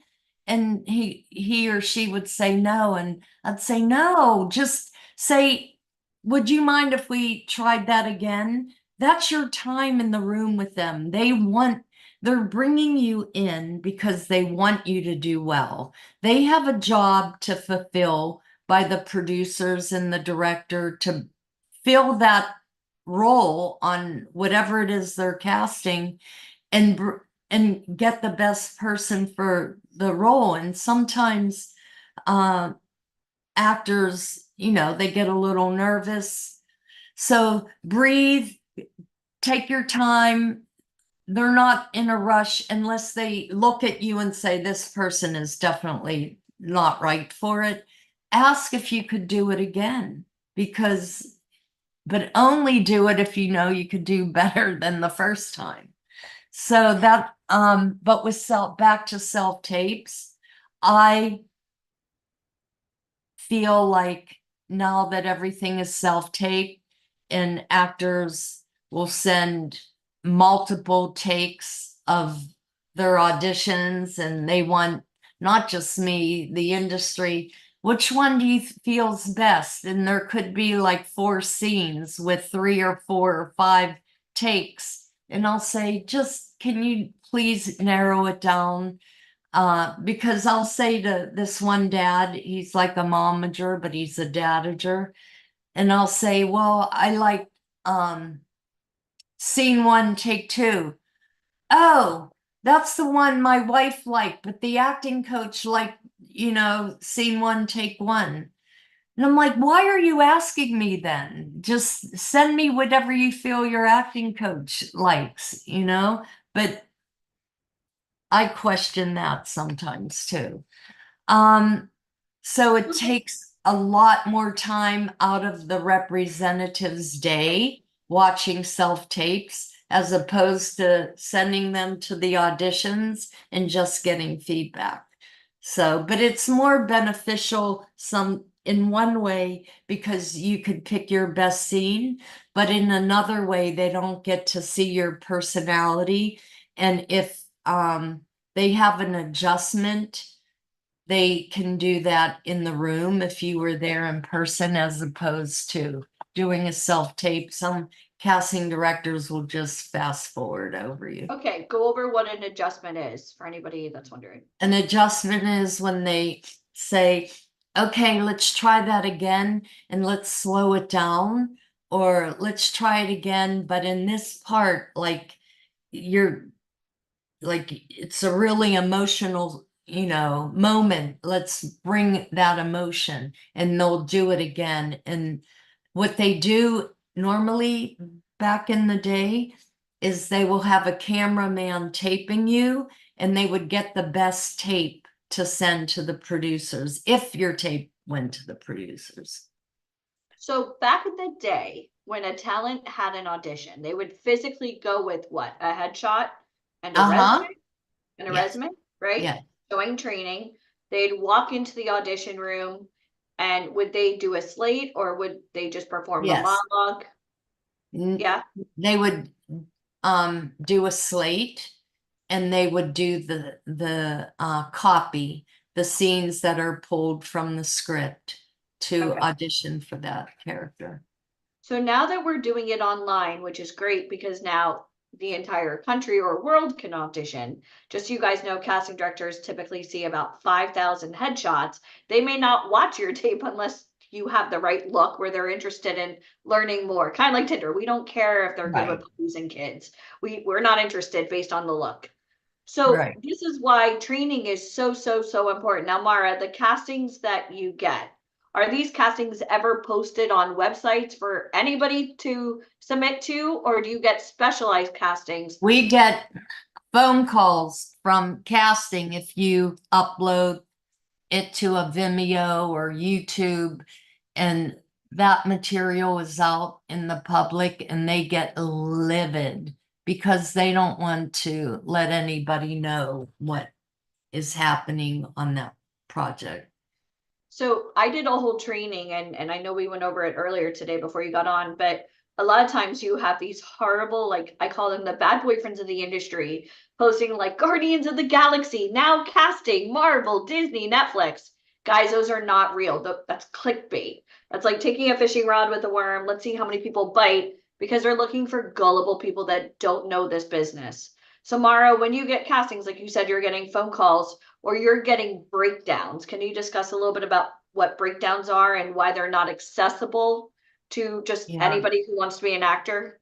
Now if it's like Marvel or a big movie, they will have you sign an NDA, and the casting office will send you the material directly. We have to give them your email, and they'll send it to you directly. So let me see, I'm trying to pull. And this is why they would never cast for Stranger Things or Guardians of the Galaxy or Bad Boy, because you're only going to get fanatics that wouldn't necessarily qualify. So like when there is a casting, you're sending over a headshot and a reel, but then you don't even have the sides until, right, the casting director decides that they like that person. Once the appointment comes in, they'll send us a code to download on Sides Express. So it's like really official. It's hush hush. Could you imagine if like the script got in the wrong hands, like a Stranger Things, and now some idiots like posting it all over social media? Right. Like liability. Right. And sometimes the casting director will give you dummy sides. I'll have actors saying, I feel like I've auditioned for this before. And it's because they use the same set of material, different scenes again. And they do that most likely because they are scenes where they see if an actor can hit the marks and have the levels, the range. So that's probably why they use it. Like here is one for Avatar, The Last Airbender. And it's a new live action for Netflix. And they're looking for like a blind female Asian girl, mid to late teens. So it's a recurring possible series regular. So what we do is we go, if we have, I don't know if she actually has to be blind, but obviously most likely not, but she'll have to play blind. We will go on our breakdowns and click on her name and pick a photo and add her demo reel if she has one. And what is a demo reel? I'm sorry to interrupt, just for. oh, that's okay. A Yeah. demo reel is a body of work that an actor has done, and they pull scenes from that movie to put on a reel, which normally is about 3 to 4 minutes of different scenes from TV and film that they've done. So it just shows an actor's range. And Yes. from that, from your experience, how much would a casting director really watch before they're like, no, next? Like the first 10, 15 seconds. I want you all to type 10 to 15 seconds. Kind of like if you ever drove Tanya, whenever she's in my car, we're singing songs. Next thing you know, I'm changing the channel. She's like, why'd you I'm bored already. So Yeah. how many of you guys are like that? Like if you saw somebody's picture and you're like, oh, okay, this person could play the role. And then you watch, you're like, no, hell no, this person can't act. You're not obligated as a casting director to watch all 4 minutes. Does that make sense? 10 to 15 seconds. I've been to my friends' places, casting directors, and they're laying on the bed with their computer on their lap, and I'm like, what do you watch? Oh, auditions. This was back when I was an agent, and it'd be like fast forward. Not right. Fast forward. And if you really catch their attention, they'll watch the whole thing. And that's why training is so important. You're actually doing a training with us, which I'm very excited about. And Tanya, who you guys will meet tomorrow, she's an agent, Mara's a manager. But between the two of you guys are like the power team. I want people to like knock it out of the park in 10 to 15 seconds. Are all these kids coming? Yeah. Well, no, not everybody from here. Well, what you're doing with us, no, but then we have something special, which you and I will talk after this. Okay. Because we had you in mind when we created this. How many of you guys would love to work with Mara? Manages people from Twilight and Custom. All right, I want the hands up. Yeah, Team Mara. Woo! How many of you guys think she knows her shit? And she's like, you know what? Let me tell you, this is what it actually takes to get into this industry. We just had somebody from America's Next Top Model on. Thank you, John. Finally. Yeah. Oh, yeah. But after this, we'll do a model search for you. Find your next one. But I think that when people are trying to get into show business, this is why so many people unfortunately get taken advantage of. They're joining every website under the sun. Hi, kids. You can't get those castings for those major speaking roles on Backstage or any of those websites. You could book like extra work, indie films. How many of you guys want to be the star or co-star of the next movie or next series? Or do you like being like that pillow in the background? Because that pillow is never going to talk. Even though it's cute, it's never going to talk. How many of you guys want to be in the limelight? That's why we do this. This is why we do this, because we're so tired. I went over my why before. I don't know if you heard it, but we're tired of the bullshit. We're tired of that. Pay me money. Here are photos. Well, that's sweet. What are you going to do with them? Nobody in show business is ever going to know you exist. Like, you've got to get face to face. Get into some of these talent searches, and they'll charge someone like $10,000 with no training, maybe do a day with a coach to go over their commercial or monologue, and they're on stage literally for 60 to 90 seconds, maybe a couple times and they're done, But that's true. And that's why, like, even with that's why I love your program. Thank you.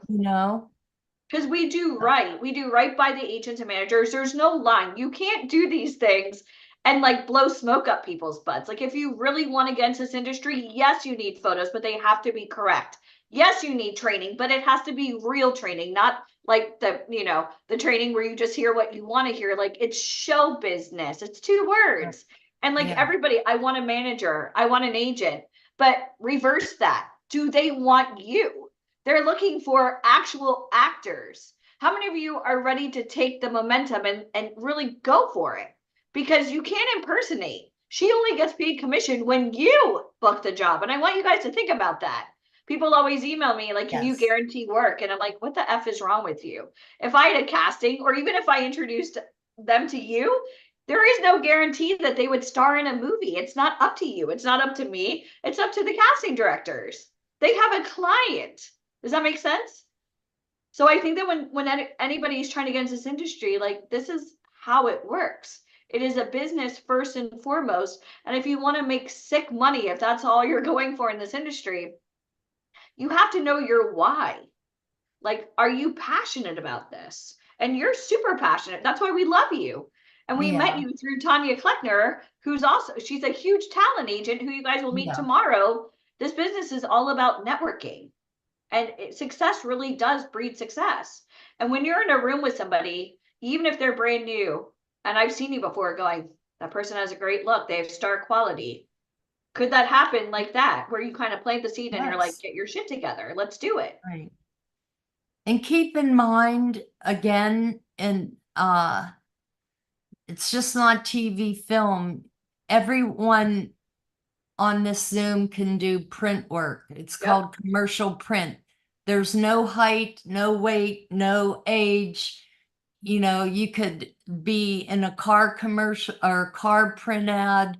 You could be in a Bank of America and insurance with your family. There's anything for advertising that isn't fashion. You could do commercial print.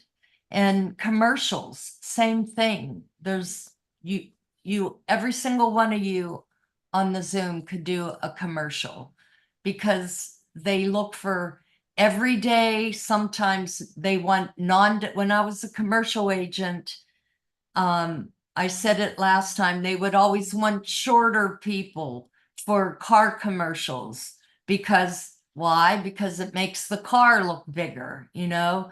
If they're If you were eating, 6'5", the car would be, how would you even do that? right. They Right. make exceptions if it's like a celebrity athlete, like this car's so big I could fit in it and be comfortable. But for the most part, they want short. They would have the women 5'3" and the guys 5'6", 5'7". So when they're standing against the car, it makes the car look bigger. Remember back in the day, this is all like advertising. When I was a commercial agent, they would say no overweight for fast food commercials. They would never hire for Burger King or McDonald's. They would never wanted to hire anyone who was fleshy or overweight. Why? Because they wanted Paris Hilton on the top of a car eating a big, Big Mac or whatever in a bikini. Because if you're going to eat that burger, you're going to have a body like hers. Not, but it's all like what they want people to think subliminally, or however you say it. Products, if they want the product to look bigger, they would hire hand models with small hands to make the product look bigger. There are little tricks they do in the commercial, and also placement of the commercials are very important, because they're never going to put Pampers at nighttime. They're going to put Pampers commercials during the day for the moms or dads at home with the babies. They're never going to put a whiskey or vodka, Sky Vodka, on a Disney show, So the placement and timing of commercials hitting the targeted audience are very strategic. And last time I mentioned you could make a lot of money in commercials, and the TV business is all funded by commercials. And depending on the how many people are watching that program, that determines how much money that studio and network have to pay. So if there's if the audience is bigger and it's a popular TV show like Modern Family, This Is Us, Law and Order, they have to pay more money on that TV show to air their commercial. And anybody I saw last time, do not answer this, but what's the highest paid program to put your commercial on? You could yell it out. Don't you say anything, John. Don't you say anything, John Norman. Ooh, John Norman got called out. I love that. He's mimicking, he's saying the word. Come on. What's the highest paid? You're saying it. program. Football Super Bowl. Yep. Huh? Super Bowl. Yep. They're all typing it. Yep. Oh, they're typing it. Okay. Yeah, I see it now. Yeah, because why? Because there's millions and millions of people. So they're paying millions and millions of dollars to put there's a 15-second commercial, a 30-second commercial, and a 60-second commercial. And when they film it, you have to chop off 2 seconds for the beginning and the end because there's a little blackout period. So a 60-second commercial is actually filmed in 58 seconds. So, yeah. And if you book a big commercial campaign, you'll make a lot of money, you know, and you, depending on how many times you see that commercial on the air, the more you see it, the more money you're making because you're making residuals on every time it airs. Well, actually, that's a great segue into what I was going to ask you. Back in the day, movie star was all it could be, right? Like no one wanted to do TV. Do you feel as though the roles have changed now that we see so many big people on TV? Can you talk about the shift? When I first started doing commercials, our celebrity commercials would only do commercials if it was for the foreign market. Because Lord, Brad Pitt would never be here in the US, but overseas, good. Yeah. And we at the time, we were the very first commercial agent in Hollywood agency. It was called the Wormser Agency.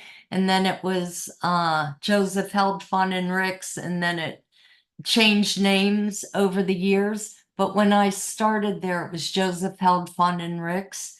And we had like Patrick Swayze, John Travolta, William Shatner. We had a lot of celebrities, but we could never like pitch them or send them out on any commercials filming in America, only on foreign buyouts.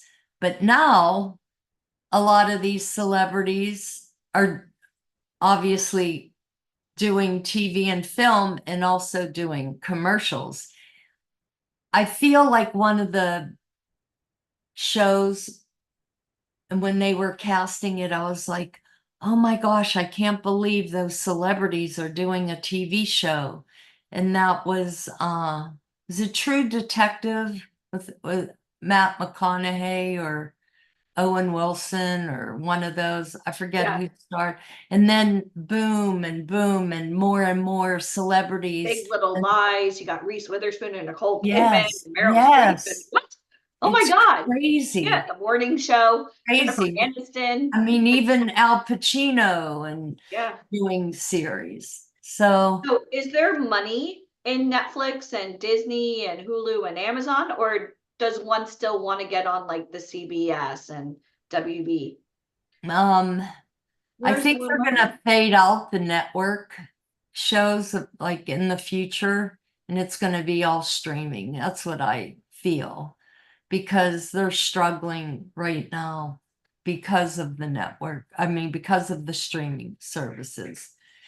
And the actors who could afford a living doing a TV show when it used to be on prime time, which is 8 to 11, they would make a new show would be 13 episodes, and then it would pick up the last 9 if the show was doing well.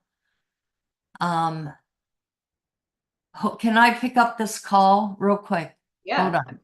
Hello. Are you guys loving this? Yes. Scale 1 to 10. How much do you love it? I feel like we're in high school. Scale 1 to 10. Oh no, I can't. I'm doing my thing tomorrow. Okay. Thank you. Bye.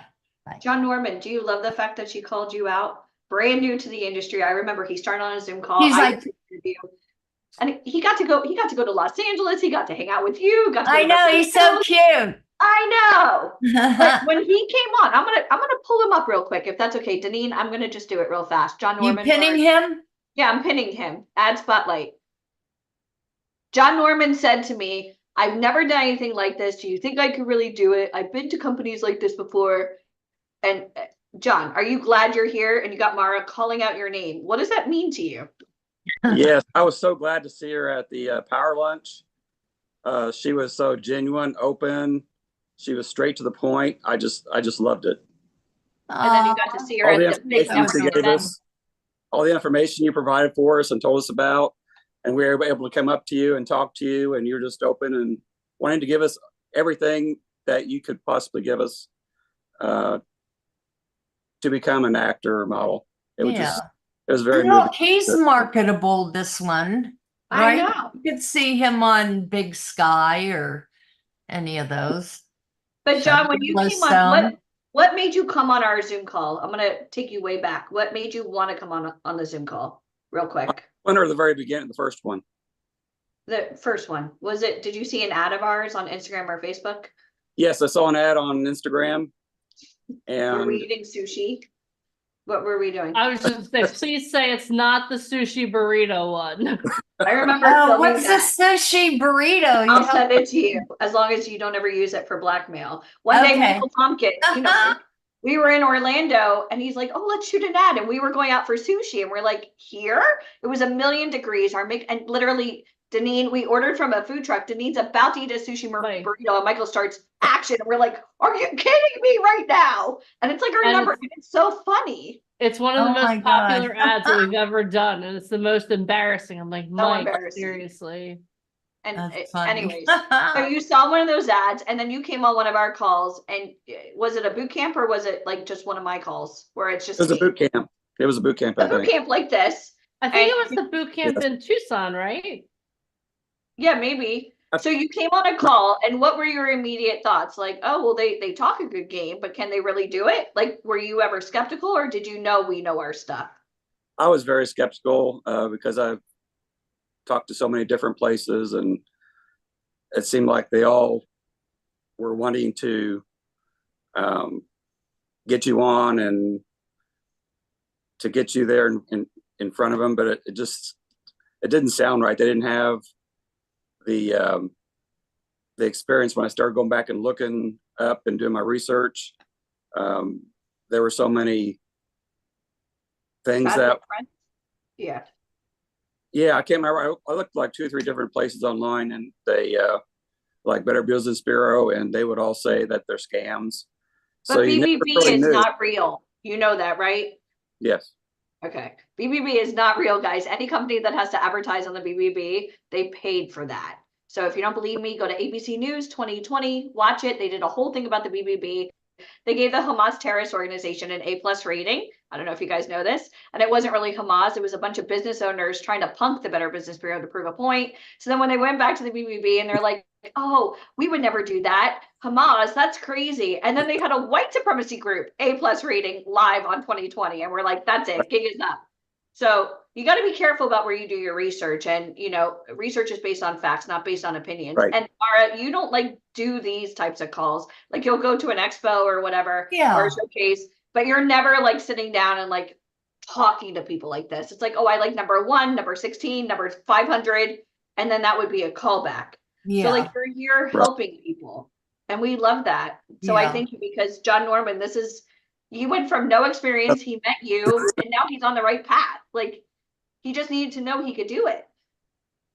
Yes, I love it. I love the organization, all the way everything is packaged and put together online through school, all the modules that you can go through and read and reread, all the different discussions from people on there like Ryan Colby, all the different workshops. It was like Haviland's workshop. I love that workshop. She is so good.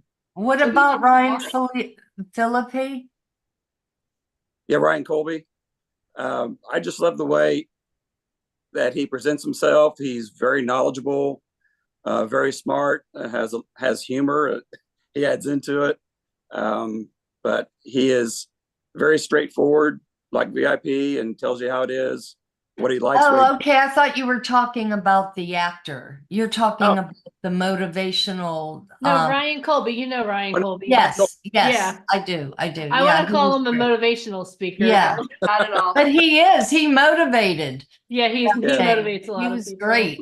Yeah. It is good. Well, Mara, we're so excited to see you today. Thank you so much. John, you're going to see Mara again. We're so excited Yes, about that. Sedona. Yes, You Sedona. had there were a couple people with their hand up with questions, like the little yellow thing. You know what we'll do for the people with the questions? We're gonna hold that. I know that maybe what we'll do, if you're willing, Mara, is we'll have you Yeah. come on and do a small call, like a smaller call for talent that work with us, and then you Yeah. can answer a lot of questions. Okay, yeah, That would be so anytime. fun. Anytime. Yeah, that would be Well, we love amazing. you. I Thank love you so much, Are we Mara. done? In a few weeks. Thank you, Mara. I know. I time wanted to flies. stay here. It's All 100 degrees outside. right, That's thank it. you, Try John. I'm at my Lord. office. I came to the office. Aw, I look forward to seeing you all again. Aw, you will. You will very soon. I love Shauna Vu. I love your smile. The whole time you've been smiling. Reginald, you're a handsome man. Kingston, cute. Like these are people smiling the whole time. Marjorie, Marjorie Cleveland, we sat next to each other. Every time I see her on the Zoom, I think she's real, but it's her picture. So, all right. Love you. I love you. Thank you so much, Have a good Mara. rest of your day. I'll text you later. Oh, Mara, Yes. 2 Yes. p.m. your time. If you go on Fox Business, you'll see me with one of the sharks from Shark Tank. We did a little episode. Is that on TV? Yes, I'll send it to you. Okay, okay, cool. Okay. Mwah. Awesome. Thank you, Love you. Mara. Bye. How awesome was that? I want you guys to understand what you've experienced so far today, just in case you're like, okay, hold on, let me think about this. So You're you've welcome. had the opportunity to meet with a top agent in LA and New York. He'll be back at 5 o'clock. You had the opportunity to hear from one of the top models right now, literally booking work all day, every day. You had the opportunity right now just to interact with one of the biggest talent managers in Hollywood. Wait, And you know I fangirl. I mentioned Chase Crawford. I mentioned Twilight. I managed This Is Us, All American, Outer Banks. Oh my gosh, Tim Burton's Wednesday, like all these big shows. How many of you guys now know like that's their talent manager? Superman. that's And that's we're live. absolutely amazing. Not only that, we have Michael Fomkin coming back in just a moment. We're going to talk about mindset. I'll explain that in just a moment. After him, you are literally going to have the opportunity to hear from the woman who created the Atlanta TV and film market. When you think Atlanta, you think Tyler Perry, you think Marvel, you think AMC, The Walking Dead, you think of Disney. Netflix. She cast Selma, Fried Green Tomatoes. Oh my God. Glory. Yes, Glory. She works directly with Denzel. Yes. Like we're talking on a scale 1 to 10. She started the Georgia film market. She Yes. is the #1 casting director in the world. Yes. Like Academy Award winning. Huge. So And she's let me beyond. ask you a question. Before you have the opportunity to interact with her, do you want to shift your mindset just a little bit higher, be on a higher vibration, so that when you're interacting with her, you're like, okay, you know what? I got this. Are you guys ready for that? Because that's what we're going to do next. Our next segment is with Michael Fomkin. It's called The Affluent Artist Attitude, Cultivating a Millionaire Mindset for Actors and Models. I want you to understand something. Your mindset, I said this at the top of the call, and I'll say this probably, maybe it'll be my epitaph one day. Success in life is 80% mindset, 20% tools and tactics. So are you ready to elevate your vibration? Are you ready to elevate your mindset? If you are, type a 1 or 1 in the comments and join me in welcoming Michael Fomkin to the stage. Hey guys, how's everybody doing? What an incredible day today. And we still, I got it. Like Cynthia coming up next is, that's That is like OG, OG, OG. That is like definitely awesome. I know a lot of our talent are actually going to get to work with her directly in Atlanta and later this year. So it's going to be an incredible experience to be able to have her on today. All right, let me keep this ball rolling because I want to keep us on time because we're a little bit behind, but let me see if I can catch us up. So let me pull up my next presentation. And if you think today's great, tomorrow is over the moon, over the top. So, all right, so this is the next presentation, and this is called The Millionaire Mindset for Models and Actors. No matter age, experience, or who you currently are, the secrets to unlocking unlimited potential. So obviously we spoke about earlier, you need to have a new mindset to get new results, right? Change your story, change your life. The words that you choose, how you speak to the universe is so powerful. If you're always putting yourself in your mind doesn't know what reality is. Whatever you tell your mind, whatever you're saying, your mind goes with it. So if you're saying, I'm never going to lose weight, well, guess what? Your mind's like, got it. That's what we're working on. But if you say, how can I? What can I do to improve my life? How do I improve my financial situation? Again, asking better questions, you get better results.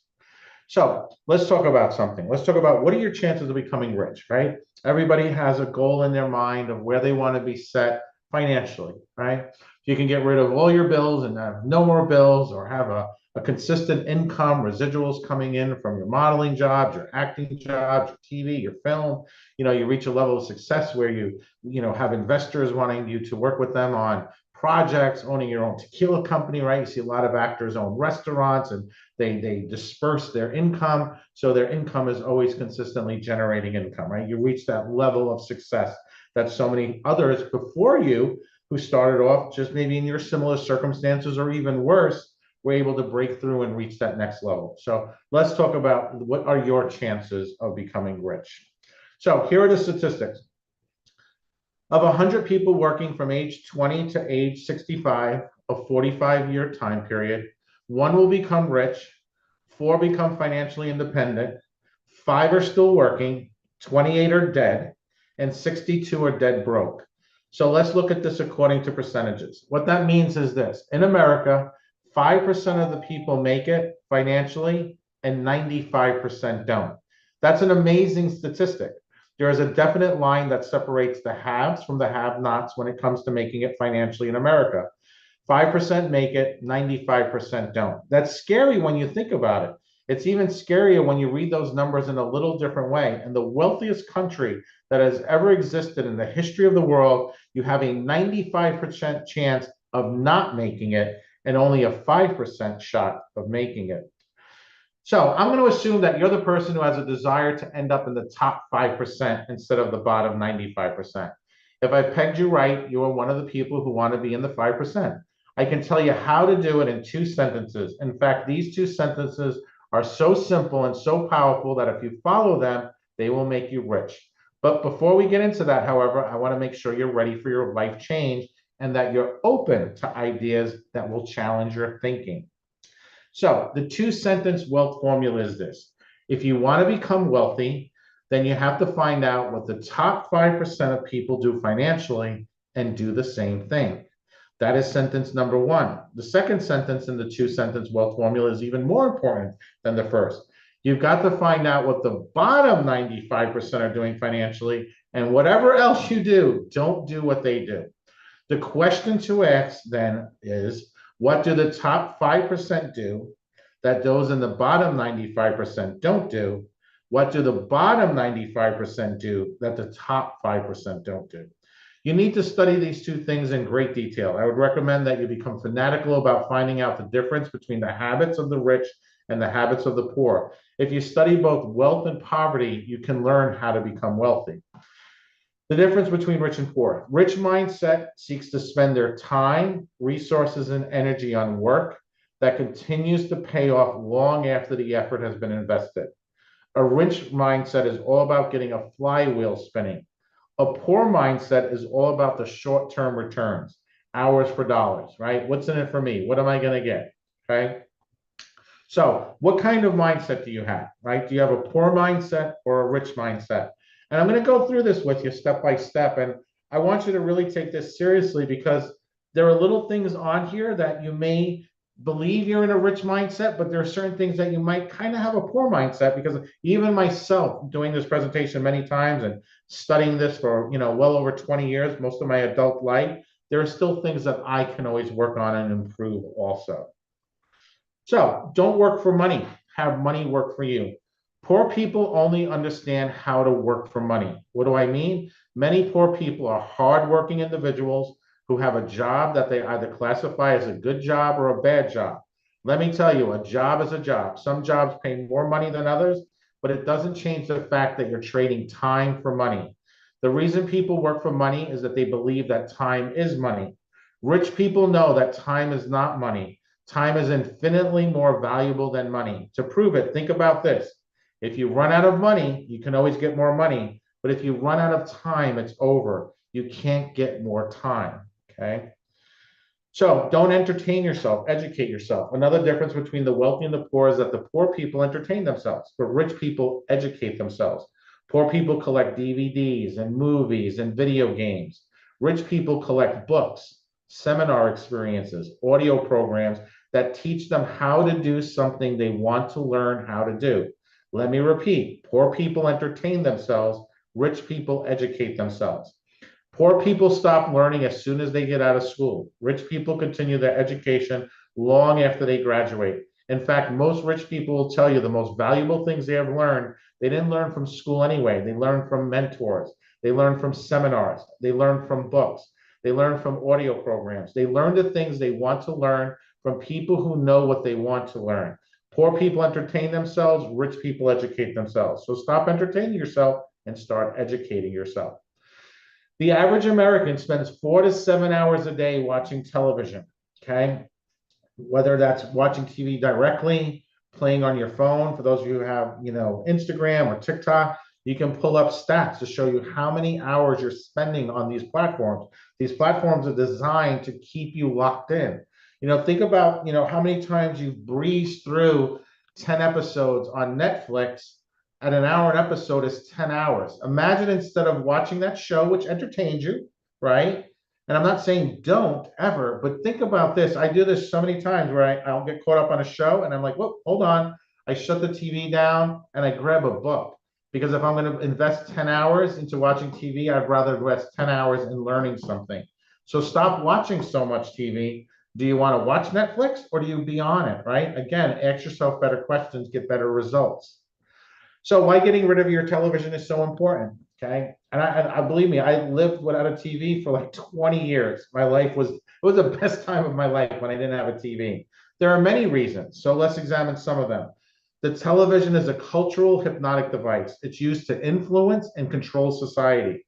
The programming, right? What do they call on TV? Programming. Who are they programming? They're programming you.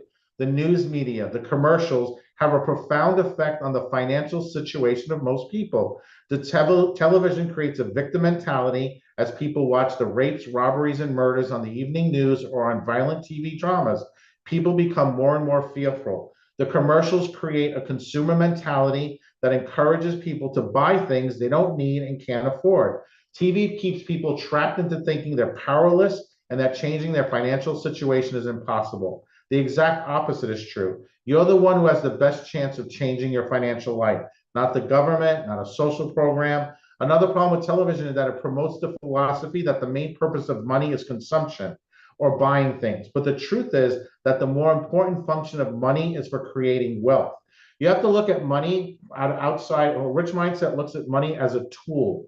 Money is a resource, right? It's a resource. When you're able to have financial abundance, that tool becomes very powerful. Okay, that's your goal. That's what you want to be. It's not saying to be rich, it's to have financial abundance where your money is working for you.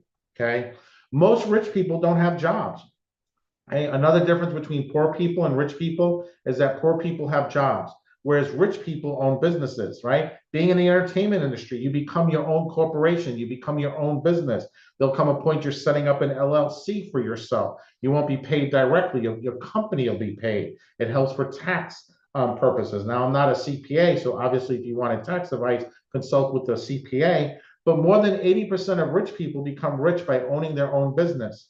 Poor people seek to get a job, rich people look to give someone else a job. Think about it. Rich people value their time so much, they hire people to do the things they don't want to do.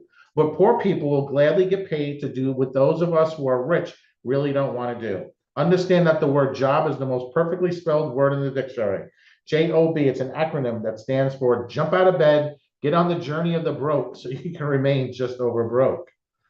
Rich people don't set limits for themselves. Poor people think either or. Rich people think both and, right? Very powerful. What this means is that poor people look at every choice as a process of elimination. For instance, a person might think, I'd like to do what I love, but I have to pay my bills.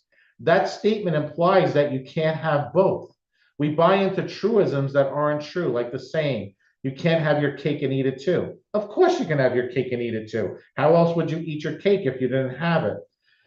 The actual quote is, you can't eat your cake and have it or save it too. Ironically, the later statement is why poor people get poorer and rich people get richer. Rich people don't try to eat their cake and have it too. Choose your advisors wisely, mentors. The difference that I'm about to show you is one of the most iconic of all the differences between the rich and the poor. Rich people only take financial advice from people who are as rich as they are or richer. Poor people only take financial advice from people who are as poor as they are or poorer. This is one of the most amazing things that I've seen since I've begun studying this subject. It's really sad because most people will go to their grave and never even realize if what they are currently doing is not giving them the result they desire, then they should start looking to some different sources for advice. One of the best definitions of insanity I've ever heard is continuing to do the same things and expecting a different result. If you continue to do what you have always done, then you'll continue to get what you have always gotten. Gaining momentum. Rich mindset seeks to spend their time, resources, and energy on work that continues to pay off long after the effort has been invested.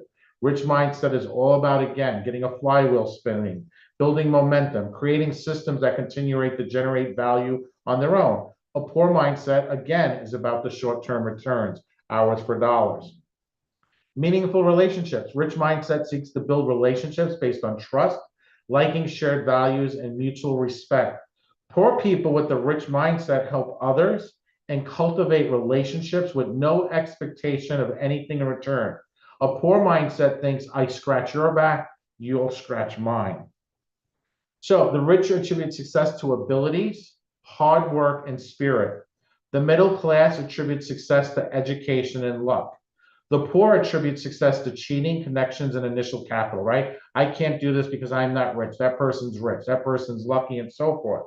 Again, it's not. It's about your abilities. It's how do you develop those abilities? Do you have to put that hard work? You've seen that. There's a consistent theme to the speakers when they're speaking. Again, listen in between the lines. Listen to what they're saying. They're giving you guys tremendous, tremendous value. You just have to pick up and listen. Rich mindset knows that the world isn't fair and deals with reality swiftly, humbly, and practically. It knows the world owes it nothing, that the universe is indifferent to its existence, that the default for life is suffering and death. All successes are improbable and should be appreciated as such. A poor mindset is consumed by the unfairness of the world, wastes time complaining about it. It feels the world owes it something and it waits for it to be handed out. Celebrate others. This is really so important, guys. Rich mindset celebrates the successes of others and embraces the competition and often befriends it. You have two choices: tear down another person's success or be inspired by the example. Poor mindset feels jealousy and bitterness about the success of others. It looks at everything as a zero-sum game. So, mentor mindset. Rich mindset understands that it can never know everything and that something can be learned for everyone. A poor mindset deludes itself into believing it knows everything and that opposing perspectives are wrong before even hearing them. Rich man versus a poor man. Give a rich man 1,000, he returns with 100,000. Give a broke man 1,000, he returns with a new iPhone. Right? People get what it is they want. Right? They're able to figure it out. Right? You can't do it all. Rich mindset understands that it cannot do everything and that even if it could, it would create greater value by focusing on its core strengths.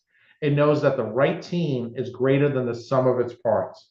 A poor mindset deludes itself into thinking that it can do everything if it just works hard enough, right?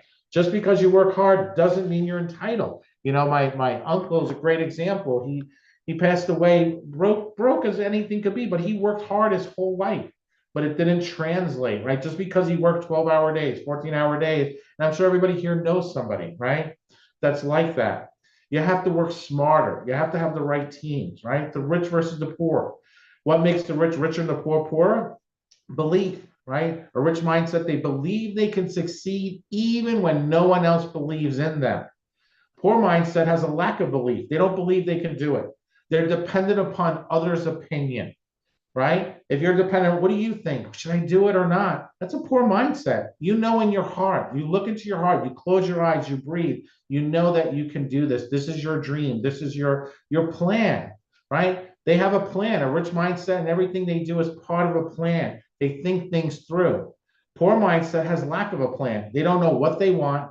They don't have a target, and they just move aimlessly through life.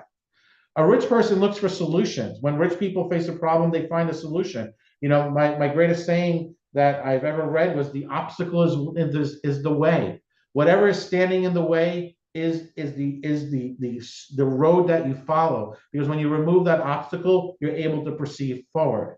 If there's 100 steps in life to get to a goal, I focus on the next step. I don't focus on step number 1,000 or number 100. I focus on the next step, right? Poor people will make excuses. Poor people find their excuses for their problems. I can't because of this. They're always, the moment you're making consistent excuses, it's showing you have a poor mindset, right? You're not looking for solutions. Change your story, change your life.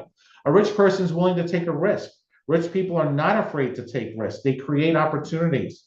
Poor person, a poor mindset is waiting for a miracle. The poor wait for some kind of miracle, winning the lottery, getting a promotion, but they're just waiting, doing nothing in the meantime.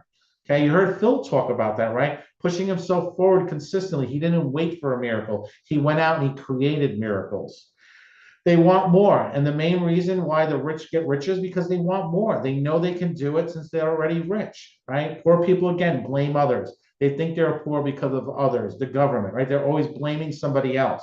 You have to take responsibility for your life.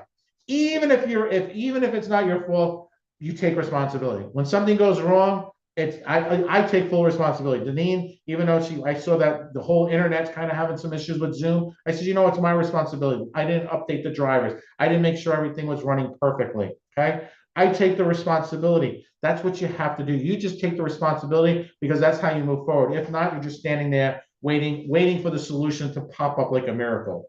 86% of the millionaires are self-made. Start where you are. Use what you have and do what you can. Arthur Ashe, very important quote. People always say, I can't do this because I don't have this. No. That's a poor mindset. You have everything you need to get to where you want.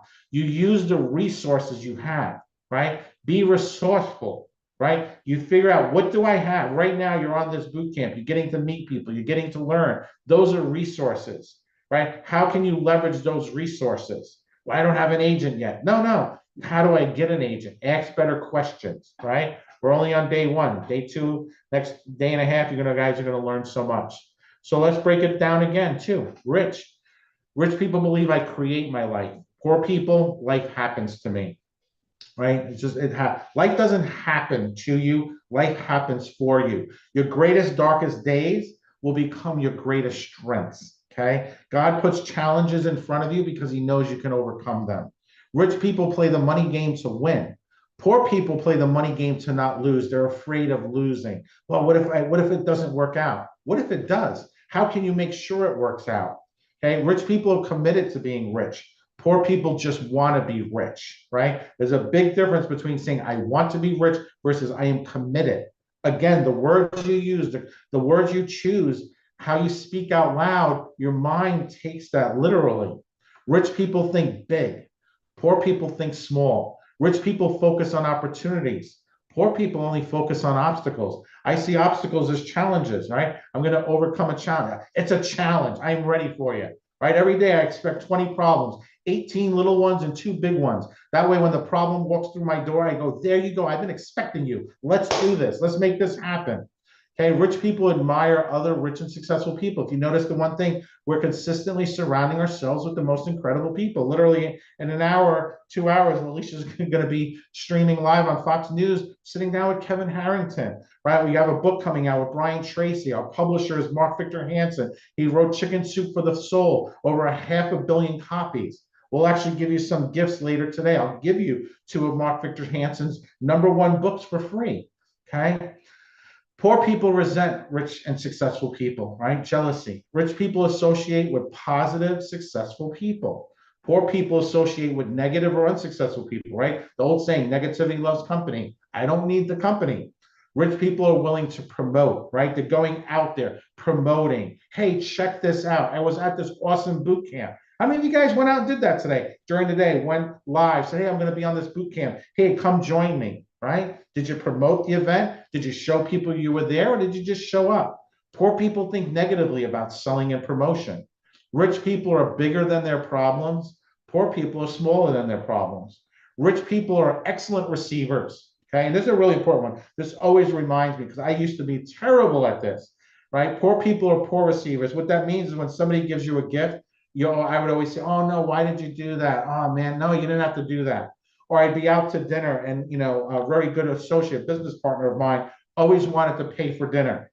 And I would always insist on paying. And it'd always be a little bit of an argument, to the point where I would give my credit card to the waiter and I would pay before the check even came.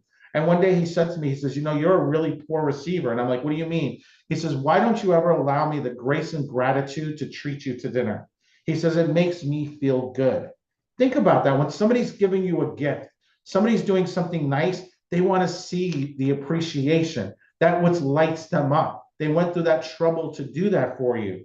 And you say, oh my God, thank you so much. I appreciate this so much. And so many times I grew up in that poor mindset, that victim mentality, my family, where we would never say, oh, thank you. Why did you do that? Right? You're almost making the person feel bad. So be an excellent receiver. When somebody gives you a gift, thank you so much. I appreciate that. Wow, that means so much, right? And you touch your heart. You show them that you care. Rich people choose to get paid based on results, okay? Poor people choose to get paid based on time. What is my hourly wage? Rich people think both. Why can't I do both? Poor people think either or. Rich people focus on their net worth. Poor people focus on their working income. Rich people manage their money very well, right? Poor people mismanage their money very well. Proven fact, people who've been broke and have won the lottery within 5 years are broke again. Millions of dollars. When asked what happened, I don't know, right? Because they mismanage. You have to hire experts, right? You hire people that help you make these decisions. Rich people have their money work hard for them, right? Your money should be a tool, a resource. Poor people work hard for their money. Rich people act in spite of fear, right? Fear is meaningless. Fear is in your mind, right? Now doesn't mean you jump off your roof. That's stupidity. That's not fear, right? Fear is something, that little voice holding you back from living your dreams. Poor people let fear stop them consistently, okay? Rich people consistently learn and grow. Poor people think they already know. Okay, so going back to this slide, what kind of mindset do you have, right? Do you realize there's maybe a couple of things that you caught there? I know I did, okay? And you want to always lean into that rich mindset. So my name is Michael Fompkin. This was the Millionaire Mindset for models and actors, no matter age, experience, or who you currently are, the secrets to unlocking unlimited potential, guys. Let me turn this back over to Ms. Deneen and Ms. Alicia. And we got some headliners coming up real soon, guys. Lives about to change. Make sure you stay to the end, because we got some powerful gifts we're going to be giving you guys out today. Going to change your life. Bye, guys. That was awesome. How many of you feel your vibration has gone up? How many of you feel like your mindset has shifted in the last 35 minutes? If you do, type me in the comments. Type me in the comments. Because let me tell you something. One of the greatest things that I've ever done is work on my mindset. Is it okay if I share a little bit of my story with you guys? I know you've gotten to know Mike, you've gotten to know Alicia, you've gotten to know our speakers, but is it okay if I share a little bit of my story? If I have your permission, type 1 or 1 in the comments. So, okay, well, I'm the host, so I'm taking it. So let me tell you a little bit about me. So about 6 or 7 years ago, I wasn't doing this. I wasn't working in the entertainment industry. I was working in a dental office. Now, how many of you can imagine walking into a dental office and seeing me? God bless the people that were that were some of our talent, that were some, not our talent, our patients. But I knew when I was young that there was something more for me. Okay, how many of you know that? If you're on this call, you know that there's something more for you. Type more in the comments. Type more in the comments. So I knew that there was something more for me. Like when I was 7 years old, I just felt like, okay, you know what? You are meant for greatness in this world. And I'm not saying that because I'm an arrogant person. If you guys meet me, when you have the opportunity to meet me, like, I'm not arrogant. I just think, how many of you just know? You know when you're nowhere that there's something more. So I, like everyone else, like I grew up in a small town and I felt like I was a big fish in a small pond. But I was also really super shy. I was super introverted. How many of you can relate to this? How many of you like, oh my gosh, I'm kind of shy. I'm kind of introverted. There's a little bit of irony here. Most of the people that I meet that are a part of the entertainment industry are actually introverts. Blew my mind. Okay. So I knew that there was something more for me, but I was very much an introvert. I was very shy. So I did what was expected of me. Okay, I was in the top 10% of my class in high school. My guidance counselor was like, you're very smart. You know what you need to do? You need to go to a Division I school. So I listened to what everyone was telling me. Okay, so I graduated from high school. I wanted to be a pharmacist. So I was like, okay, you know what? I'm going to go to pharmacy school. I went to this big school because I was tired of, I told you guys about this earlier, like living in a small town that was literally so small that when I sneezed, 10,000 people said, God bless you. That's how it felt to me. So I went off to a large university. I went to the University of Connecticut. I still consider myself a Husky. And I was drowning when I went there because, again, I'm an introvert. So I came home. I started working in my doctor's office. And eventually I got to the point, well, I can't become the doctor. His wife is the office manager. What is there for me now? So then I was like, okay, you know what? I went on and I started working in a bank. I worked for a bank for 6 years. I started out as a part-time teller in the drive-through. Okay.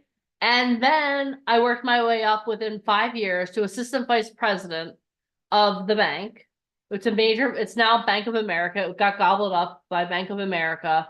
But in 1 year, I helped okay, hold on.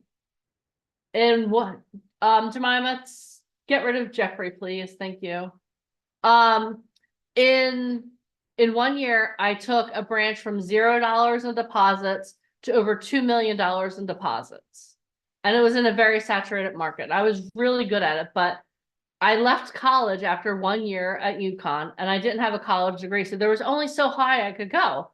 So I left that job and I said, okay, you know what? I want to continue my education. So I did. I graduated from college. I graduated from Temple with an English degree. And then I was like, okay, now what? And I was like, okay, well, you know, I went through a bad situation. So I decided to run away. So I moved up to Boston for a year and I worked in an Asian language publisher. I promise you, you're going to understand in a couple of minutes where all of this comes from. Okay. And, so my mom had a situation where she needed me to come home. How many of you are very dedicated to your family and sometimes you put your life on hold because of your family? That was me for my whole life. Okay, so I came home, started working with my mom. I started helping my mom because she was going through a situation. And then I was like, okay, well, I love you, Mom, but I need to work, you know, like I need a job. I need a job. So I started working for a dental implant company.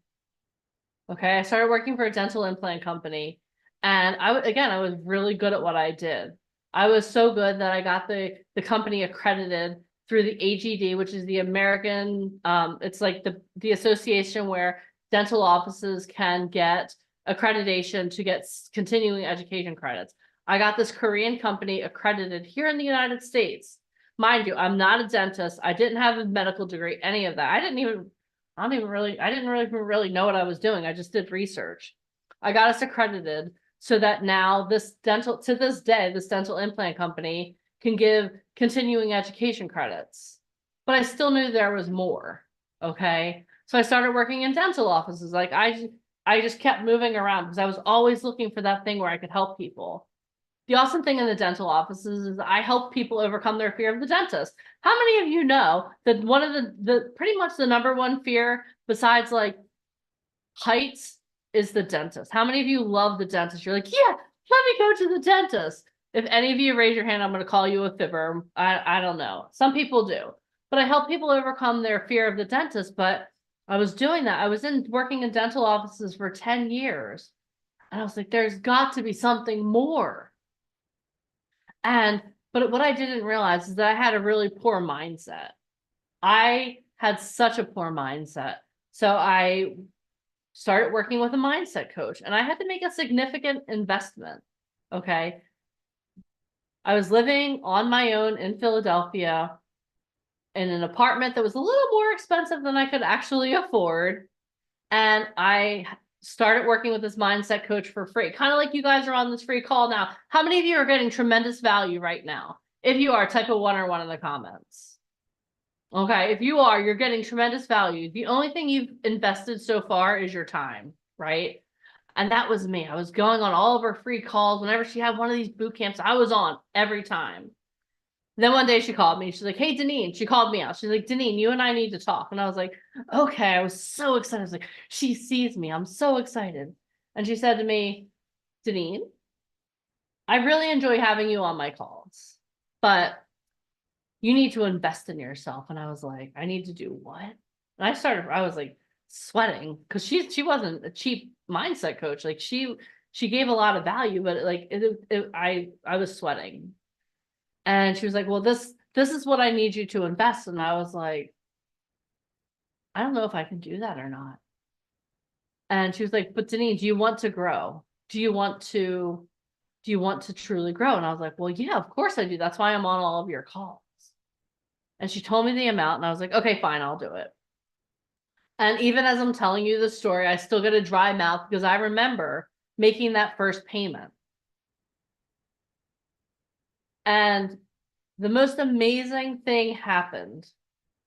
I started working with her and my mindset started expanding. And at this time, Michael and I were friends, right?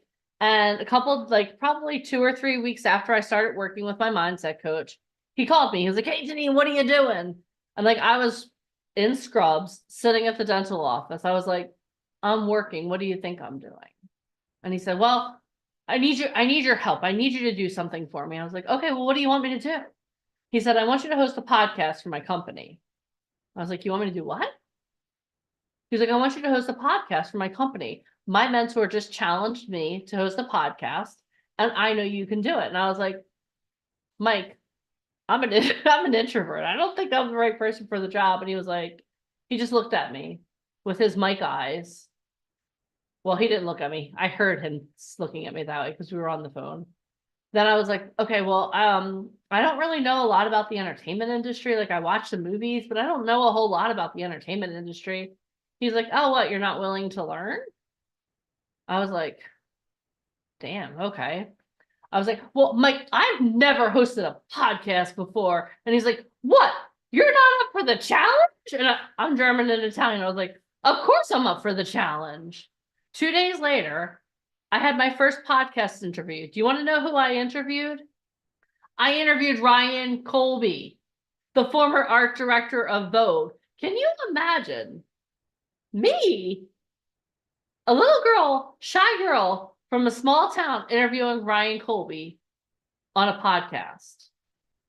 And the reason I'm telling you this story is not to impress you. I want to impress upon you that everything you want is on the other side of you taking action.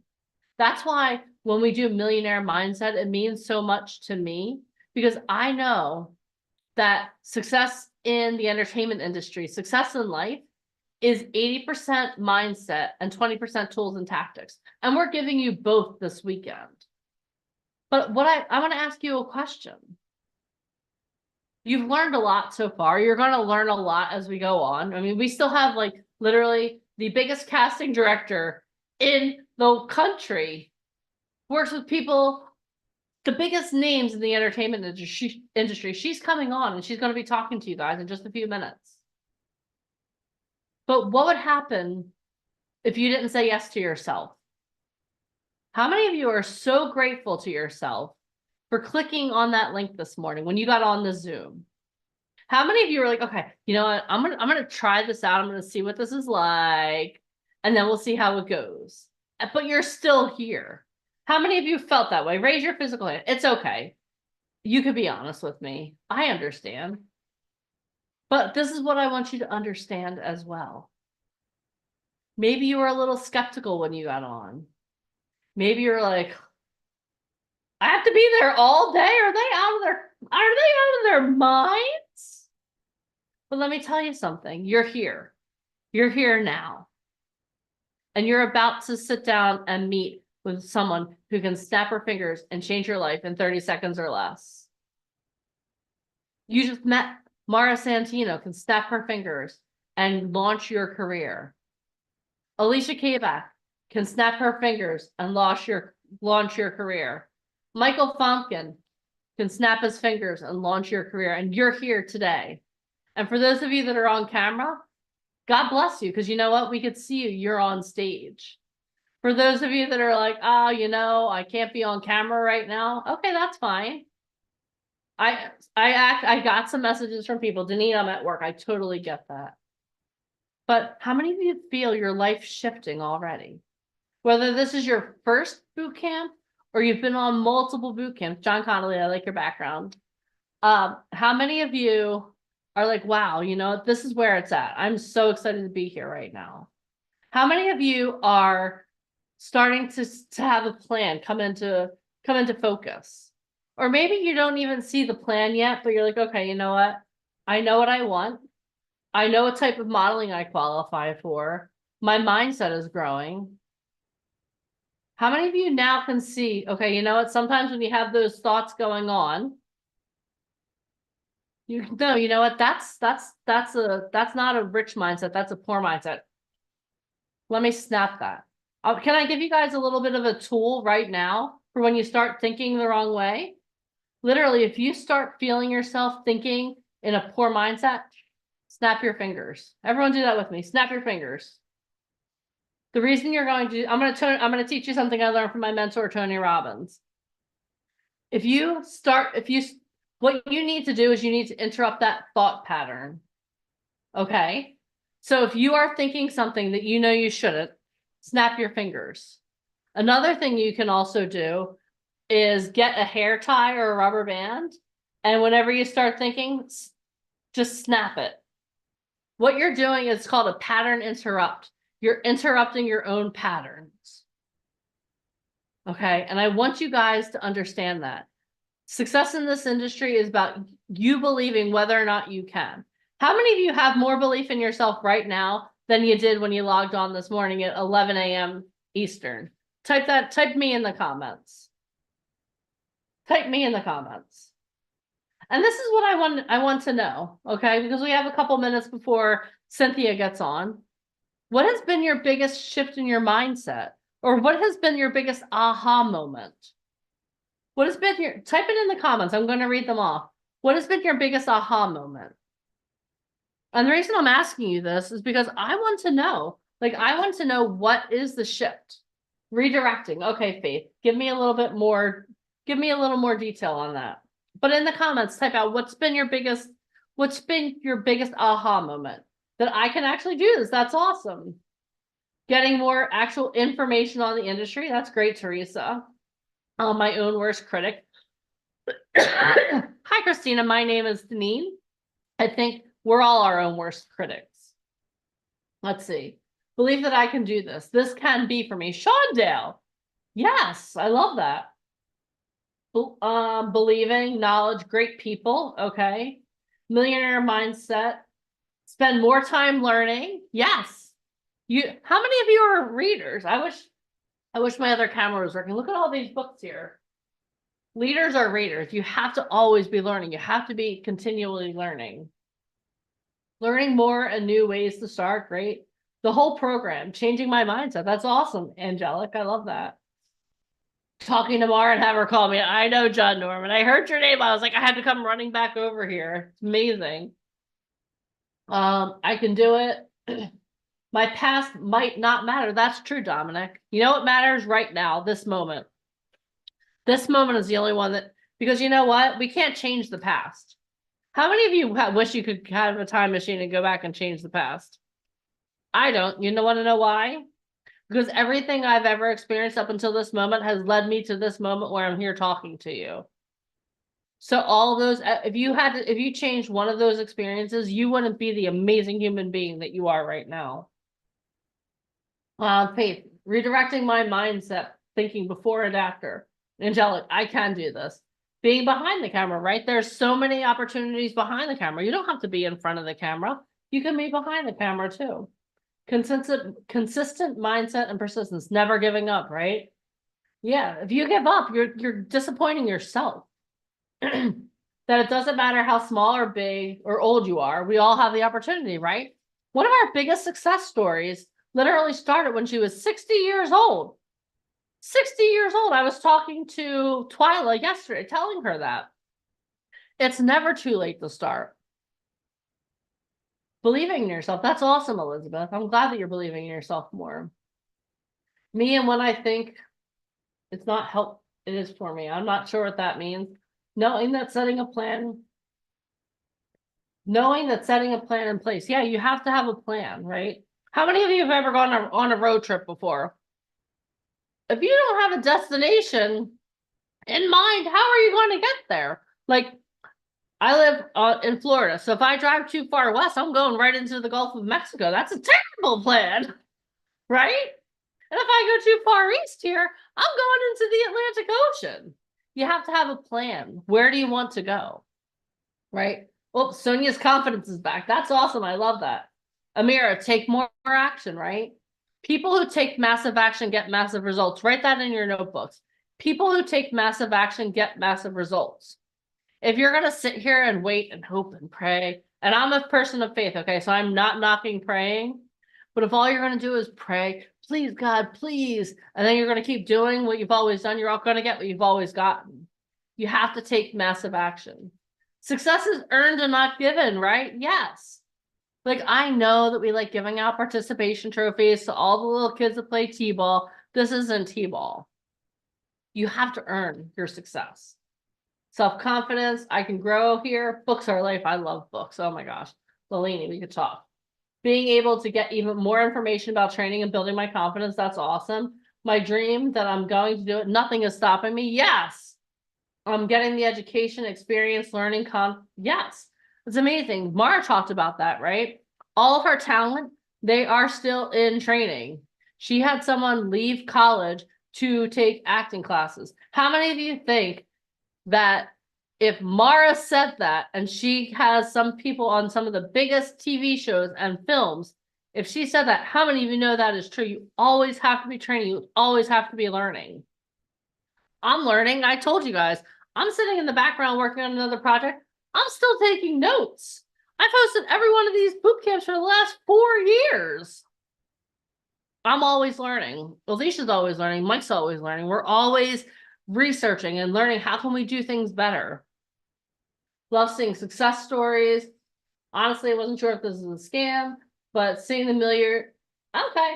I wasn't sure if this was a scam or not, actually listening for a bit, but the millionaire mindset really clicked. That's awesome. Rachel, yes, I love that. I can do that and learn lots of things. Yep. Such a great opportunity. Mara's always awesome. Putting more effort and action to what is already working. I love that. How many of you do that? How many of you consistently look at your life and say, okay, you know what, this is working really well. Let me do more of this. You know what, this isn't serving me. Maybe I should put it on the back burner and either let it die or come back to it. That being able to evaluate your life is so important. Spend time with myself and my things. Happened when I was a child and realized my intelligence was my greatest and best asset besides my kindness. That's awesome. Always go with your intelligence. Changing my mindset. Keep up the hard work. Older models can make more. Yes, right? Phil Sullivan. I mean, to me, he's still a baby. I'm way older than he is. But when he was like, yeah, I'm losing my hair, so now I'm booking some hair regrowth. That's awesome. Lean into those things that are part of who you are, right? Oh, hi, Alicia. Alicia's back. I know that I can do this as long as it's my heart and as long as I continue to have a strong mindset and push myself to do it. Yes, that is so important. You have to have a why. You have to have the passion, but you also have to have the tools. Okay. No restrictions in commercial print. The past has taught me to do better for my future. Billy Ray's always up for a challenge. You have to show up for yourself. Yes, I can't show up for you. I can't want this more than you do. You have to show up for yourself. Accept where your life is going. I can't bring my past to my future. That's true. I wouldn't change anything. That's good. I love that, Soraya. Everything happens at the right time.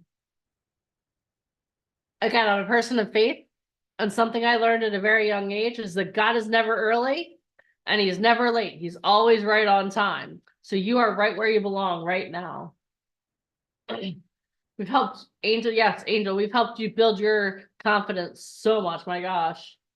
Yeah, Phil Sullivan's real life experiences, right? You wouldn't think about all those things with a model. You'd be like, oh, that's so nice. He comes, he shows up, he gets photos taken. It takes a lot of freaking work. When Mike first actually offered me the opportunity to host the podcast, he said this to me. He said, Deneen, I want you to host the podcast. I was like, okay. I'm like, who am I going to be interviewing? He said, models. I was like, oh, what am I going to ask them? How do you walk? I had no idea. I still don't know why they had me or kept me around, but here we are. But yeah, there's so much that goes into this. Awesome. All right. Yeah. People who take massive action get massive results. I want you guys to write that down. You get rewarded in public for what you do in private. So if you're not getting rewarded right now in public, you have to do more work behind the scenes. The reason Alicia, and we're going to see in 1 hour, her interview with Kevin Harrington, the reason she was on Kevin Harrington's show, the reason that she's co-authoring a book with Kevin Harrington is because she busts her butt behind the scenes. The reason Mike has 3 books out is because he busts his butt behind the scenes. Okay? I want you guys to remember that. Aw. And talking about behind the scenes, our next guest speaker is on. Oh my gosh. All right. Behind the scenes. She's like the OG. She's Sorry, like, I have to make more coffee. I'm so excited. She knows. Okay. Well, since she is here, let me introduce her. Are you guys ready for our next guest? Hold on. Okay, let's stand up. As Taylor Swift says, let's shake it out. Shake it out. Mama gave you. Let's look like everybody says. I want a casting director to just notice me. Hi, you're here and you're live. So let's look like we want this to happen. You're always on stage. Type that. I'm always on stage. Type that in the comments right now. But it's true. Everybody says, I want an agent. I want a manager. Oh my God, I want a casting director just to notice me. If you think I'm blunt, wait until you meet Cynthia. She makes me feel like Mary Poppins. She's so great. She's going to tell you exactly how, and there's no fluff. There's no sugar coating, no nothing. The only sugar is in here right now. Well, I like your mug. I love New York. I miss it. But yeah. Okay. Awesome. Are you guys ready? Okay. So let me introduce Cynthia Stillwell to you. She has over 45 years of experience in TV, film, and live theater.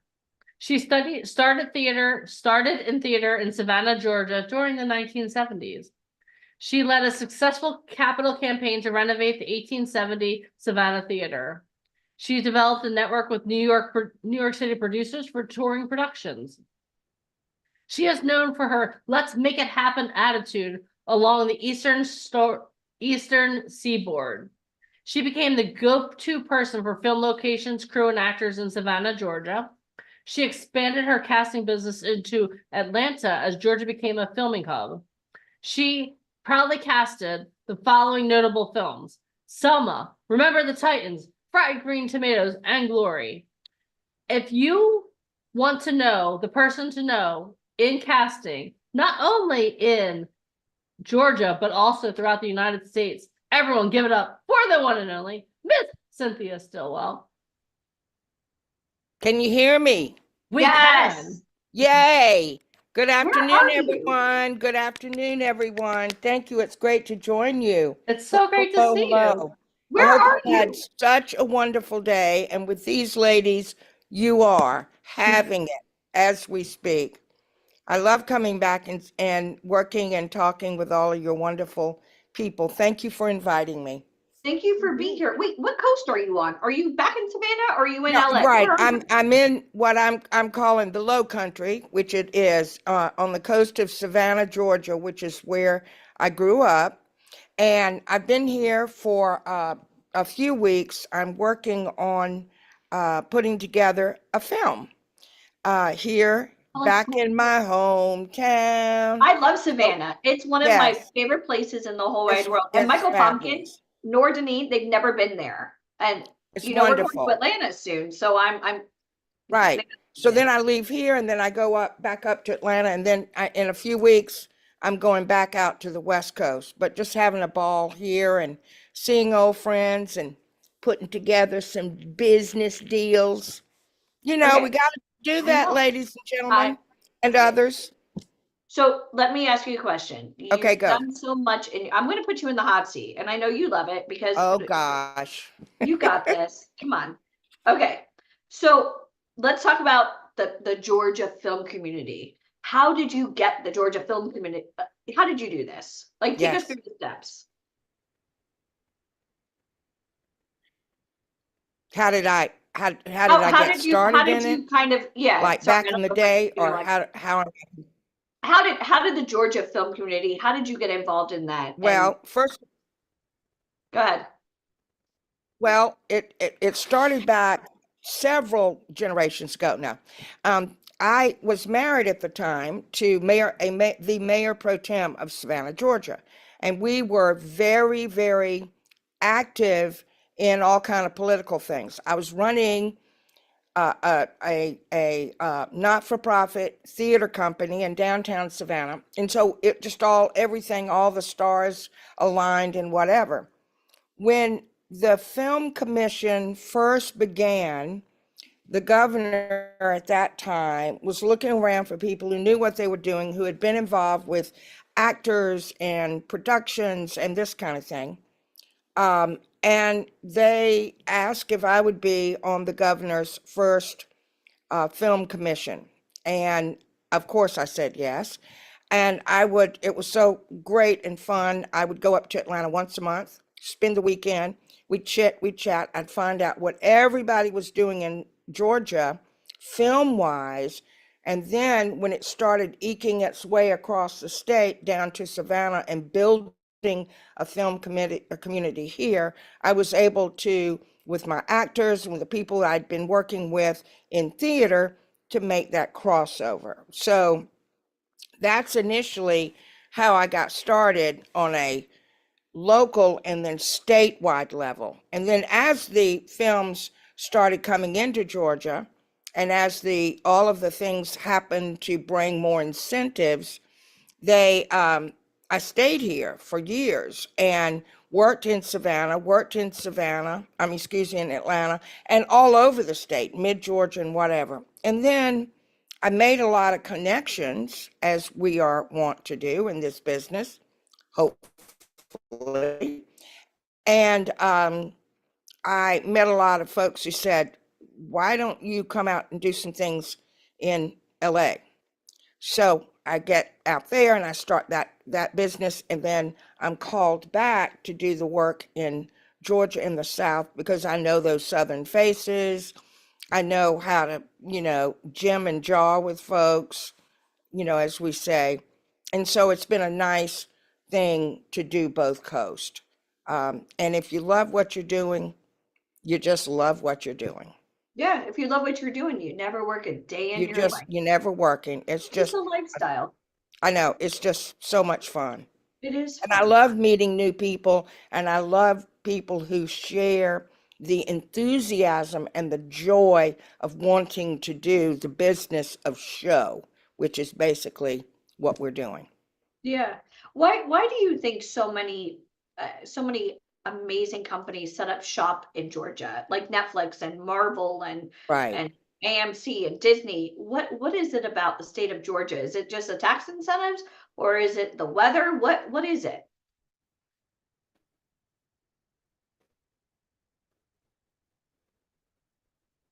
Well, I think it's a lot of things, but one of the state, I believe still in the United States, that offer the kind of incentives, i.e. money incentives. If you come here, we're going to offer you a kind of tax incentive.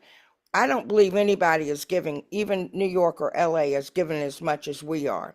That's a huge incentive. And then because being a lot of the small towns who know everybody in it and who have these beautiful vistas, you know, of the ocean and the back rivers and the houses and the farmlands, all of that is real. It's what we call practical locations. I mean, we don't have to build a lot of things. You know, you come to Georgia, you've got it already, and you just dress it the way you want it. You've got these beautiful faces that you can choose from, and what's not to like, right? So I think there's been a huge acquiescence to, hey, let's go to the South and let's do it. In Georgia, they're going to help us make it work. We also don't have the winters like we do in New York. No, Yeah. exactly. We do have the summers, but you know, so what? Yeah. You we get could- used to the heat. It's a different kind of heat here, obviously, on the East Coast than it is on the West Coast. The heat is the heat. The heat is the heat. And can you Yes. handle it? So let's Yes. talk about something else that's hot. Denzel Washington. You've had the privilege and honor of working with Denzel. Can you share with us some of your experiences and casting? Yes. The first time I met Denzel was when I was casting a show called Glory. It was back in 1988. He was an introducing Denzel Washington at that point. He came in along with Morgan Freeman and a few other wonderful people. And we filmed in Savannah and down on Jekyll Island, all over the beaches and whatever. It was in the winter and it was a little chilly because they were all out in the marshland and doing that. If you watch it or if you get a chance to watch it, it really is a beautiful film, a gorgeous film. And they did all of us in the story and the vista very proud. I'm very proud and happy that I had a chance to work with these amazing actors. And we were doing something that at that point, 1988, there was just not a lot of recognition for a Black company during the Civil War from up north to come south and to be able to fight. It was unheard of, and a lot of things, you know, were important to make sure it was truthful, make sure it was, but also make sure that it was told in the right way, that it didn't, you know, it wasn't told in such a way that it was considered racist or let's shut it down or any of that, which was beautiful. And I was very proud. It was a long shoot. It was about 4 months. So those were some long days. But you know what? I still hear from some of those guys and saying thank you. And they've gone through and they're doing, you know, working as actors, as writers, as certain crew people. So it's been a very good experience for all of us, I think. And that was 1988. That was introducing Denzel. And then you Yeah, got to work with introducing. Denzel again. I for did. The Titans. And you guys Then I butted heads did. a little bit, right? That's right. I worked with him in I think it was 2001, I think. Remember the Titans. I think that was 2001. And of course, Denzel had his entourage and all of his folks, and he had gone from this to this. And thank goodness you can see that kind of wonderful talent and that it's lauded and applauded and whatever.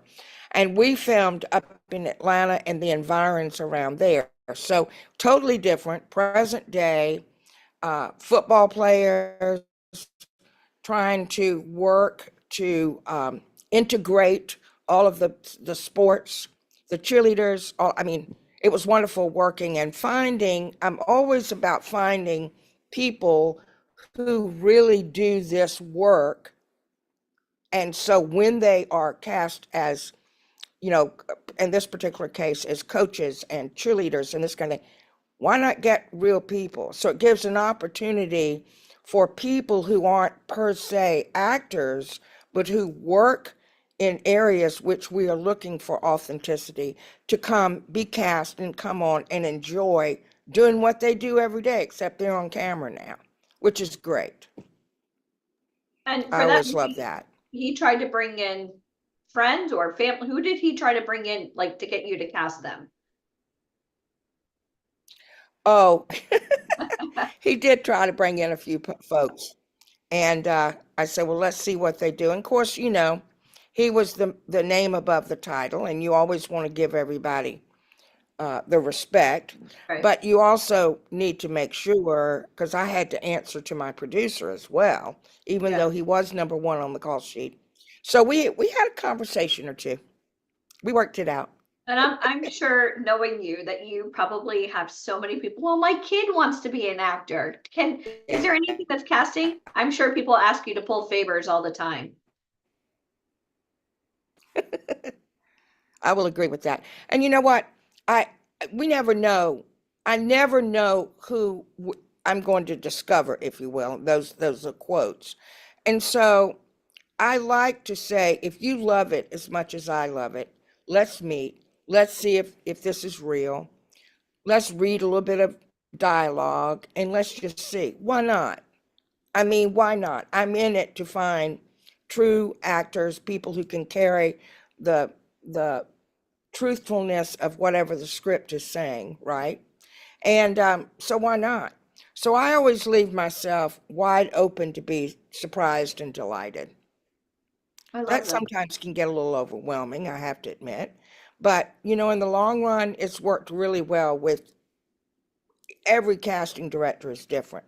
My style is to do that, and I'm happy I do that. Is Open this it up. helping anybody listening that wants to get into actors? A lot of times they fear the casting director, and if anything, well, since I know you so well, you're like, I want it as much as you do. I'm your number one cheerleader. Are you guys seeing this? Yeah, I hope. What are some things that Yeah, you would love to thank you. see on a resume? Any like turn-ons? Anything that you're just like, What's- yes, that's a great. Well, if we're talking several things, if you're approaching me and you want to get involved, and maybe you've done little bits of this and that, Yeah. I think it's important for me to know as much as I can about you. Number one, if I'm filming something, let's say like Remember the Titans, if I'm filming that and you are a cheerleader, you're a football player, you're somebody who works in real life on the field, you play in the band, you do, I mean, give me that background based on whatever it is that film is about. And you'll know enough about it because there'll be a lot of information in, you know, online and in the press and whatever. So give me a reason to look at what you can bring to the table or to the field in this particular case. And nobody has to tell you.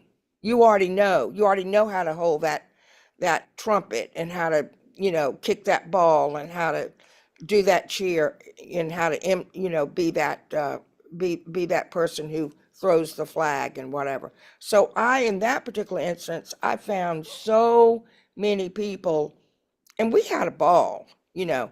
And then I had to also find people to fill the stands. Oh, It was a massive undertaking. So I was doing day players, I was doing special, you know, special like band people and cheerleaders and all that. And then I needed to have people and we played everything at night. So for a period of 3 or 4 weeks, and it was chilly. It was chilly. And we were playing out in real stadiums, watching over and over and over these particular things.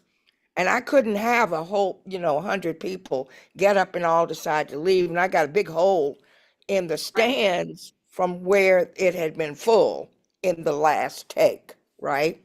Yeah. So it's a lot of, let's be honest, and this is what's going to happen. But I need for you to commit to it too, because my job's on the line and I won't be able to come back and get you in another movie because they'll say, yeah, don't call that Stillwell woman.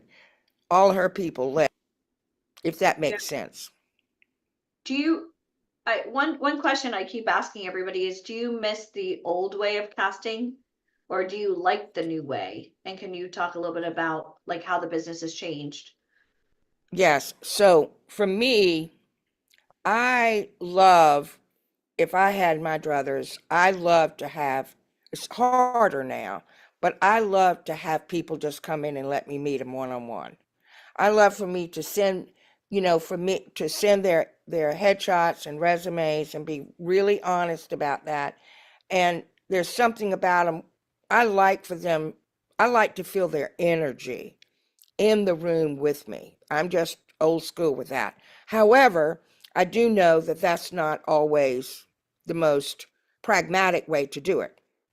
So I'll get people and we'll have, a conversation. We'll have online conversations. We'll have, that kind of thing. I need to know. And then I'll just also go through lots and lots and lots of headshots and tapes and this kind of thing. I think for the most part, when my responsibility is to find someone who's going to be there and dedicated and devoted to making it work, take after take after take, because they're going to come to me, to any casting director, no matter who it is or where they, and they'll say, why didn't you screen these people better?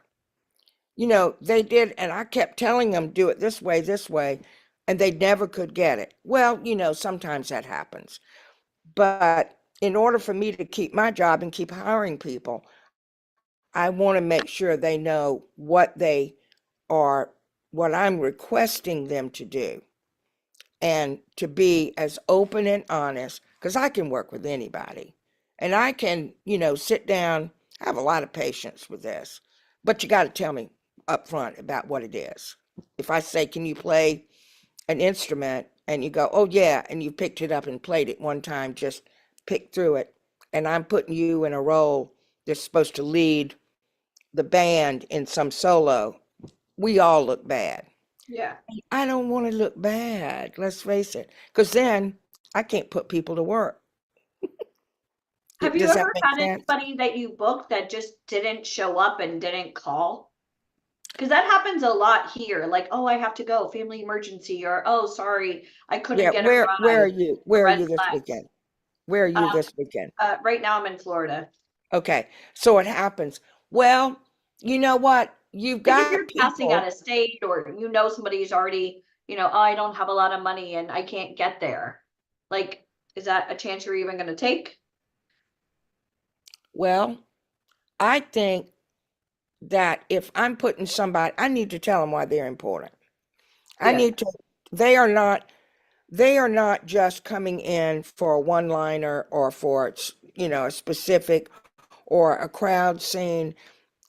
Everybody's important. Everybody's important. So when you back out without calling me and I'm left with a hole in what I call my tapestry of faces, I create each scene a tapestry of faces.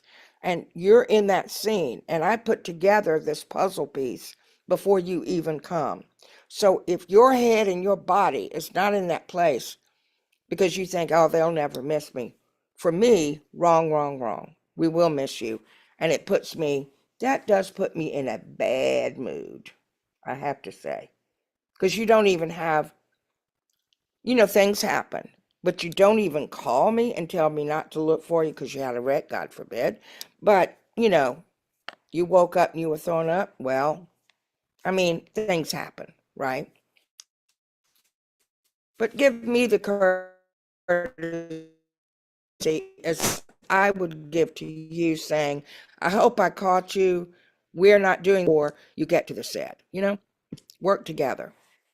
And do people ever ask you how long they would be on set? Yeah, every day. So what do you tell them? What's a proper response until What it's I done? say until we finish. And that could be 15 hours, 16 It hours. could be, Yeah, unless you're a child, unless you're a minor, then right. I can be because the law says how long we can keep the children on set according to their ages, right? But if you are over 17, we're going to say, let's plan for a 12-hour day. It may go into 15. We may have a second meal.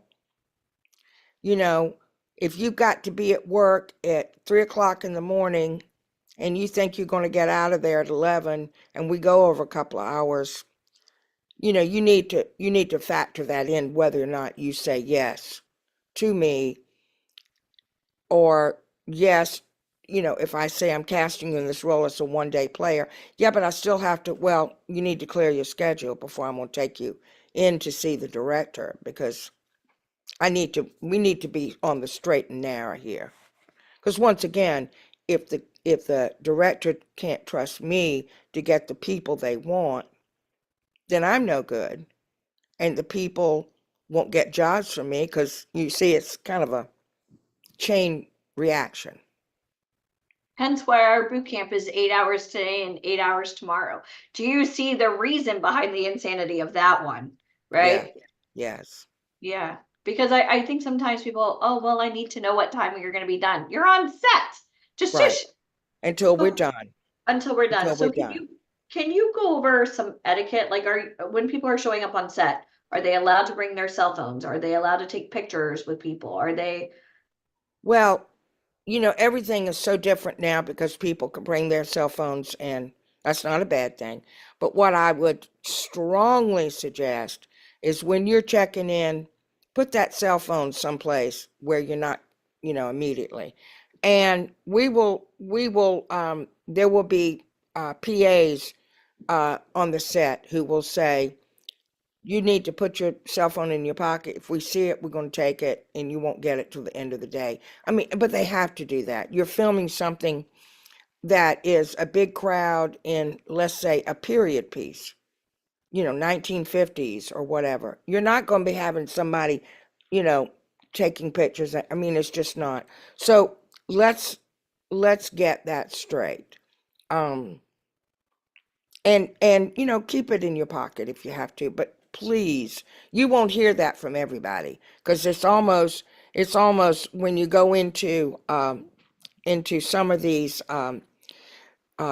shows, these live shows, I think a lot of times they'll say, give me your phone before they go in. I don't know. I've seen that happen. So I don't know of anybody that literally takes your phone, but just be careful. You don't want that to happen. Yeah, you don't want, nor do you want to be the person posting on Facebook or Instagram. Oh my 'Cause God, you will get blacklisted. Yeah, oh, that's it. Goodbye to you will you. definitely get listed across all the states. That You can will, get sued. Yeah, yes, you can. yeah, Yes, you can. can.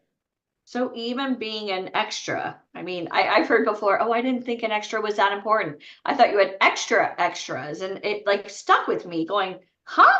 What? Like when you say yes, it's a commitment. And It's a commitment. it's a commitment. All right. Yes. So have you ever had a casting where you chose not to move forward with somebody that now you're like, what was I thinking? Any mistakes or anybody that you've ever passed on, or? What was the first part that I was? Have you ever had a casting before where you chose not to move forward with somebody, or any type of weird casting scenarios where you're like, what was I thinking? Or anybody? I don't think I have. Because you've worked with Ryan Gosling too, correct? Yes. Back in the day. I know your bio. So Yeah.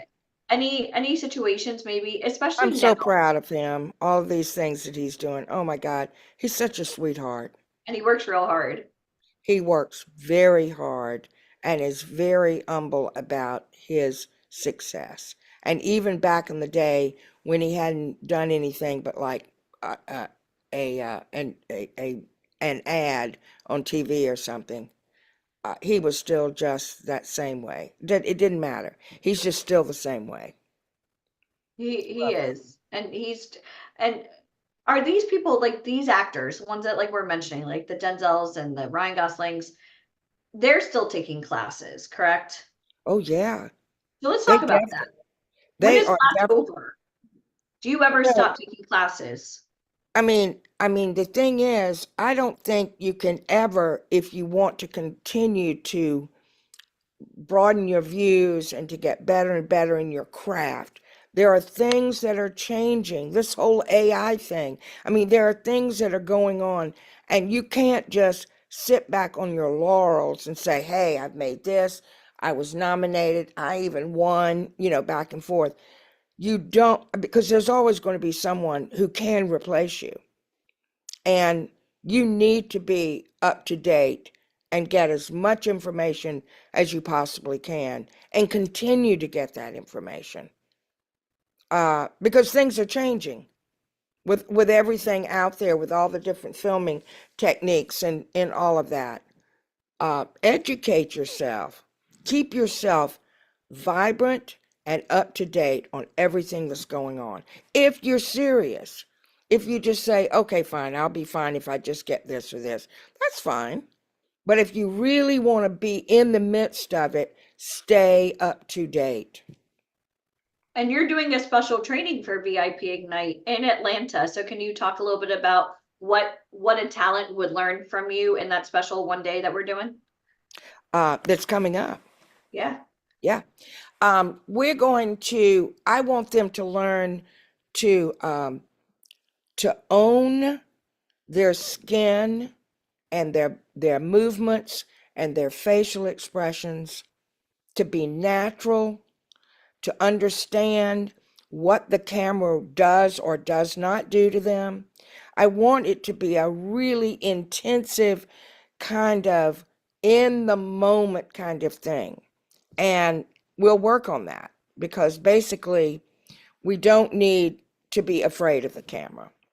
But you could be. It's very obvious you can be. So we're going to work on it and be as natural as we can.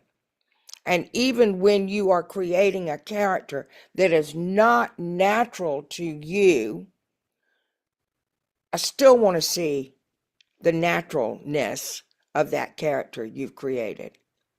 Because I want people to be able, i.e. the director and the producer, to say, whoa, where did that come from? This person is exactly what we're looking for, right? Yeah. And I think that especially in today's world, so many actors are joining every website under the sun. They're thinking that they're getting real breakdowns. You can't get major speaking roles for TV and film as a freelance, correct? Like your castings, you don't post on any website, which I don't even mention. No. So let's talk a little bit about that. Like, why aren't real breakdowns accessible to everybody? Like, why go through agents and managers?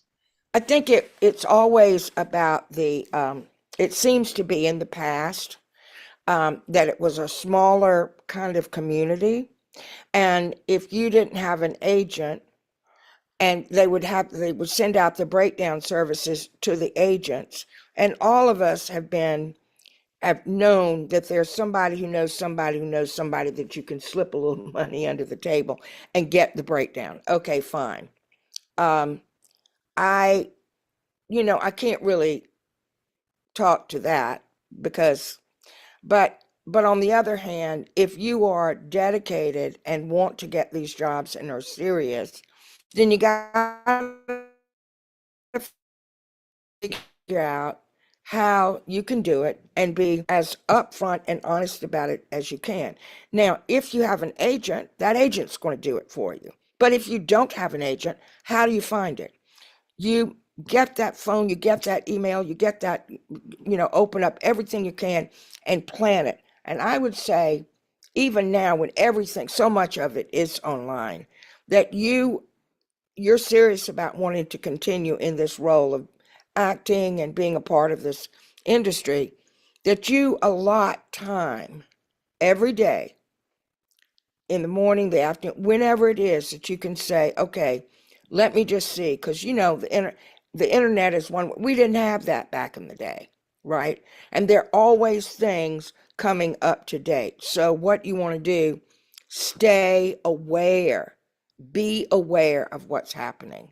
And only you can do that and allot that time. You may only get one thing out of the hour that you spend that day. The next day, who knows? You may get 5 or 8 things or more. But it's a consistency of keeping yourself abreast of what's happening in that community, both in your state, in a place like Florida, Georgia, and whatever, where there's a lot happening, or nationwide. Why not?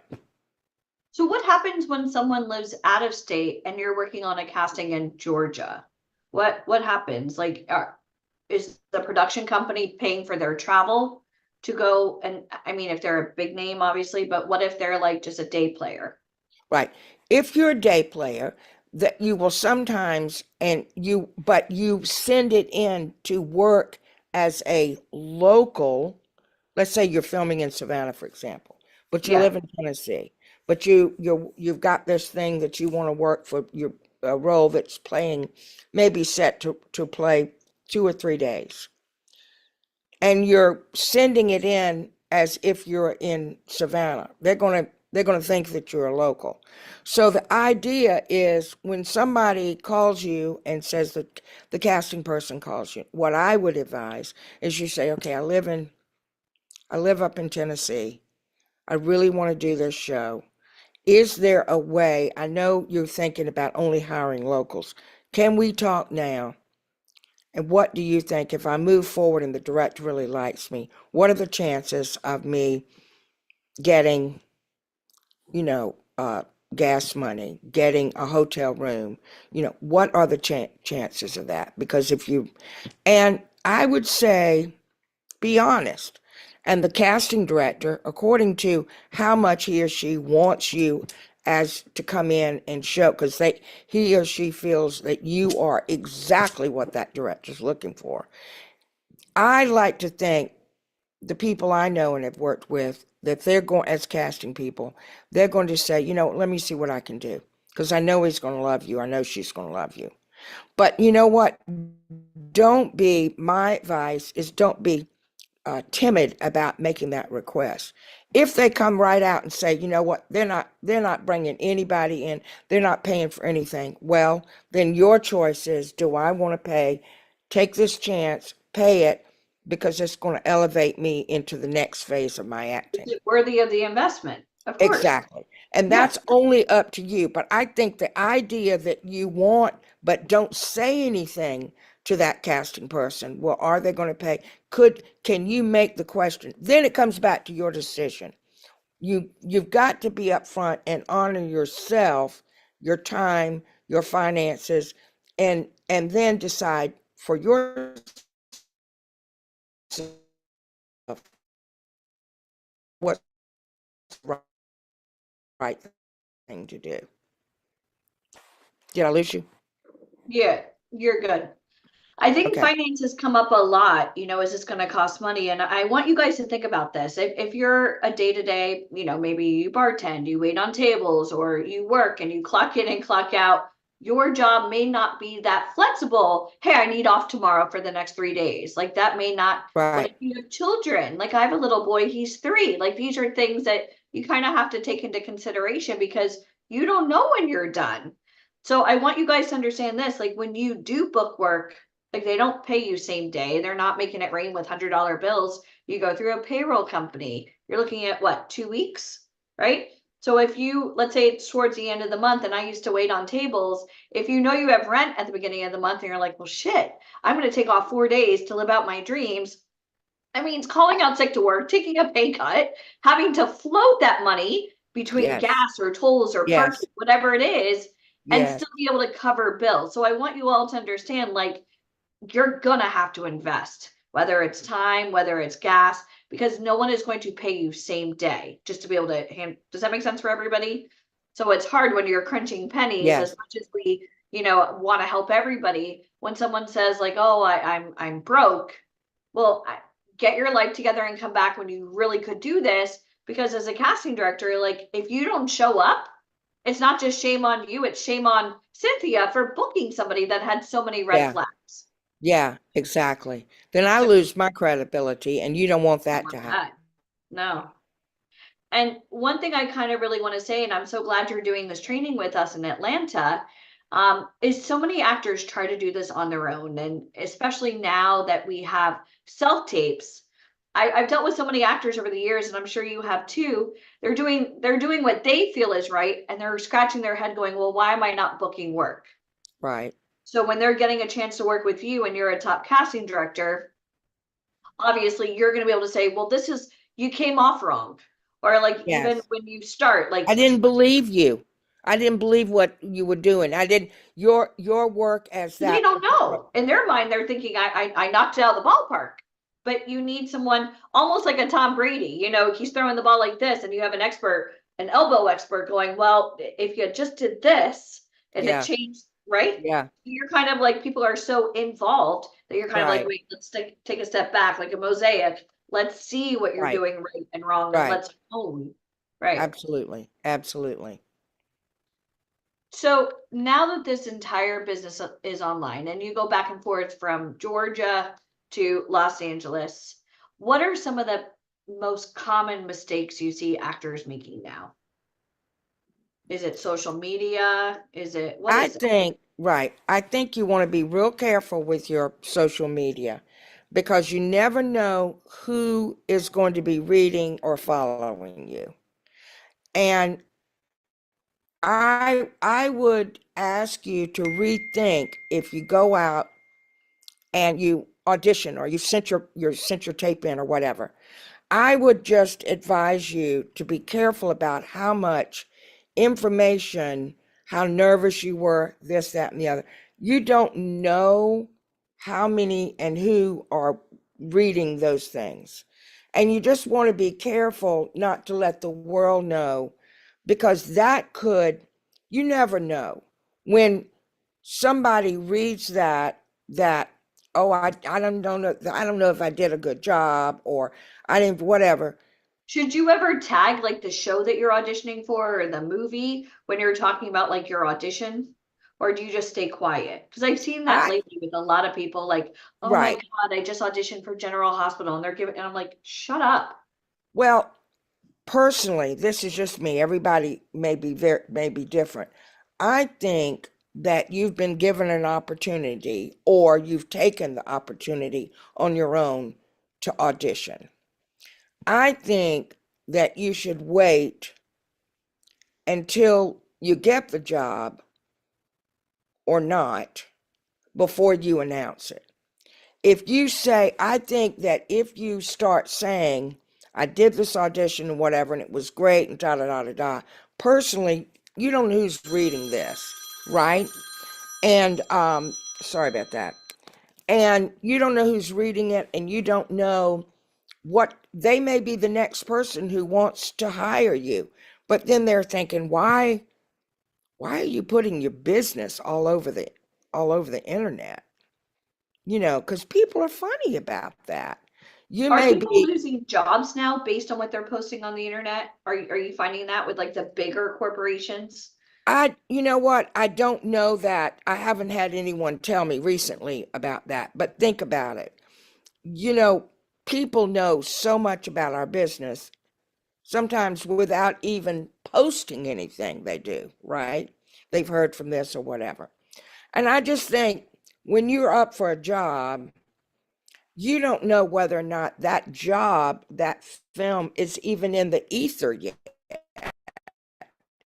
They may be bringing you in and they want it to be kept silent till they get all of their ducks in order, right? And when we cast, before they even, maybe 6-8 months before we even set up a production office. But if you're letting all of these things, you just need to be careful not to start blabbing, quite frankly, too much to people you don't even know who's going to read it. you know? Now, obviously, you've got your buddies. Pick up the phone, call them, text them. You won't believe what I just did. I'm not saying, that you need to be quiet on all of that, but you just need to be careful about what you say and to whom and where you put that, if that makes sense. Right now, you don't want to be careful about how much you let people know in the early stages of this. You don't want, and by the way, you don't know if that director or somebody who's reading all the things online, the director's assistant or whatever, you won't believe this. This person's posting all over the place that he or she came in and met with you and told them what you did in the room. And, oh my God. I mean, I can't imagine that. Thank That could God be the that very person thing didn't that go on says, set. put her on the do not call list forever, right? Yeah. The You just naughty. don't know. Just use some common sense right now. All right, so here's an old age question. People always ask, should they put extra work on their resume? Yes or no?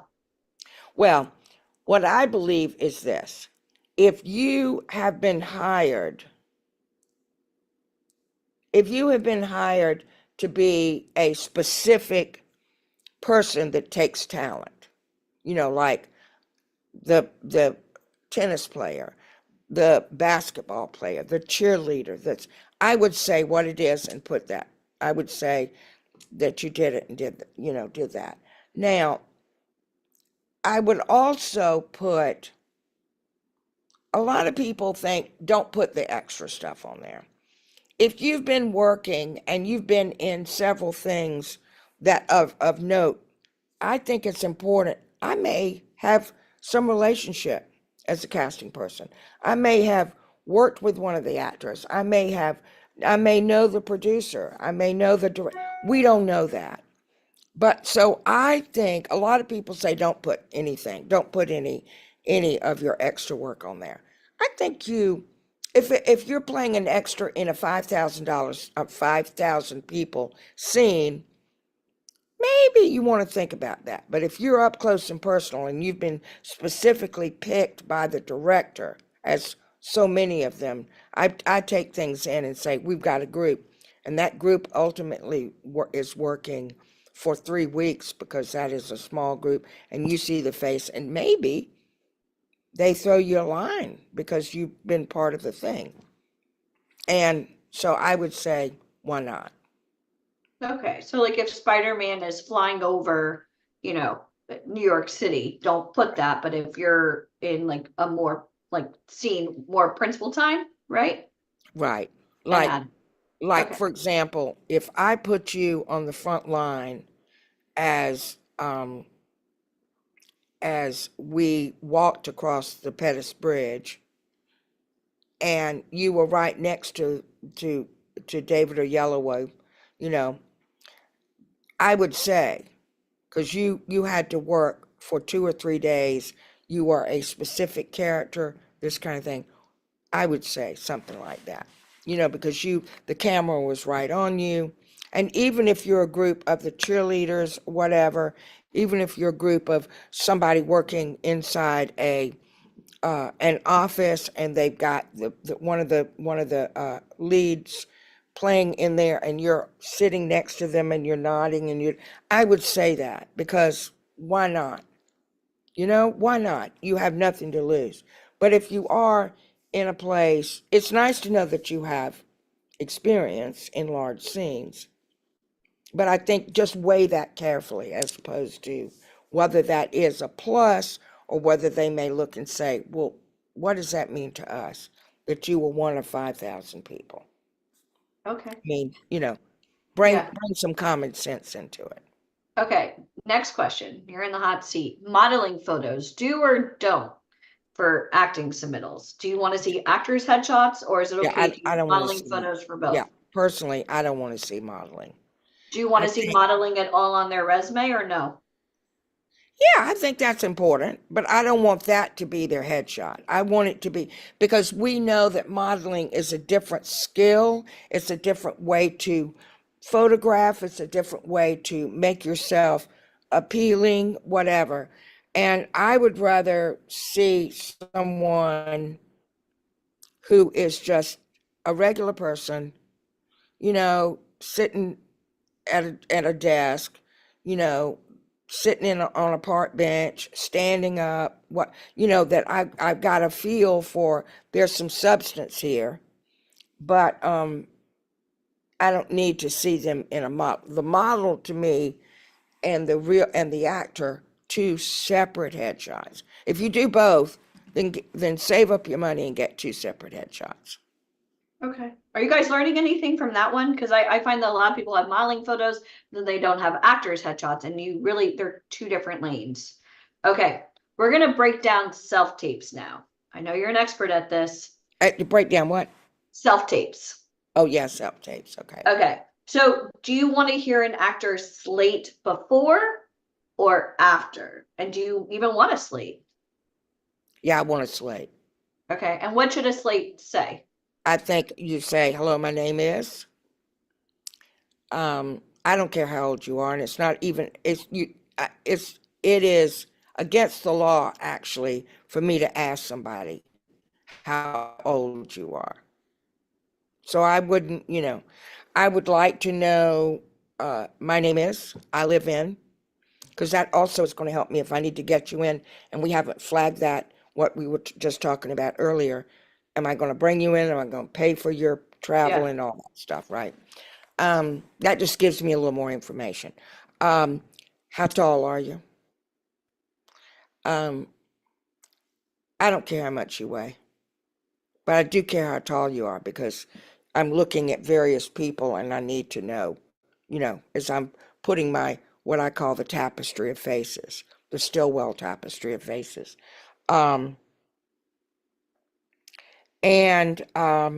That's it. And when me a people are doing smile. their self-tapes, do you want them looking directly at the camera, or do you want Yes. them looking off to the side? No, talk to me. Talk to Talk you. to me.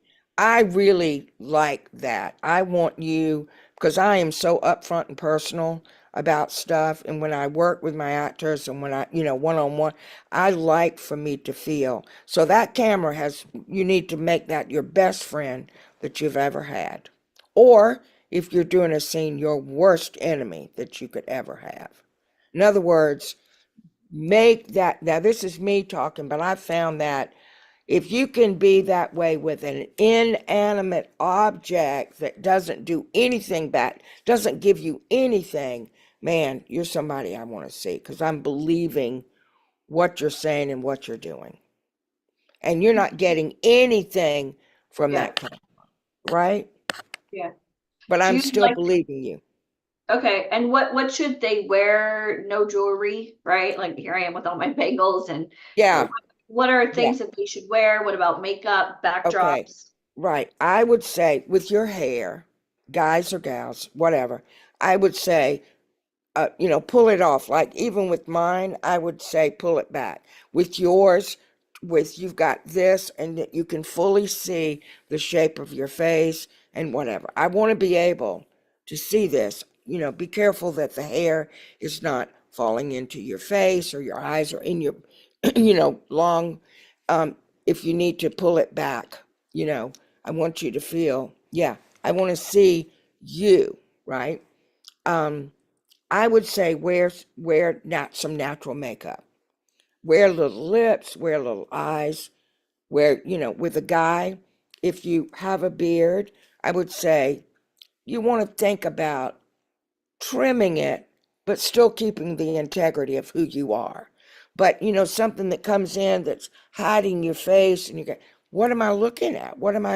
How can I sell you when I can't even see through, the lens to see even part of your face, right?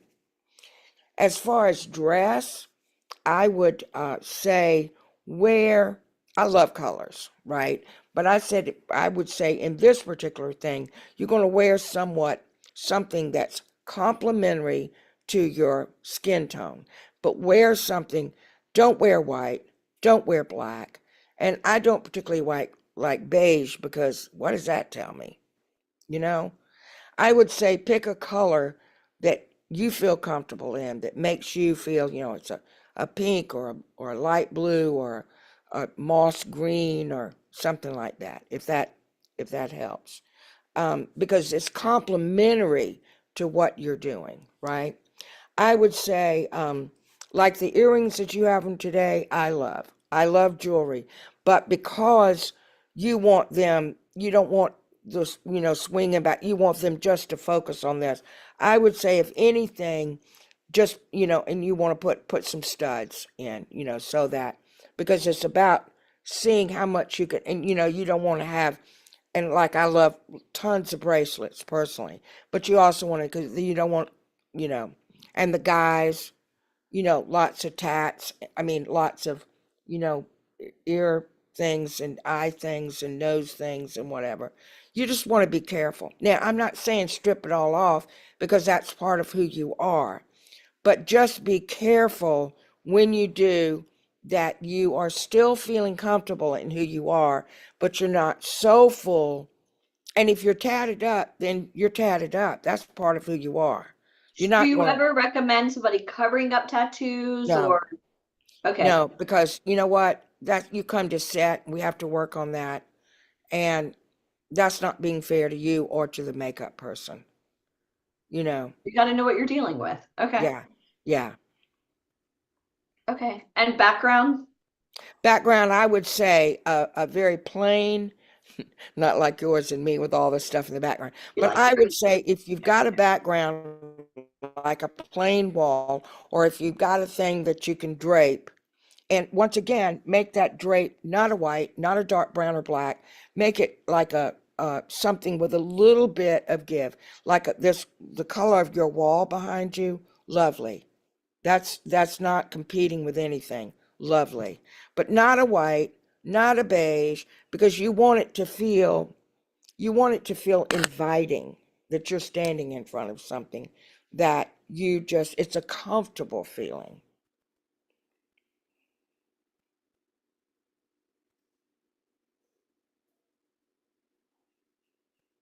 I just got to see yes, because Oh, there I I am. have a lot of Okay. tattoos. Yes. Internet today. Okay. And how important is lighting for you? Lighting is very important. I want to see something, where you don't shadow your eyes. Eyes are the conduit to the soul. And so I want you to have the lighting where they're not shadows on your cheeks where it's coming in. So be very careful with that. And, let somebody who knows about lighting do your lighting for you. And And you you've buy got, we inexpensive all lighting. have people who have done this and know, and you just trade off. You read lines with them and they help you with your lighting.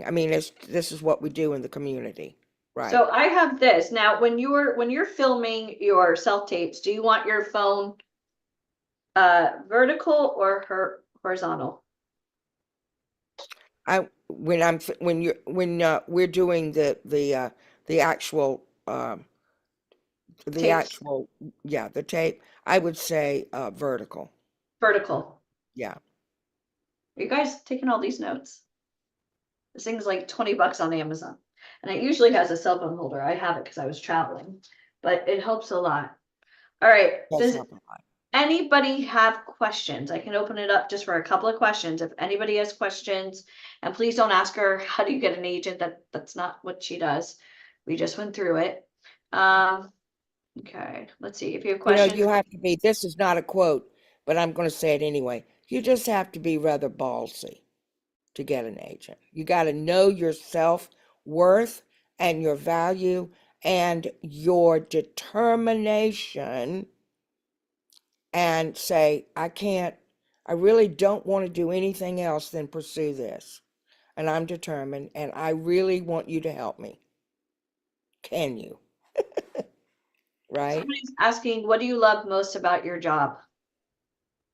How many ways can I tell you how much I love my job? I love working from the very beginning with the script, working with the director, and then going in and finding these beautiful faces that I know are going to make this the script work. It's wonderful. And that's all in the prep.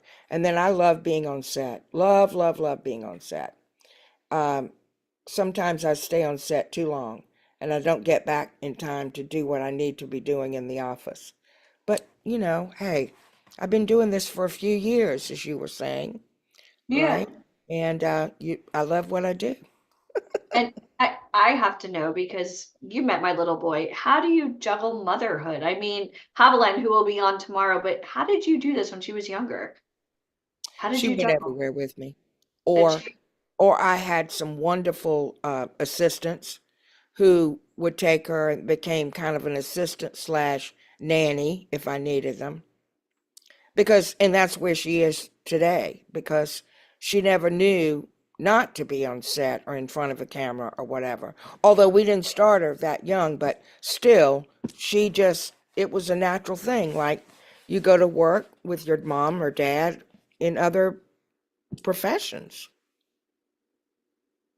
And is it true that your daughter, she was in Selma, correct? And she auditioned? Yes, she No auditioned. nepotism, no nothing, even though you were the casting director? Yeah, well, I also sent her straight in, and then I also on some others, she said, I really want to audition. And she came in and she wanted to, she came in and she just used her first name. And they loved her, and the director and one of them said, I don't know, where did you find this girl? I started laughing. Well, she came out of my womb. Uh, And you guys will get to meet Haviland tomorrow. Haviland's a really good friend of mine. We met oh, is like, she going to come tomorrow? yes, and she was just with us in Hollywood. No. Oh she's my not- God. See, I've been over here on the East want- Coast and I didn't even, oh, how fun. I want to The correct. same- She's the not same actually group? going to be on tomorrow. Oh, The she's same not? group Oh, I as- didn't No, know. no, no. Okay. No, A she was different- She going was just to with the us 2 weeks ago in Hollywood. Yeah. Yeah, that too. I don't want anyone getting on and be like, where is she? How dare you? Because she still does coaching for us. So Haviland starred in Les Mis and Fiddler on the Roof. She's from Broadway, and then she's done so many TV shows, and most notably, Voiceovers. voiceover. She plays Raquel's Barbie's nemesis Yeah. on Barbie's Life on the Dream House on Netflix, and she's What got can like I a say? She huge fan started young. following. She's amazing.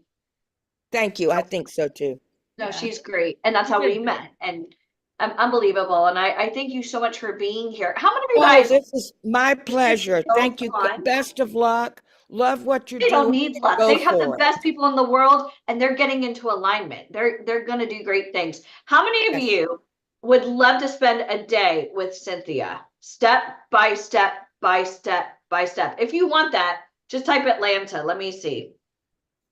And no, just because you're in Atlanta, she's not going to meet with you. That's not how it works. She's not going to invite you to her home. Well, next time we go out there, I'm going to bring Deneen and Mike to Savannah, and you're going to have to show us around, because You'll love it. that's It's fun. been wonderful. It's been Okay. wonderful. I travel everywhere. So if you think, I love what I do, and I love working with people who share the same kind of excitement. So let's do it. Let's do it and be happy with who you are. Yay. I love it. Don't mess with the South. All right. Well, we love you. Thank you, Cynthia. This has been Thank amazing. you. Bye. Thank you so much, guys. Bye. Okay. How awesome was Cynthia Stillwell? Oh my gosh. How amazing has today been on a scale of 1 to 10? Like, how much is your mind blown? My face hurts from smiling so hard all day. Like, I know I haven't been on camera, but I've been behind the scenes and my face hurts from smiling from ear to ear. It's been such an amazing day. So I just want to let you know, we still have so much more to go. We still have a full hour for you. So don't go anywhere. But before we do that, we have something very special going on right now at this moment. How many of you know that Alicia K-Back's episode of Get Down to Business with Karen Harrington is live? But don't go anywhere. Would it be okay? I hear it in the background. Mike's playing it on the My mom just got here. I'll be right back. Okay, well, Alicia, we're gonna play your episode now. Babe, can you put on Fox? Okay. Well, I'm Here. going to. I'm here. Okay, well, we're gonna play Just your putting it episode here. on. So I hear it in one ear. We're gonna hear it here. It's amazing. Oh my god. Oh no. I saw her film this episode.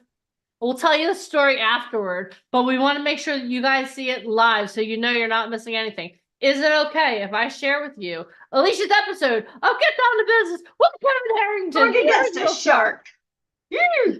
Okay, are you guys excited? Because I'm like My palms sweating. are I'm so- sweaty. Oh god. Okay, so just bear with me here as we do this. Hey mom, do you want to watch it in here? My mom just got Okay, here we go, guys. Let's see here.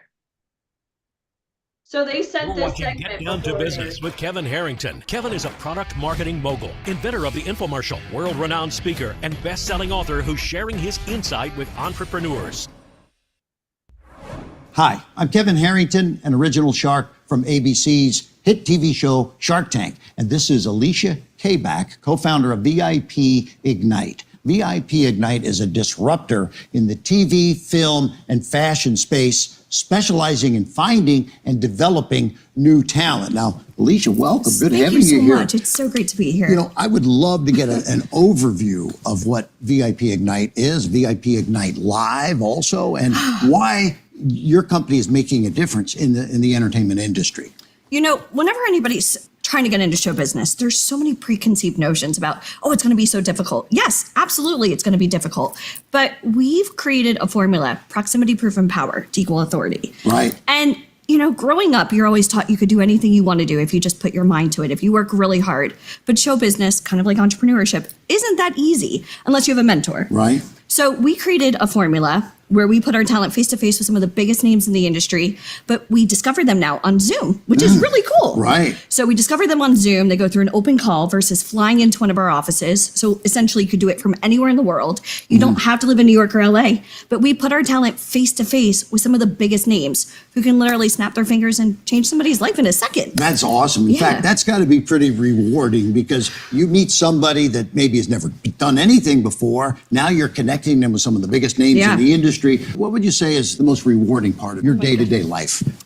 Well, I'm a new mom. I have a 3-year-old, and getting to work from home and getting my child to literally be in the living room while I'm working is unbelievable. But even more unbelievable is getting to walk through Times Square and maybe seeing one of our talent on a billboard. It's happened before. Or recently I was watching a Christmas movie and saw some of our talent in a Christmas movie on Hallmark. Oh, that's so awesome. Getting to see talent living out their dreams. I remember the time that they started on Zoom. Friends and family typically don't believe in them. They don't have any connections. Right. They don't even know where to start. Or perhaps they've tried before and it didn't quite work out. Yep. So we're different. You have a mission at VIP Ignite and a process and a journey that folks take. Can you give me an example of somebody that's been through that process? And you mentioned you saw someone on the movie the other day, but you know, let's talk about that. We had a woman a couple years back. It was right when the pandemic was starting. Came on a Zoom call. She always thought about getting into acting or modeling.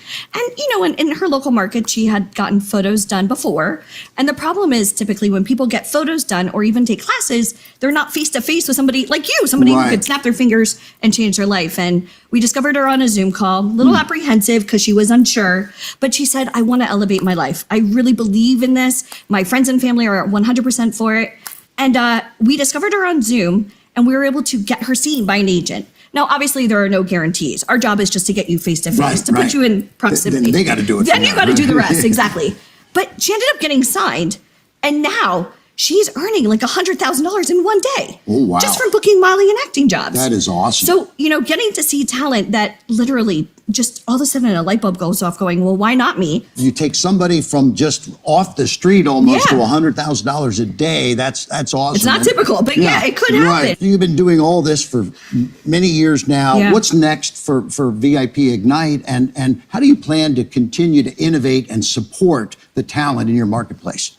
Well, we do have our new book that just came out, Finding Fame, right now, Amazon #1. Oh, nice. Thank Congratulations. You. Thank All you. My amazing business partner wrote it, Michael Fomkin. But we also invest in things like Broadway. We love getting proximity, just being able to be in the room with decision makers, because our talent essentially will build those types of connections.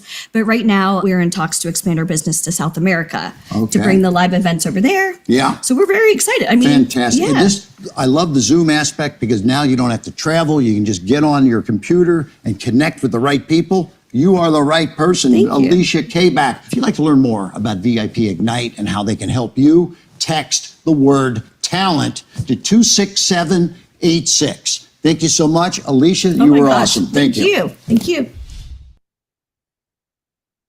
How awesome was hi. Oh, Say hi, Sandy. yeah. I love it. Oh my God, did you just see your daughter on Fox Business? How excited are you? Well, I called her when we were on our way to the studio. I Oh said, my "Mom, gosh. I haven't had coffee and I'm about to go on TV."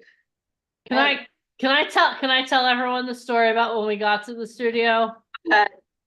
So we get to the studio, right? So Mike, Alicia, and I are there. We're driving. We had to drive like nearly an hour because I don't know if you guys know this. Traffic in Tampa is it's on par with Atlanta, LA, New York. It's insane. So we're driving and it's raining, right? So we're driving and she's like, "I need coffee," and Mike and I were like, "You can't get coffee. We're gonna be late." And she's like, "No," right? So we drive down and like we're all like crazy getting ready to get there. So we get to the studio and it's this absolutely gorgeous studio. And Mike and I get out of the car and we start walking in and Mike's like, "Where the is she?" And I was like, I don't think where she is. And he was like, "Go get her." So I was like, "Hey." And meanwhile, when I walk up to the car, you see her, she's like knocking on the window. She's like, "Guys." I was going like this. So we had a car. We inadvertently, we obviously did not mean to do this, but My part is on Fox right now. Are you on TV, babe? I need to that's be crazy. watching it. So anyway, so we get there and she's like, so we had the child safety locks enacted. So we locked her in the car. And Mike's like, "Where is she?" I was like, I don't know. And she was like freaking out all the way there. I'm gonna be I thought I was having a Mariah Carey diva moment. Like, I'm not getting out. I was like, "You have to get out, Alicia." I was locked in. They were walking into the building and I'm banging We're on like, the "Where door. is she?" So Yeah. that was pretty cool. Like honest, like and watching you sit down with Kevin Harrington. I I was have so so many freaking pictures from nervous. behind the scenes. Like she Never like know. she was freaking out, but as soon I as was she sat totally down, freaking out. she was on stage and she was on it. Well, no, it helps because you were right there. Mikey was right there. They had so many camera people. They had the lighting people, the people doing my makeup. And I was like, "I need coffee now." And they had a coffee maker, but it Yeah. wasn't Starbucks. It wasn't like my coffee. I like espresso. Like, I'm like, bring the dead back to life, like 4 shots of espresso. She's very particular with her coffee. I know. But it was absolute. I think Mike's listening to it in the background in the other room. This is so crazy. I need Oh. So to make sure Jeff has it on. well, if not, we're taping it. He can always come here Okay, and watch good. it. We're filming Good. it. We're filming it. We got the original cut. We got this going on. We got that going on in the Got background. a lot of stuff going on. But how Mom awesome just got here. I was texting her like, "Where are you? My thing is coming on Fox at 5. What are you doing?" well, I do. Sandy made it just on time. Good job, Sandy. Everyone say hi, Sandy. That's Alicia's mom. That's my mama. Awesome. All right.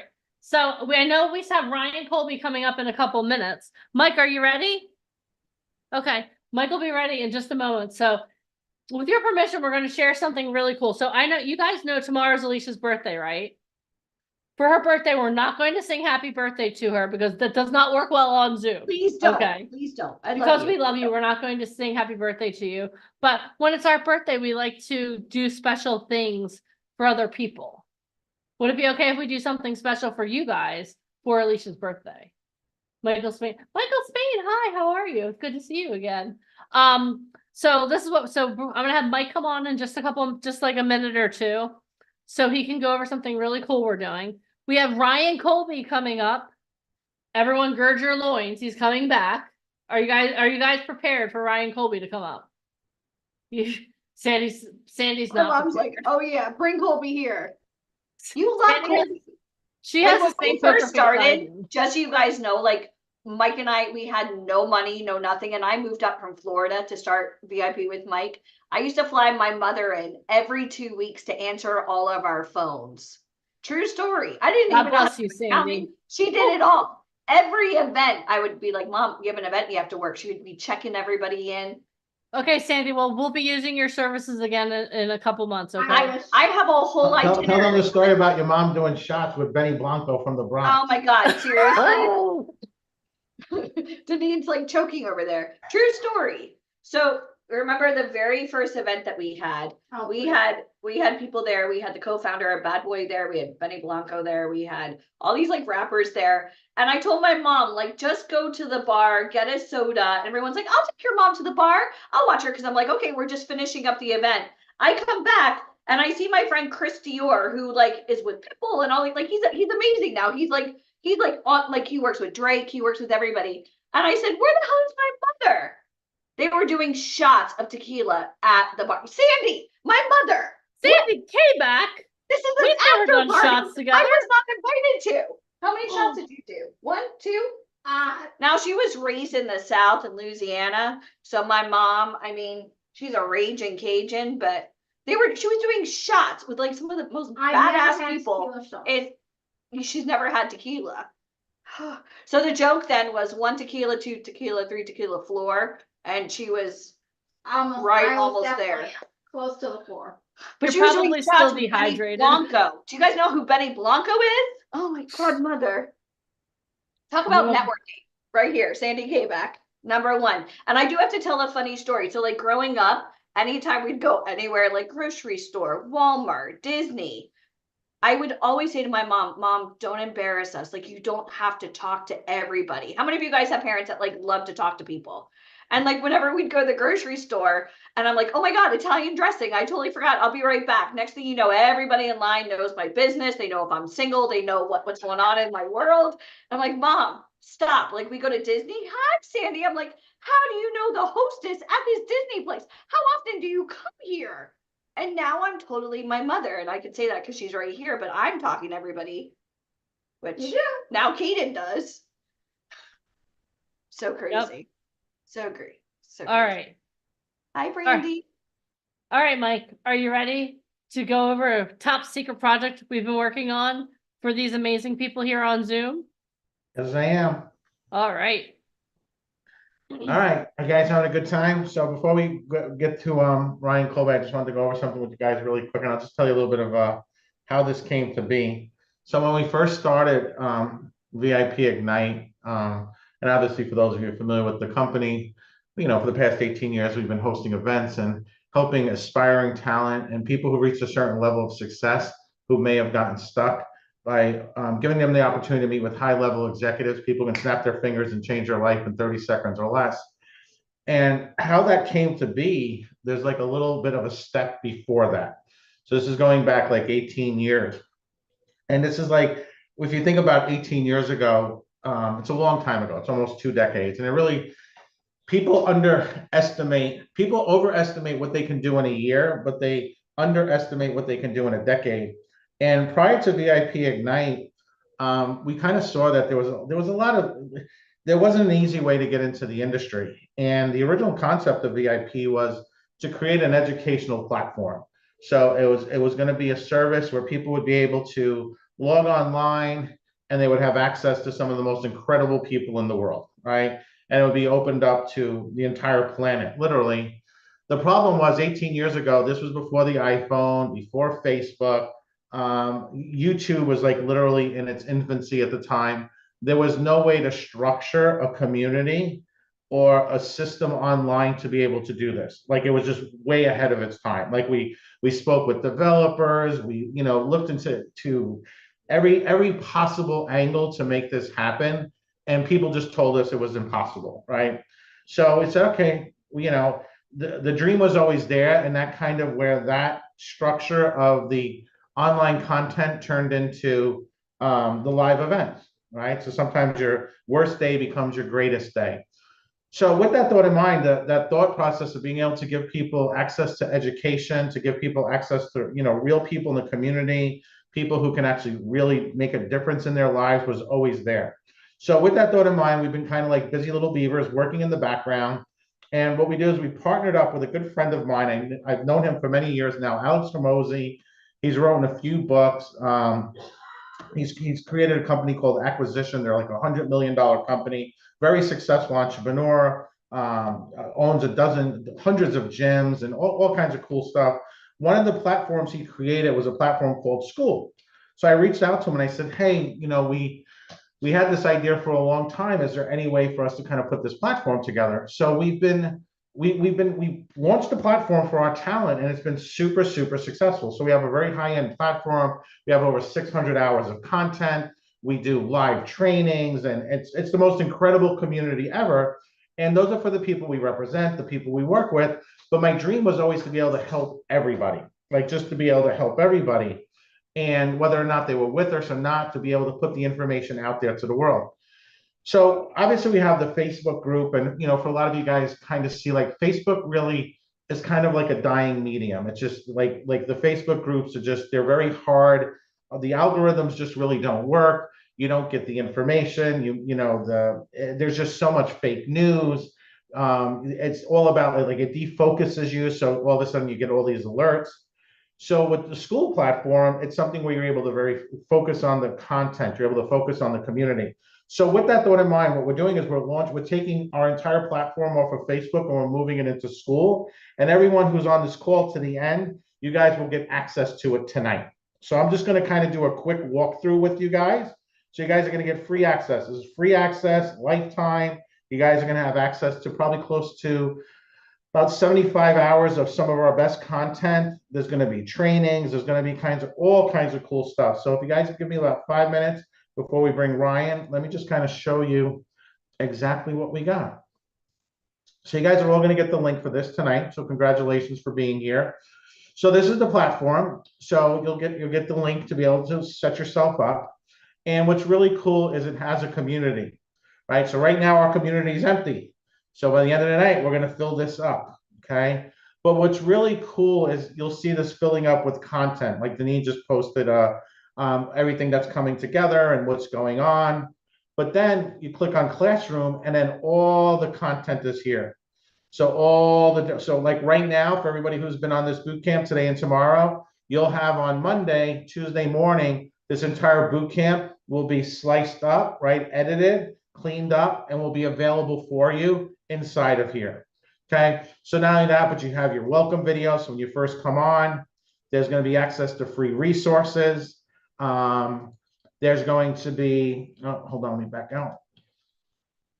A 21-day challenge, we put it in here. So this is literally really cool. This is like all the foundational training, everything from creating a vision board to writing your own monologues, to being able to proposing, advanced strategies, like everything you need to know to get yourself booked consistently, from doing self-tapes to modeling. Some of the most powerful people we've ever worked with in a simple, easy to follow format where you're just able to go through this each day, complete the challenge, right? Like a video like this is about 1 hour and 15 minutes, but it's going to give you super, super high end, some of our best content. And it's all right there. There's a special module with videos from Alicia, right? Talking all about the company, giving you some of her best advice, going over scams or no scams, right? The 3 events that changed her life, finding your why, talking about some of our success stories, actually going through a lot of our success stories. You'll have access to our podcast,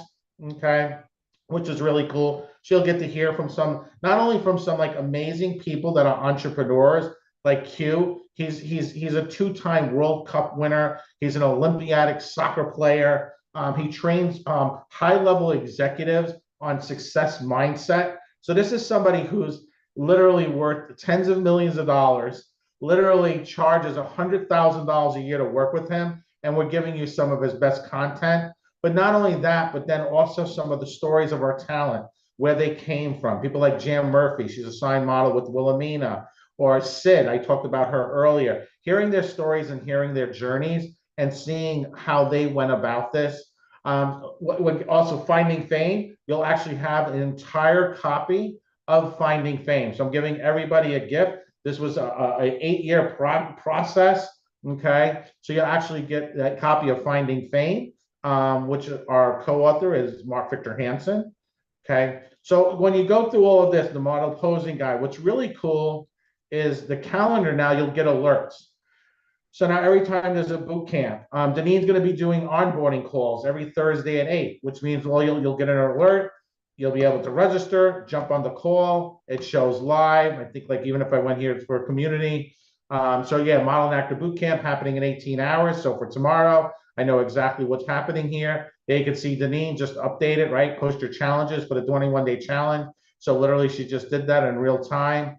But what's really cool is you're able to post here. You're able to interact with each other. You're able to answer questions, discussions, okay? So now the calendar, oops, hold on.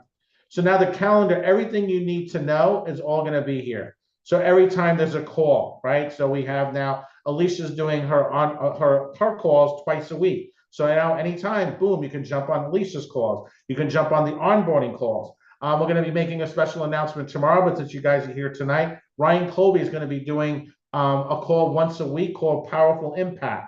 And what that's going to be is updates on the industry, trends, and current castings he's currently looking for. So things he's looking to fill in for, people he's looking for, where the industry is headed. So this is like literally your own private access to some of the most powerful people in the industry, content, and so forth. And then here you can see all the members, you're able to interact with them. But what's really cool is it's a gamified system. So by you interacting with people, by you posting questions, by you posting answers, by you clicking like, just the simple little things that you're doing to show you're interactive, what it does is it starts opening up levels. So you go from first level, you get access to Finding Fame, to the model posing guide. You get our access to our ChatGPT prompts, top 50 monologue. And each one of these not only has content, but videos and downloadable guides. But what's really cool is once you get to level 9, you get to have a free fashion photo shoot. So literally you pick any one of our cities where we're doing an event, show up and get a photo shoot done. So everybody who's a part of this, not only am I giving you all this content for free, not only am I giving you access to all of the people we work with for free, but I'm also giving you access to a photo shoot, right? Just all you have to do is show up and learn. Literally, that's all you have to do. So this has been something that's been a dream for a long time. I'm really proud to announce this. Definitely give it up for Deneen and Allie, for our whole team, because they've literally been working on this for the past month. Literally right up until about 5 minutes ago, Deneen was filling in content, making sure everything's working and running. So we're gonna drop the link at the end of the night tonight for you guys to have access to this. There's going to be a special challenge that Deneen's going to have access to. Everyone who's on this call will be able to do the challenge. Trust me on this. But this is going to be huge. This is going to be life-changing. And this is something I'm really proud of. And this has been 18 years in the making. So I just wanted to share that with you guys. I'm going to turn this back over to Alicia and Deneen, because I know we have Mr. Ryan Colby. We still have some huge announcements to make at the end. And we're going to do a Q&A. So for those of you who have some questions, some burning things that you want to know about the industry, Allie and Alicia will be available to answer questions at the end of the call tonight. And then tomorrow we'll go over the itinerary for tomorrow. If you thought day 1 was cool, this was nothing. This was just foundation. Tomorrow was transformation. So if you thought today was cool, the free gifts, everything we're doing, tomorrow we're going to 10x everything. With that thought in mind, guys, my name is Michael Fompkin, and I will see you guys bright and early tomorrow morning. And I will see you on school tonight, because I will be there sharing some cool stuff. Bye, guys. Woo! Now you guys know what I've been working on all day. How awesome is that? How excited are you to have that resource at your fingertips?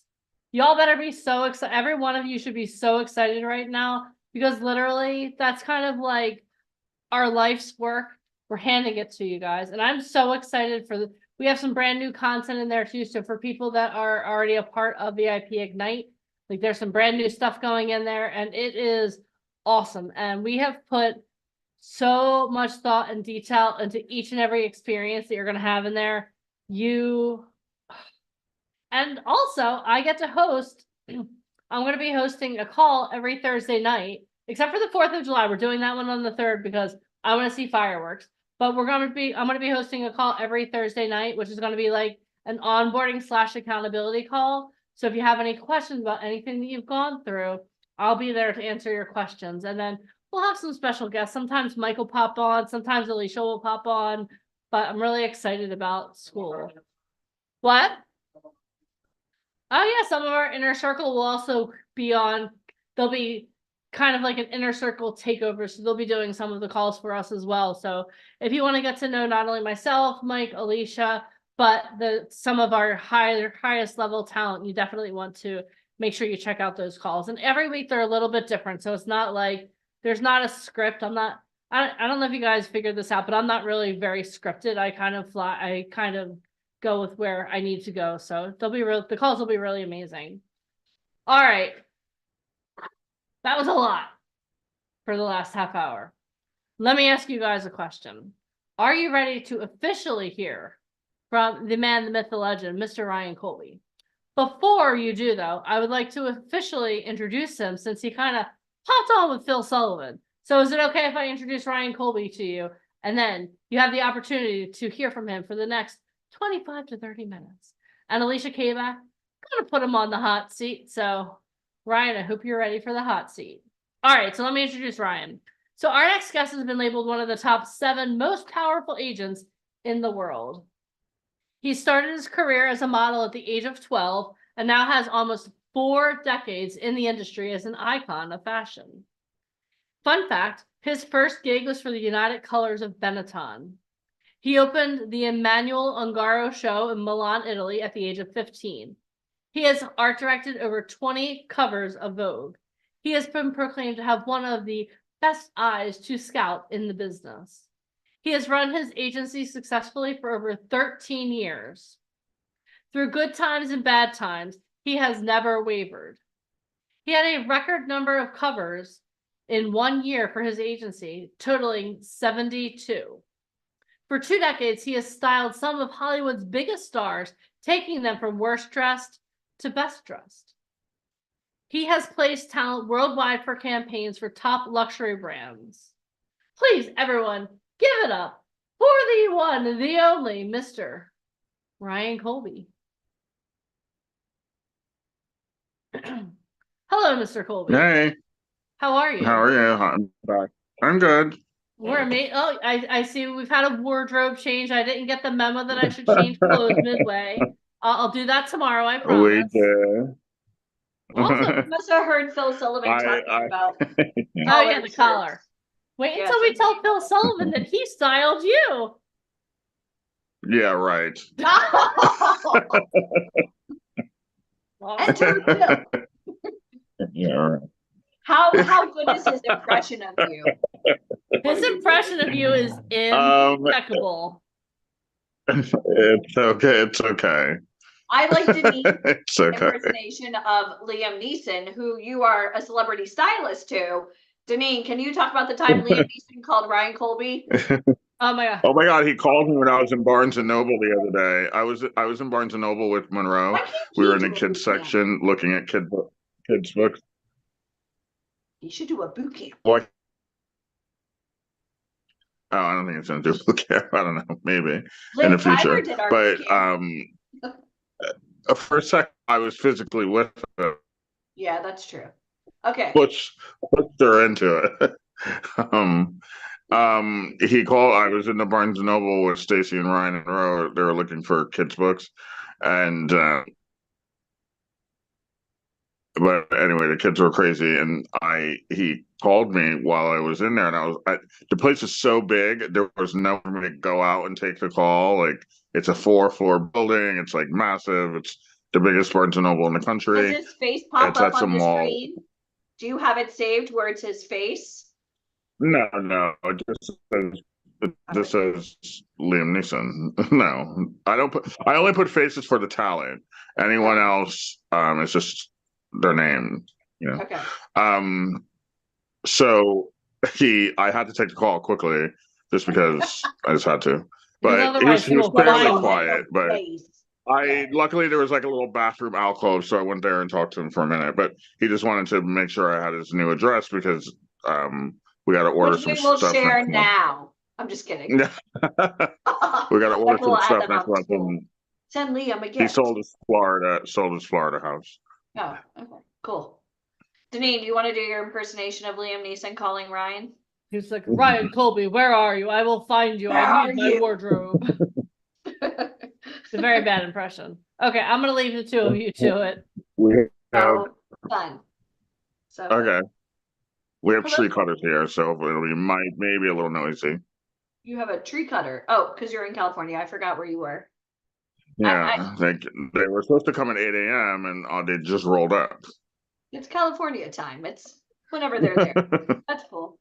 Brian, so you're a New York agent and you also now split your time in LA. As far as somebody just moving to New York or LA, what does LA want to see as far as models? Give me some of that versus New York. LA is more athletic and skin and teeth oriented, where it's a little more smiley, athletic, commercial, shorter models prevail here more. Because there's a lot of lifestyle here, there's a lot of commercials here, and shorter is fine for that. The more diversity in age is fine here. They'll do commercials with children and elderly people and different shapes and stuff like that. So it's a little more diverse and commercial oriented than New York. New York is more fashion oriented. There's still plenty of commercials there, but it's the faces are more character driven.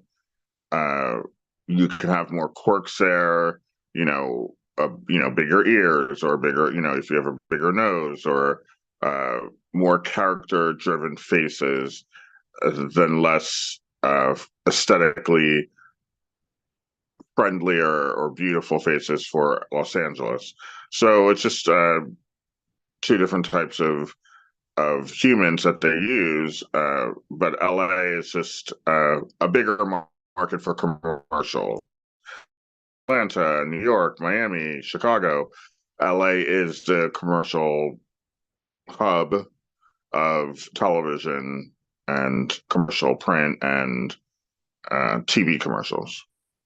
So if you were to work with somebody and they didn't live in LA, but that's where the job was, can you go over like the submittal process and when one knows is the best time to move to one of those locations?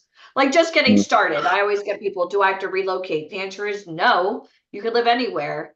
But no. Go ahead. Well, some clients will see out of town talent if they have the budget and if they have the time. Like if the commercial or the TV job is shooting in 2 weeks or something, they may not care.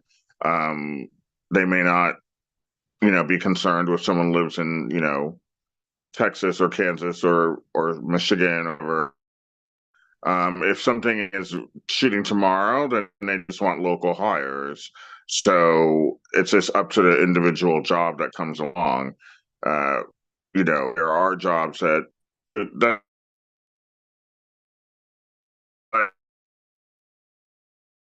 we're shooting tomorrow, the next day we don't have time for flights and we don't have time, so they need to live within an hour of Los Angeles.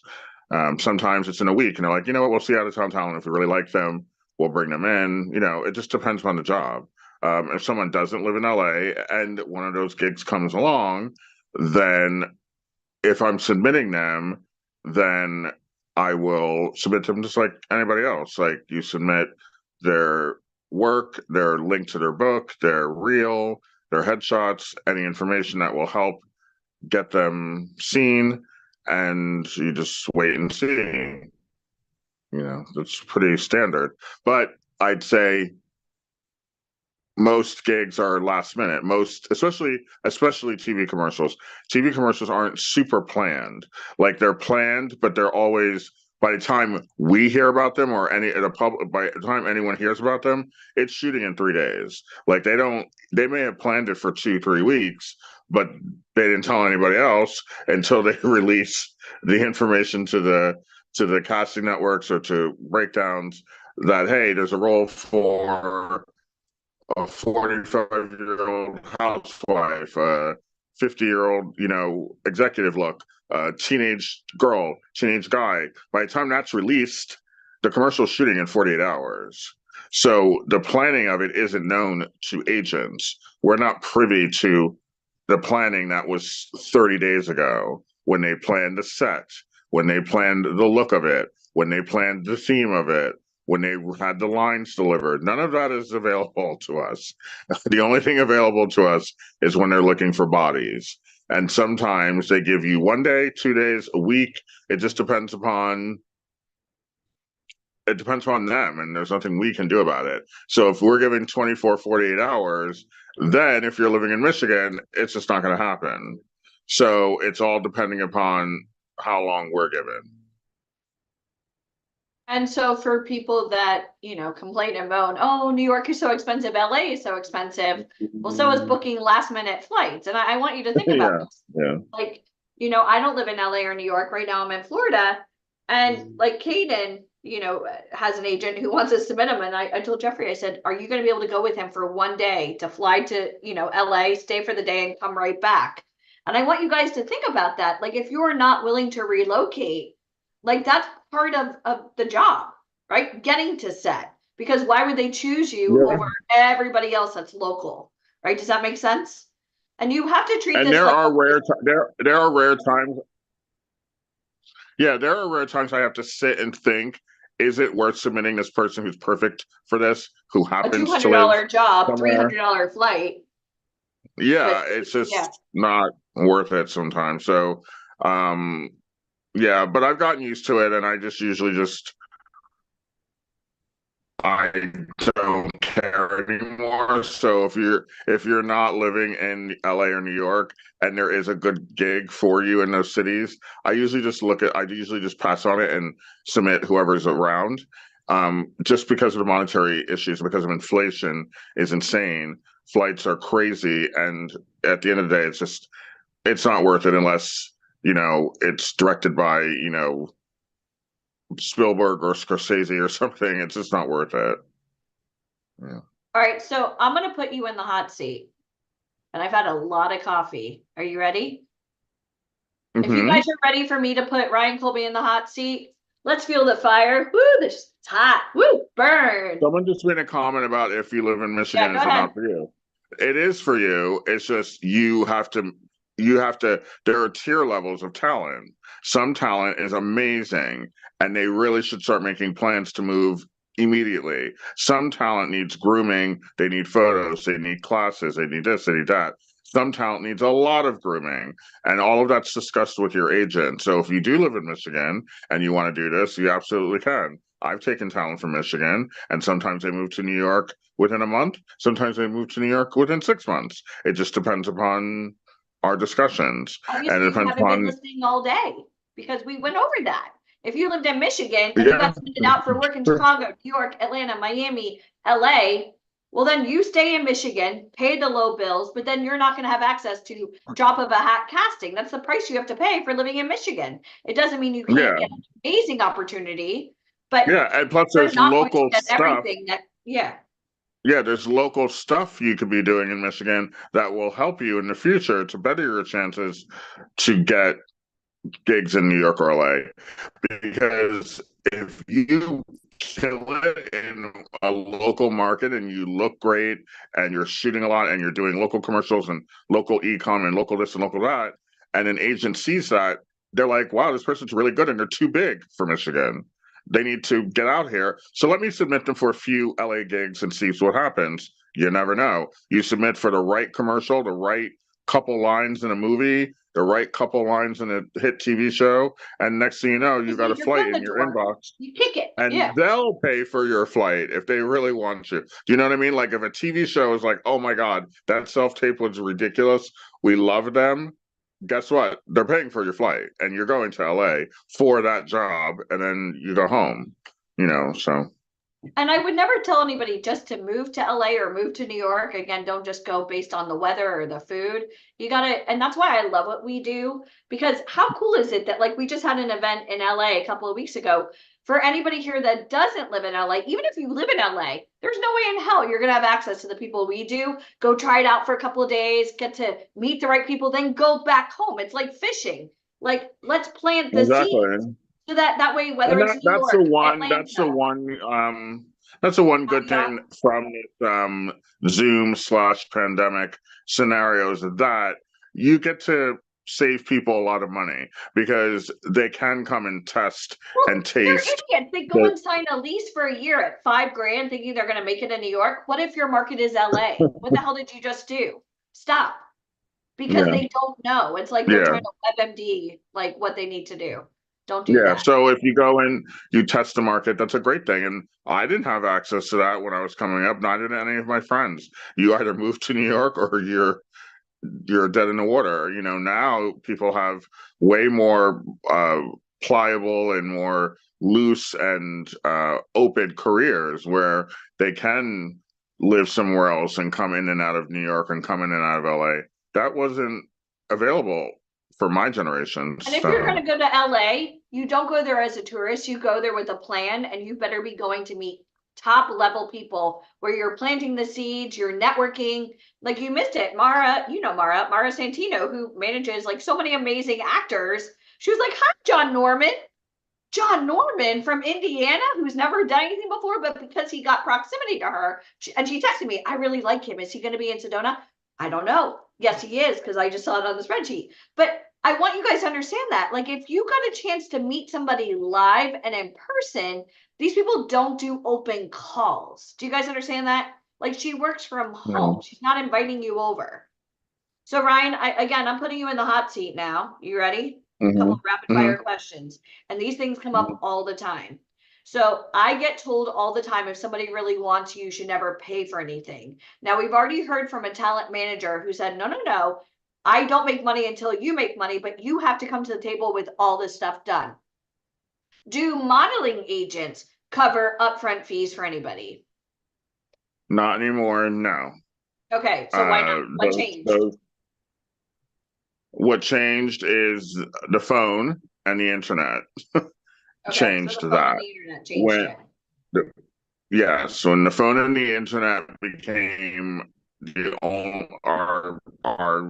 literally our oxygen tanks, it provided lecherous and weirdos access to anyone on Earth, and models are not exempt. So therefore, it created a funnel and a path to contact talent and do things behind agents' back. So therefore, ungrateful and irresponsible models would start doing things behind the agent's back, and basically agencies became sick of it. And so therefore, they cut off the funds.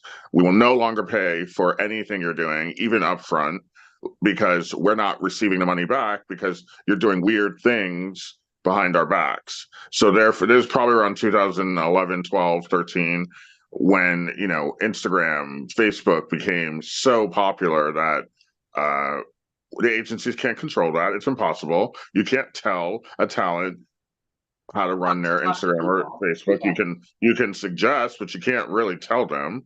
And agencies are like, okay, fine. You want to collectively be weirdos and do weird things? Well, now you got to cover everything up front and have fun with that.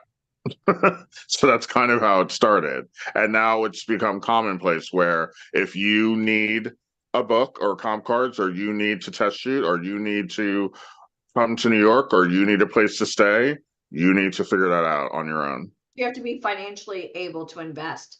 And even getting photos done, we have people on here from Texas and North Carolina.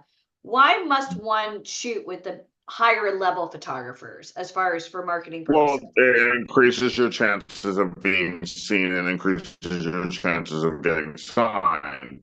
If you shoot locally, that the 95% of the local photographers you may know or hear of aren't talented enough to get you images to impress or even catch the eye of an agency in New York, Atlanta, or LA. So why are you wasting time? Now, if you shoot with a high-level photographer, you still may need work and you need to shoot more, but at least the images are competent enough to get the attention. They're like, okay, this is a good start.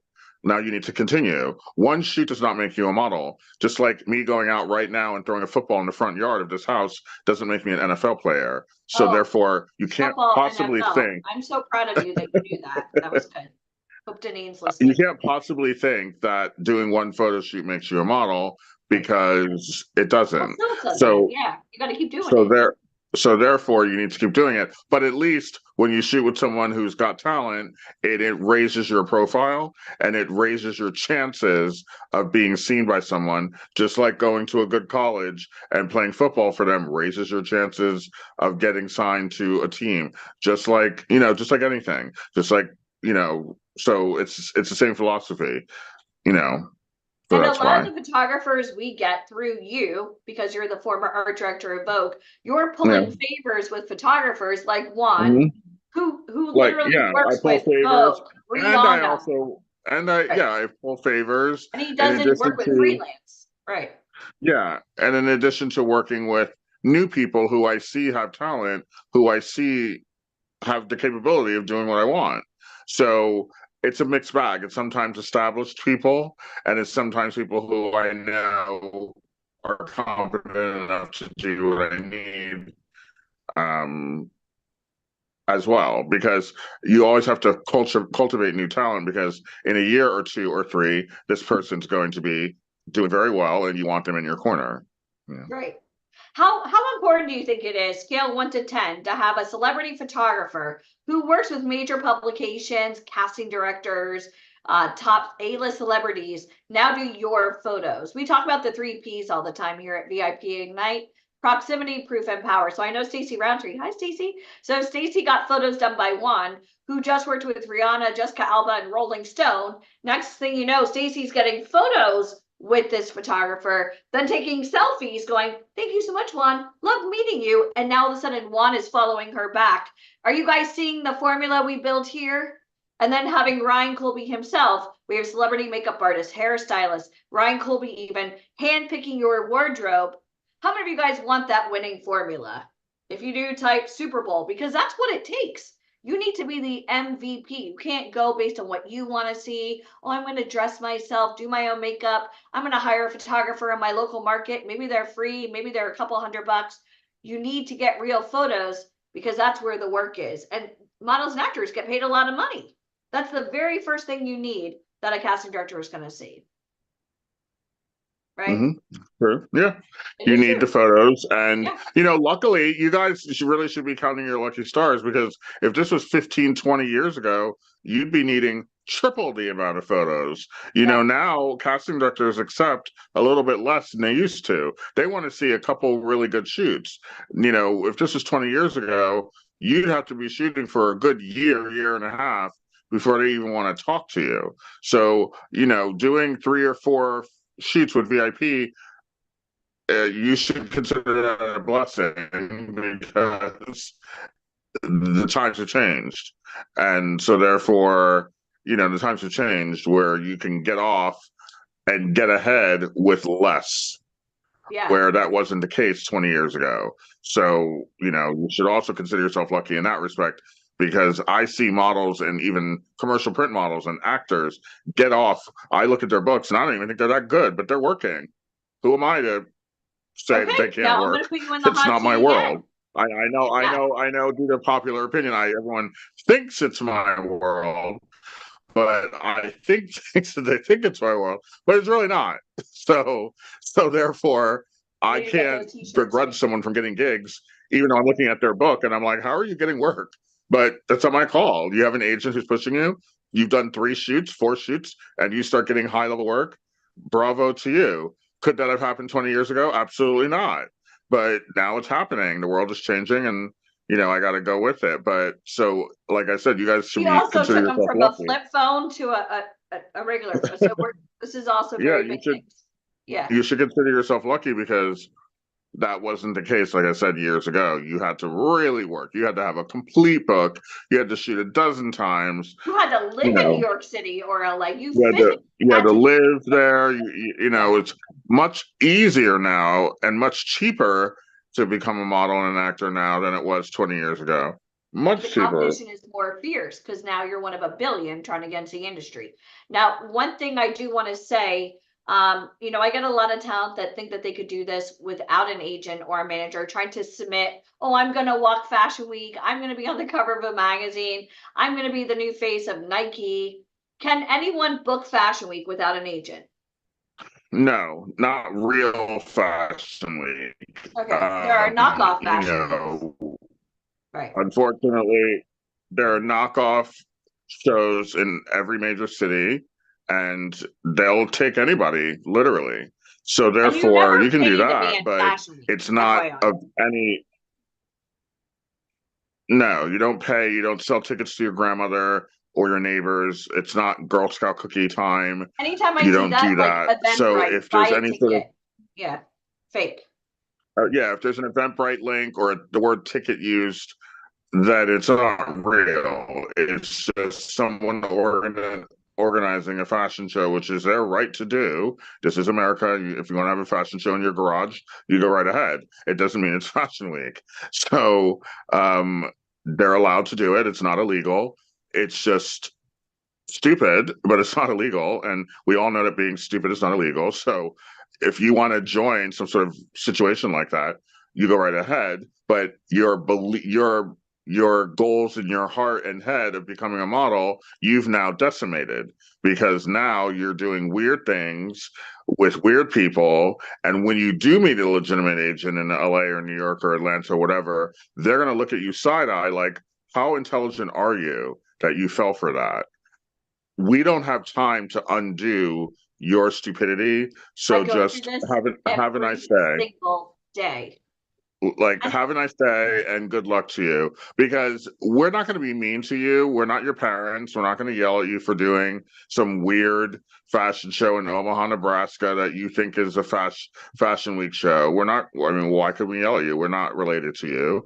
But what we can do is side eye you and talk about you behind your back and be like, you're not coming here to my agency with that baggage in your suitcase, because that's what I have to undo, and I don't have time for it.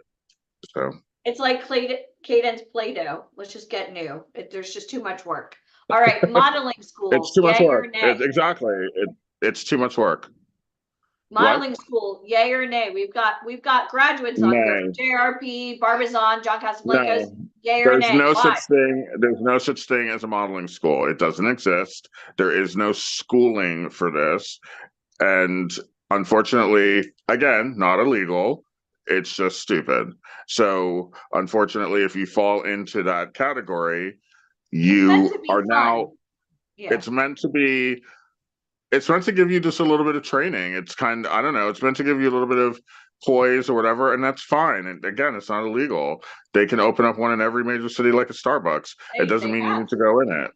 But the point is that it makes an agent look at you side eye, because if you fell for that, we don't have time to undo that kind of damage, because whatever they taught you isn't real to the industry. And now we have to spend time fixing that, and you may not be worth it. And you can't put that on your resume. I know a lot of clients that don't even want to see that. Is that true? Yeah. No, they don't want to see that, because, again, they have to undo the damage. When you're a model, when you're a real model in New York or LA, there is no training for it. The training is you have a job on Wednesday at 9 o'clock. That's your training. You know, there is no pre-training to it. You know, it's one of the few jobs that you don't need it. You need training go over, like, to be a etiquette, surgeon. what to wear for castings, things like You that. need a training. You need to be trained to be a surgeon. You need to be trained for other jobs. You know, you can't just start holding scalpels because you feel like it. But, you know, that's a different kind of job. Modeling is one of the few jobs where you kind of learn on the job. You learn when you get a gig. The photographer and the team there will tell you where to stand, what to do, and eventually you'll learn it and you'll do it yourself. So it's kind of a good thing that there aren't such thing as modeling schools. Unfortunately, there are, because people have learned that you can prey upon someone's desires and make money off of it. It's not illegal.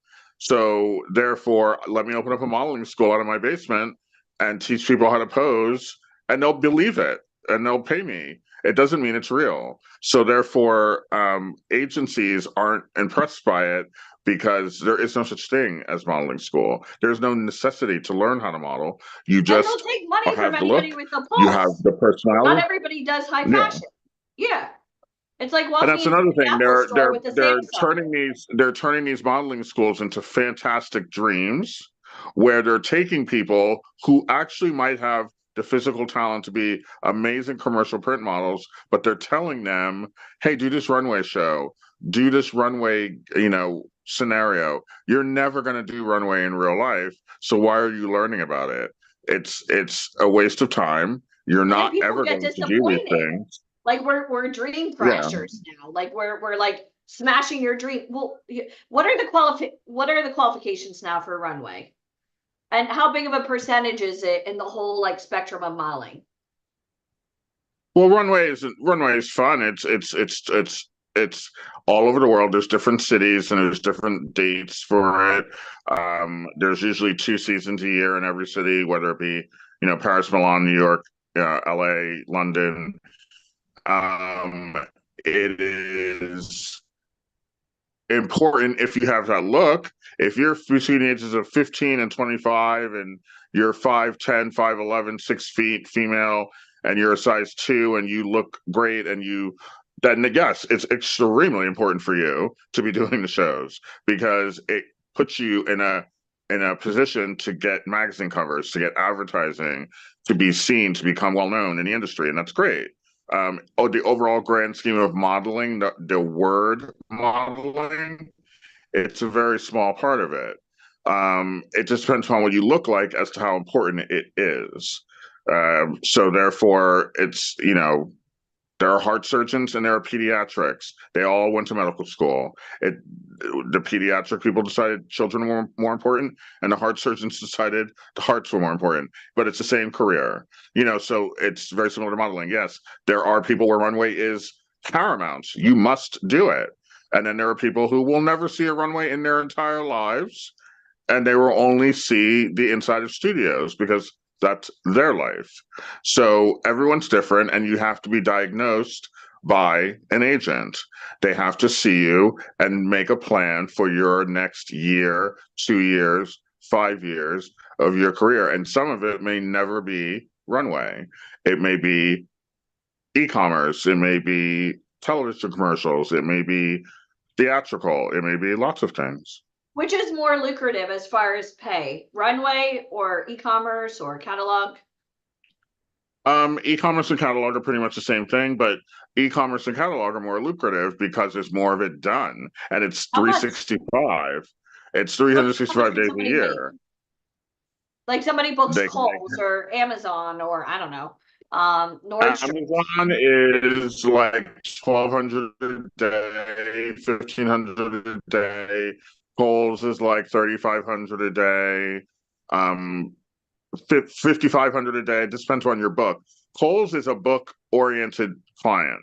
They pay according to the strength of your book, which has always been debated, and people sometimes chastise them for it. I think it's perfectly fine. I don't, care. So in order to make $5,500 a day, you need to have to have a invest in better photos. book. You have to have a slamming book. You have to have tear sheets, and it's a whole thing. But the 3,500 is if you have a really good book. It's good. And that's full But it's not figure amazing. models plus petite, transgender, non-binary, the whole gamut. Now they're using them, yes. Transgender, non-binary. Yes, they're using everybody now at Kohl's and Target and Dillard's, and yeah. Mhm. All right. Now for high fashion, they are a bit, and it is winding down. They aren't using them as much as they were 3-4 years ago. I've noticed if you look at all the runway shows in Paris and Milan for the past couple of days, because it's fashion week, it's men's week in Europe right now, like today. Happy Men's Week. It's men's week in Europe right now. So if you look at the pictures and the videos of runway, it's becoming less and less. It had its heyday. It definitely waved high. Right. They waved high, but it is ending. And I did predict this, I know. a while ago, that it will only last but so long. And People It looks want like I was the high right. fashion. It So looks maybe like I was right. Victoria's Like, Secrets can come back with a runway show, because supposedly the reason why they stopped was because they made everybody else feel horrible about their own self-esteem and body image. So yeah, but I already went through this Victoria's Secret rant, and you know how I feel. we'll go ahead I and add feel that to that some of your school training. if you really want to know, do you want to know how I feel about that? Yeah, go ahead. Not everybody, there's a lot of new people, so I think expand your that was one of wisdom. the dumbest. That was one of the dumbest, irresponsible, just ridiculous business moves in recent history. The fantasy of the girls that they made billions of dollars, and they stopped it, and now they're struggling, and they'll continue to struggle, and the show will be a complete disaster. And this time next year, they'll probably be out of business. So I could totally eat a plate of pasta and eat my garlic bread while watching it on TV. I'm fine with that. How many of you guys are like me, right? I don't need the diamond bra. Hey, it's cool if you have one in the store, but I just need something that's going to fit these things. And that's it, right? That's it. But I think as far as modeling, and I want you guys to think about this next time you go anywhere. Even this morning, I went to Bank of America, free checking. Ask me how at the ATM. Those are not Bank of America employees, guys. They can't go and quit and then go work at Wacom. Oh yeah, no. You When know, you those see are- an ad for Bank of America, those are commercial print models. they make Bank of America bank. sheets in Chicago mostly, because the ad agency that has that account is Midwest. They shoot out so all those are Chicago models with Elite or You'll you need know an whatever agent. Yeah. whatever agencies in Chicago. And yeah, they put them on the suit, they put them in a dress, and they smile, and then they have the customers wear like jeans and t-shirts, and they're models too, you know. You got to get paid. So I want you to think about that next time you go anywhere, Same even with CVS. colleges. When you Yeah. see Temple University, Columbia University, Pamphlets. Fordham, Princeton, Aetna, Blue Cross Blue Shield. the pamphlets, those kids, Yep. they don't go to Princeton. Those are commercial print models. You know, they create the fantasy to sell it to the teenagers and to sell it to their parents. Same with healthcare. You know, when you see a older woman popping a pill, that's a model. That's a commercial print model. Cool. You know, doing a pharmaceutical ad. You already Pharma mentioned is a full billion-dollar figure, industry. Catherine. Obviously, we all know this. Everybody. Medicine. Yeah. Full figured. Yeah, Everybody I mean, can be a you see model. everyone. So when they Even see a Bank of mannequins America, they're now not are like, plus "Oh my God, we size. need all skinny people," because it doesn't work. No. You know, everyone's walking into Bank of America. So I'm being blanketed when I say everyone, meaning like, I mean everyone. They need kids. They need a dad to hold the kid's hand. They need everything. Look You at know, so Disney. Yeah. So the good news is every single person on here, Jamie Hatcher, hi Kelly Walker, Rachel, Casey Smith, Catherine Francis, Sean Hunt, hi Twyla, Desiree Thompson, Maria, like every single person on here qualifies. Do you guys understand what I'm saying? You may not qualify for runway, but that's such a small, minute part of the business. How excited are you that you have a top agent on here right now who doesn't just book runway? He also does TV and film, commercial print. He does it all. And we are alive. And tomorrow we're going to play Model Garage, which it's going to be fun. That means some of you are going to get a chance to like drive into the Model Garage. You're going to be critiqued on what coast you should be in, what maybe about your hair, maybe about your hair color, and what you best qualify for. How exciting is that? Brian, tomorrow's a big day. My birthday, so you're going to have to be nice tomorrow. yeah. Oh yeah, that's Just right. kidding. Wait, I don't want you what's to be June? nice. Yeah, it's Are June. you Yeah. kidding me? No one will show up if you're nice. You need to come sassy and ready to go, because it's going to be Well, no, fun. I used to be more Simon Cowlish and be kind of harsh, but I still tell people the truth about their hair, their skin, or their wardrobe, or their whatever. But I try and do it in a nicer way now, because you know, there's no need for crying. But you also have to be wary that if you talk back, then I can always go back there. I remember one time You came into one of our offices and you had a woman with long hair. Do you remember, like Crystal Gale? And she said, honey, if you want to work, you got to cut your hair. And she says, but I like my hair like this. And you're like, you can't book work. Do you like being like this?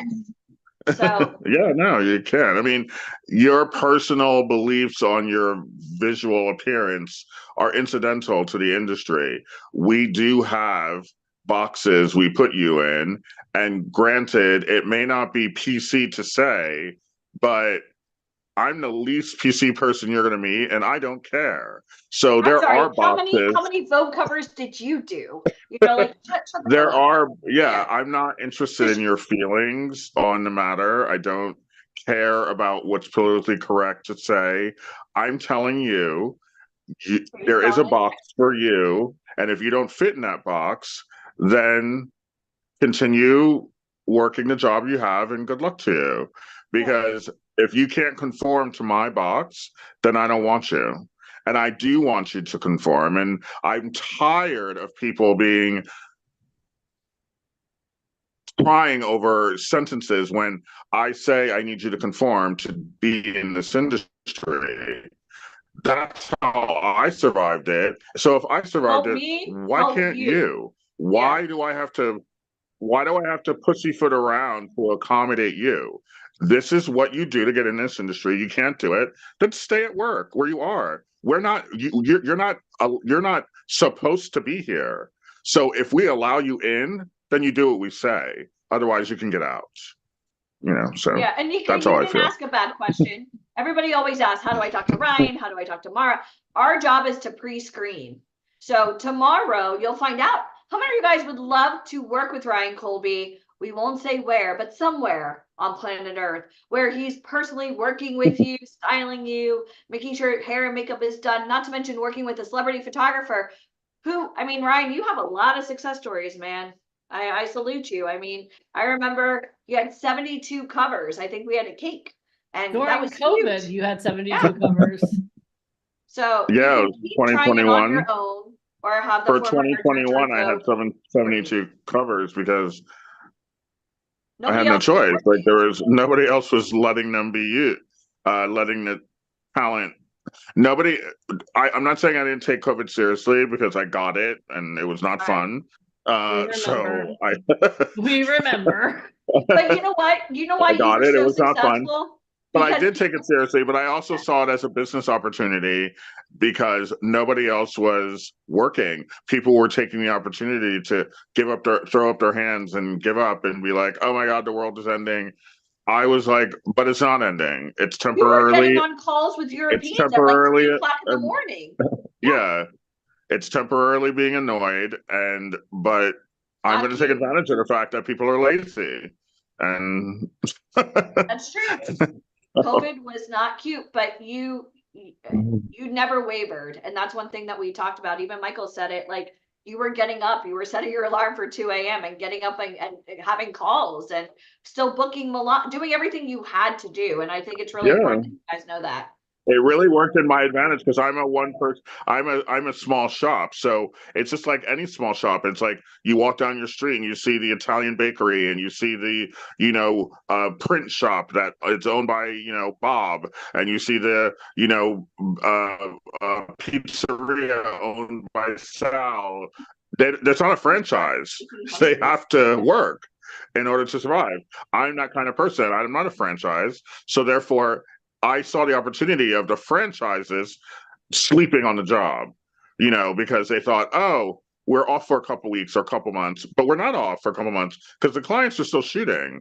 They just need bodies to be in that place. So I'll supply the bodies while you're sleeping.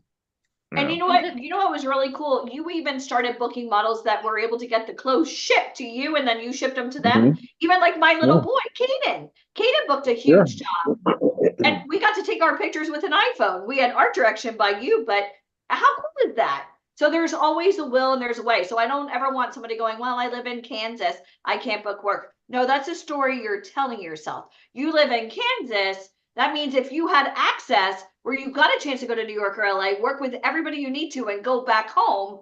How many of you guys love that idea, right? Meet everybody you need to meet and then like only go when you need to. Doesn't that like make sense. So Mm. we've got some big announcements coming up tomorrow, sir. So I Yes, hope we you're do, gonna be Mr. on. Colby. Excuse me, what did you say? So we got some big announcements coming up Okay, tomorrow. good. Yeah, And you and I are going to sing happy birthday to Alicia live on Zoom. So I will be pay you prepared. not to. I will La, send la, you la, a la, la, self la, right la, la, now. la. I just want to see a walk I'm a off. low That would make alto. me excited. I I'm remember a contra alto, by the way. Okay, well, can we talk about my 80s themed Hollywood, California birthday party? Where yeah, we we'll talk all about, went we'll roller save that skating? story for tomorrow. How many We of you went want to roller hear an skating in amazing Hollywood story? for one of my birthday parties, and Ryan was all dressed up like Michael Jackson Thriller, and it was. Yeah. We'll talk about it tomorrow. If you want to hear that story, you have to come back tomorrow because we're not divulging the His little details today. Cosmopolitan in hand, wearing his little roller skates, and he was so excited. We'll follow He up on looks that mighty story cute tomorrow. too. Watch, Awesome. everybody will show up Okay. just to hear that story. Mhm. Thank you, Ryan. I Okay, cannot wait to thank see what you. you're wearing tomorrow. Don't Yeah. overshadow me because I'm gonna wear. Okay. We're gonna have a Okay. shine off Well, tomorrow. everyone continue learning, and I'll see you tomorrow. You're See you done learning. tomorrow, Ryan. Now we reflect. Okay, see you. Thank you. Bye. Thank you so Okay, see you. much. Bye. Bye. How amazing has today been? You know, West Coast Ryan like really messes with my head. I'm trying not to say the F word because when he's back on the East Coast in New York, he's wearing all black. He's very diva. And did you hear what he said? I don't like to hurt people's feelings. Okay, LA Ryan, what happened? I want New York City Ryan back. I need the diva. I need the bitch. So I maybe don't bring it know. tomorrow. I don't LA know. Ryan on set is pretty fierce. He and I went toe to toe this time. Yes, I know. God bless us all, everyone. Okay, let's talk about how amazing today has been. Let's talk about where we've been and how many of you are here because you know what? We have an amazing gift for you. Okay, so I'm going to be revealing your challenge very shortly. Jemima's all set to give you your challenge. Everybody say But- hi, Jemima. Jemima's Everybody, hi, overseas. Jemima. Thank you, Jemima. Thank you You're for amazing. working. We love you. We love you. All right, so let's talk about today where we've been. Let's talk about, we're going to open up for Q&A also. So if you have any questions, we're going to answer them for you and I'm going to give you a challenge. Okay, so let's talk about it. How many of you are so excited that it doesn't matter how old you are, where you live, what level of experience you are, how tall you are, how short you are, that you still have a place in the entertainment industry? If that excites you, type a 1 or 1 in the comments. If that excites you, type a 1 or a 1 in the comments. How many of you are also, now you're more well-versed, you know the difference between an agent, a manager, and a casting director. So you're never going to go, I saw someone asking Cynthia, are you an agent? She's the casting director. That's okay though. Because you know what I'm going to do? I'm going to throw in, don't tell Mike I'm doing this. But I'm going to throw in the guide of how do you tell the difference between an agent, manager, and a casting director? That'll be in school later tonight after this call is over. Because I can't go do that while I'm talking to you guys. Okay, so I'm going to give you that free resource. This way you never, ever, ever have to ask that question again. Let's see what else we talked to Phil Sullivan. I remember the first time I met Phil Sullivan. We'll have to, you know, we'll do, Alicia, I'll have you post the photo, that crazy photo, those crazy photos. Phil Sullivan is such an amazing resource for you guys to have. Like the fact that he was homeless. He started working with Ryan Colby. He booked a reality TV show that we all thought, oh my God, that would be so amazing. And then you're like, wow, you know what? On an amazing level, it's really cool, but actually for your career, not really so amazing. How many of you knew that before you got on this call today?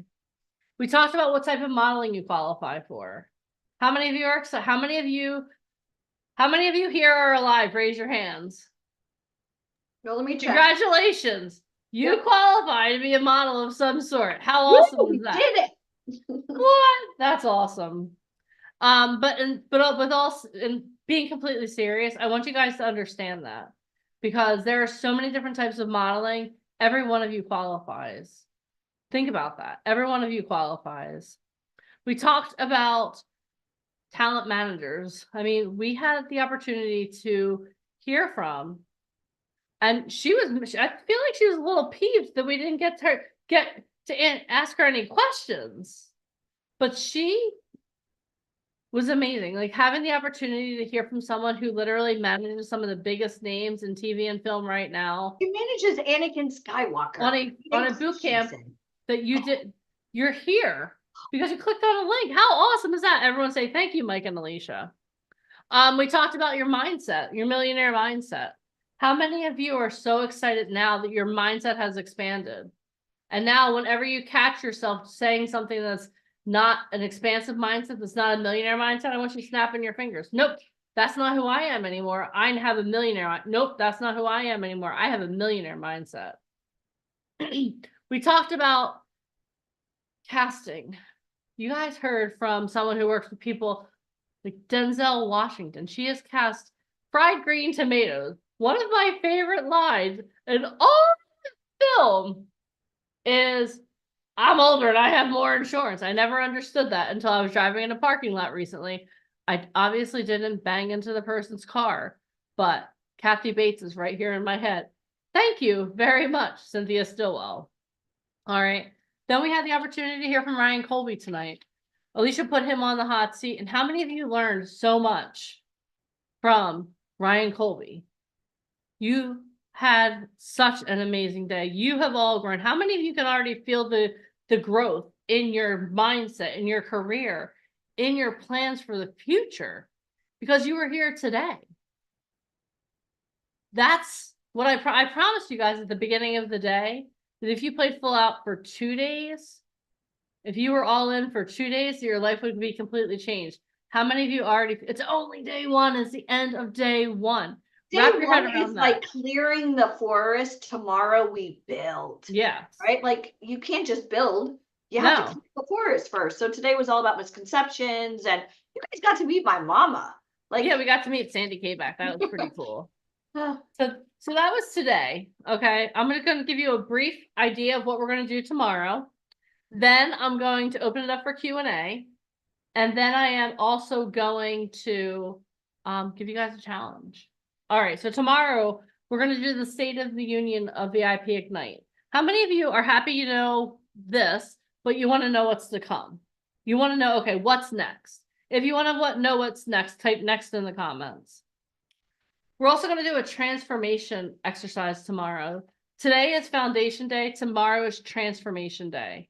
So tomorrow I'm going to challenge you to look toward your future self and start becoming that person.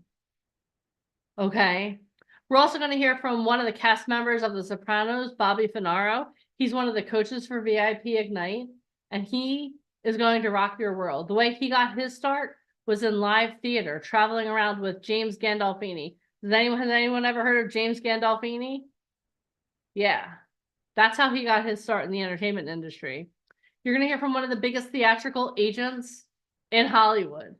Literally an agent too. She works in tandem. She works side by side with Mara, who you met today.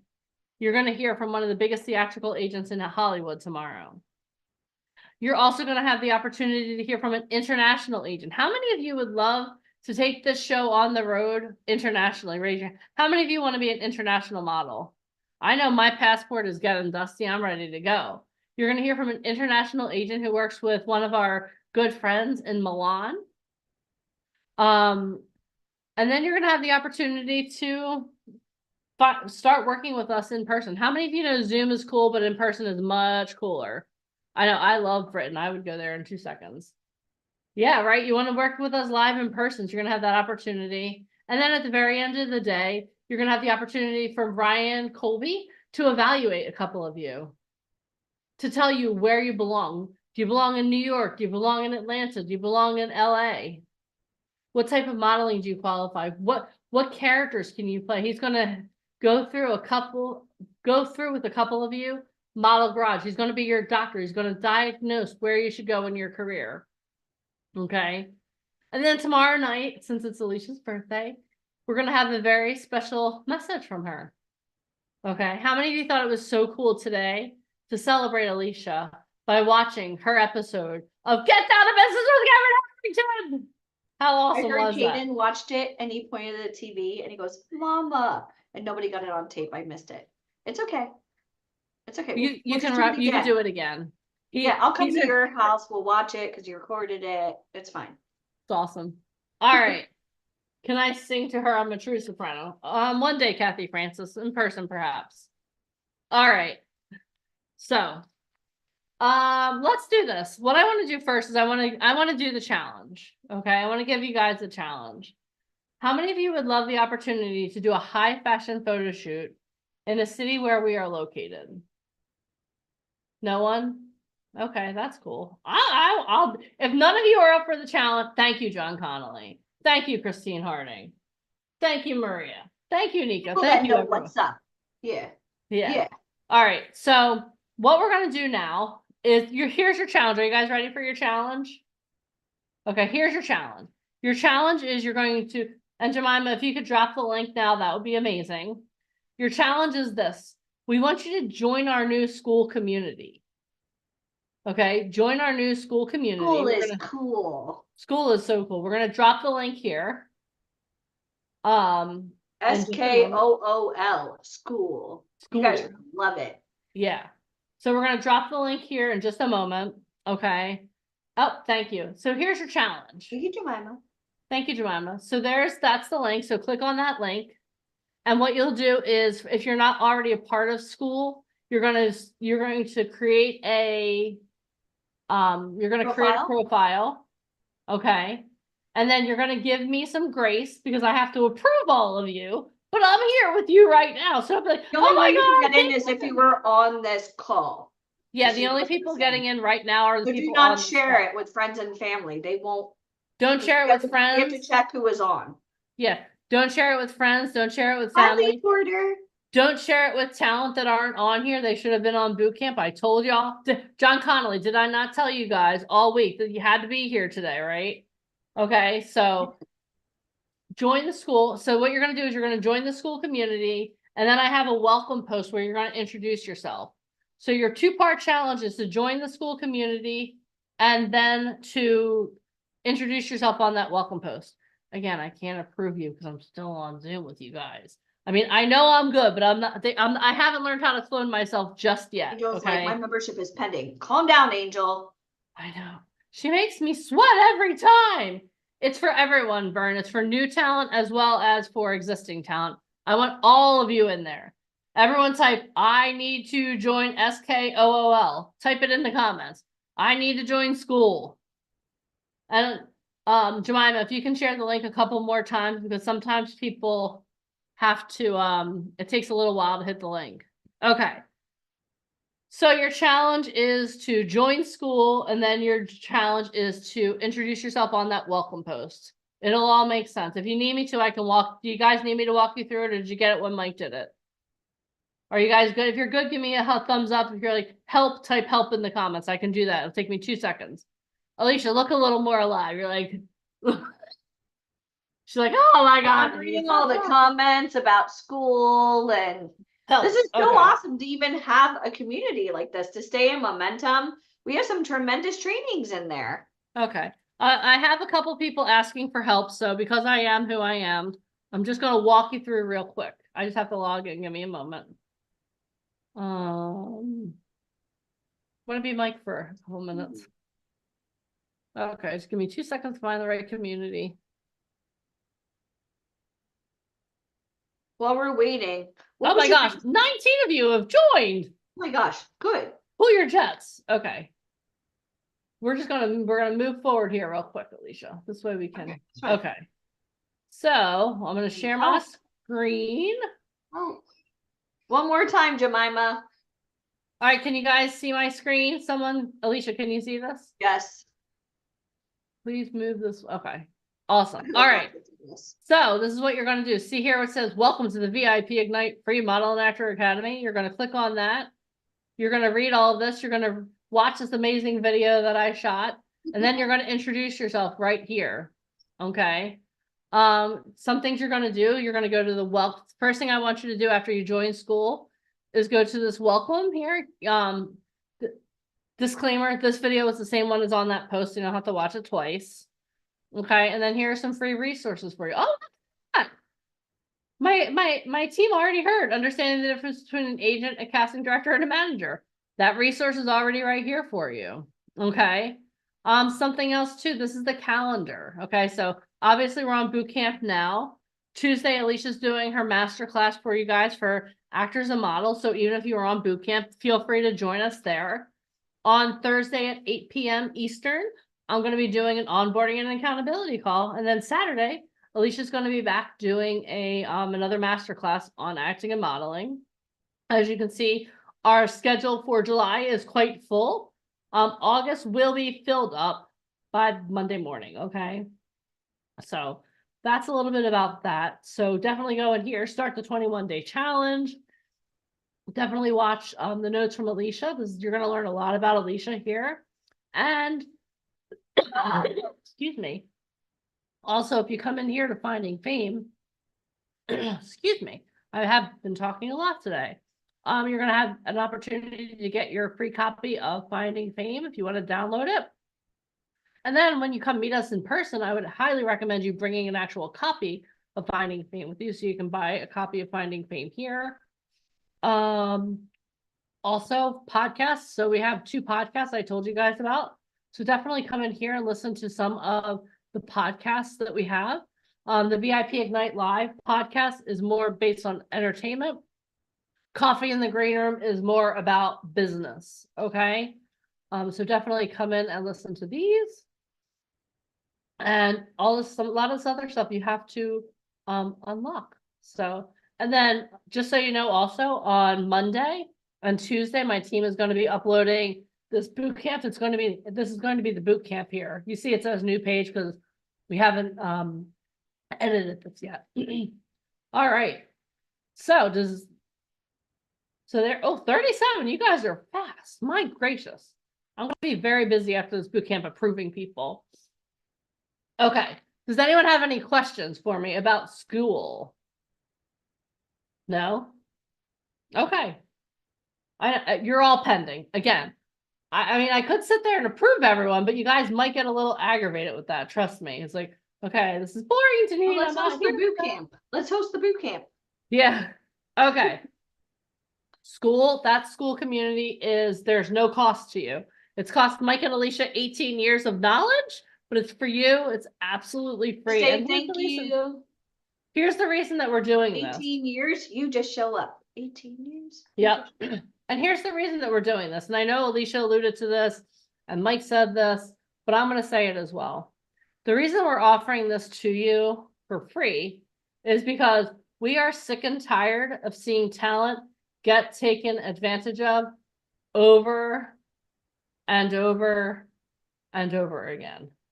And so what we're doing is we're offering you a free resource so that you can go in and become educated. Just by going through the 21-day challenge, you're going to be more educated than a lot of people that you go on set with. You're going to learn how to take digitals. You're going to learn how to write and perform your own monologue. There's mindset in there as well, because I know I've said this about 50 times today, but it's the truth. Success is 80% mindset, 20% tools and tactics. So you're going to, everything you need is in that 21-day challenge to get you started.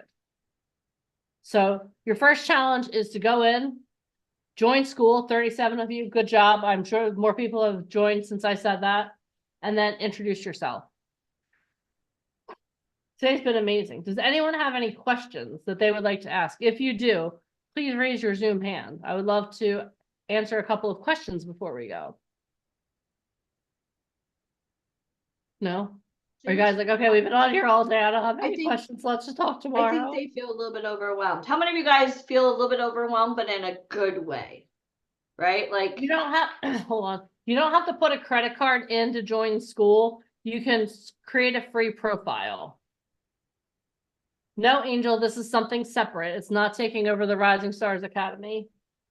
If you have a question, raise your Zoom hand, but you have to be on camera because I'm not calling on black boxes. I've been on camera as I've been like talking to you guys. The least you could do is turn on your camera. All right, Levi.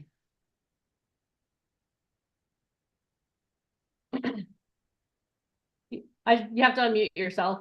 There you go. Can you guys hear me? Yes, we can. Okay, cool. I just had a quick question. This is super quick. I was wondering if this is the same Zoom call for tomorrow. Yep, it's gonna be the Like same. the same it's link not- and everything? It's gonna be the same link, completely different content. Yeah. Okay, Yep. perfect. And then I do have a second question too. I'm so sorry. This has been super great information for me. I actually got accepted to, I don't know, I don't look super good on here because I'm outside, but I got accepted to like a modeling like school or whatever. But I'm just wondering, like here I've been hearing like, you know, Modeling like they're schools not are 100% legit. scam. Everybody gets accepted. I got accepted to Netflix. Like it's the same thing. Modeling schools will not help you. Yeah. So I just am wondering, like, because they're telling me, like, oh, like you're gonna get signed and things like that. Like, I'm just wondering about How like, can a what kind of- school tell you you're going to get signed? It's a school. right? No Yeah. legitimate company sells modeling classes. If Okay. anything, it Perfect. will hinder you. After you've been on this call for 8 hours, we just had the former art director of Vogue literally say it's the biggest scam on the planet. Yeah. Maybe 4'11" with a third eye and 500 pounds, they Yeah. have to take your money legally. It's the same. Rule of thumb, stay away from modeling schools. Okay. Perfect. Okay. Thank you. Yep, be on tomorrow. All right, we'll see you tomorrow, Levi. Yep. Sounds good. Thank you. You're Do I welcome. need a pick? Yes, for school, you need a pick for your membership, right? Yeah, please add a photo. And no, Alright. you don't put a credit card number in for school. It's free. Okay. Okay, let me just say this one more time. If you are, if it's asking you for a credit card, you're doing something wrong. Because you can create a free account for school. You're probably trying to create a community. You don't want to do that. I mean, maybe one day you do, but not today. All you want to do is join our community, okay? All right, Rachel has a question. Unmute. You're Hello? unmuted. I can hear you. Hi. Hi. My question is, so I don't really know how like any of this works besides like what you guys have told me. But you mentioned there, I heard about like acting classes, like I'm a theater major and I've taken acting classes in college, but I don't know where I can like, is there like a list of like classes that I could take, or Want me to answer? Yep, you got like this. where do I start So with that? I work in Broadway, TV, and film. I mean, so I do with a lot of people that go to Yale and Juilliard and Carnegie Mellon and, you know, some of the biggest schools in the world. The problem is when you graduate, you can't just get an agent. Like that's training. So here we have a very comprehensive program. Tomorrow you're going to learn more, but it doesn't matter if you're brand new or you go to a prestigious acting school. You can just go online and try to find things, but no legitimate castings are online. So we're going to go through tomorrow what the next steps are. Does that make sense?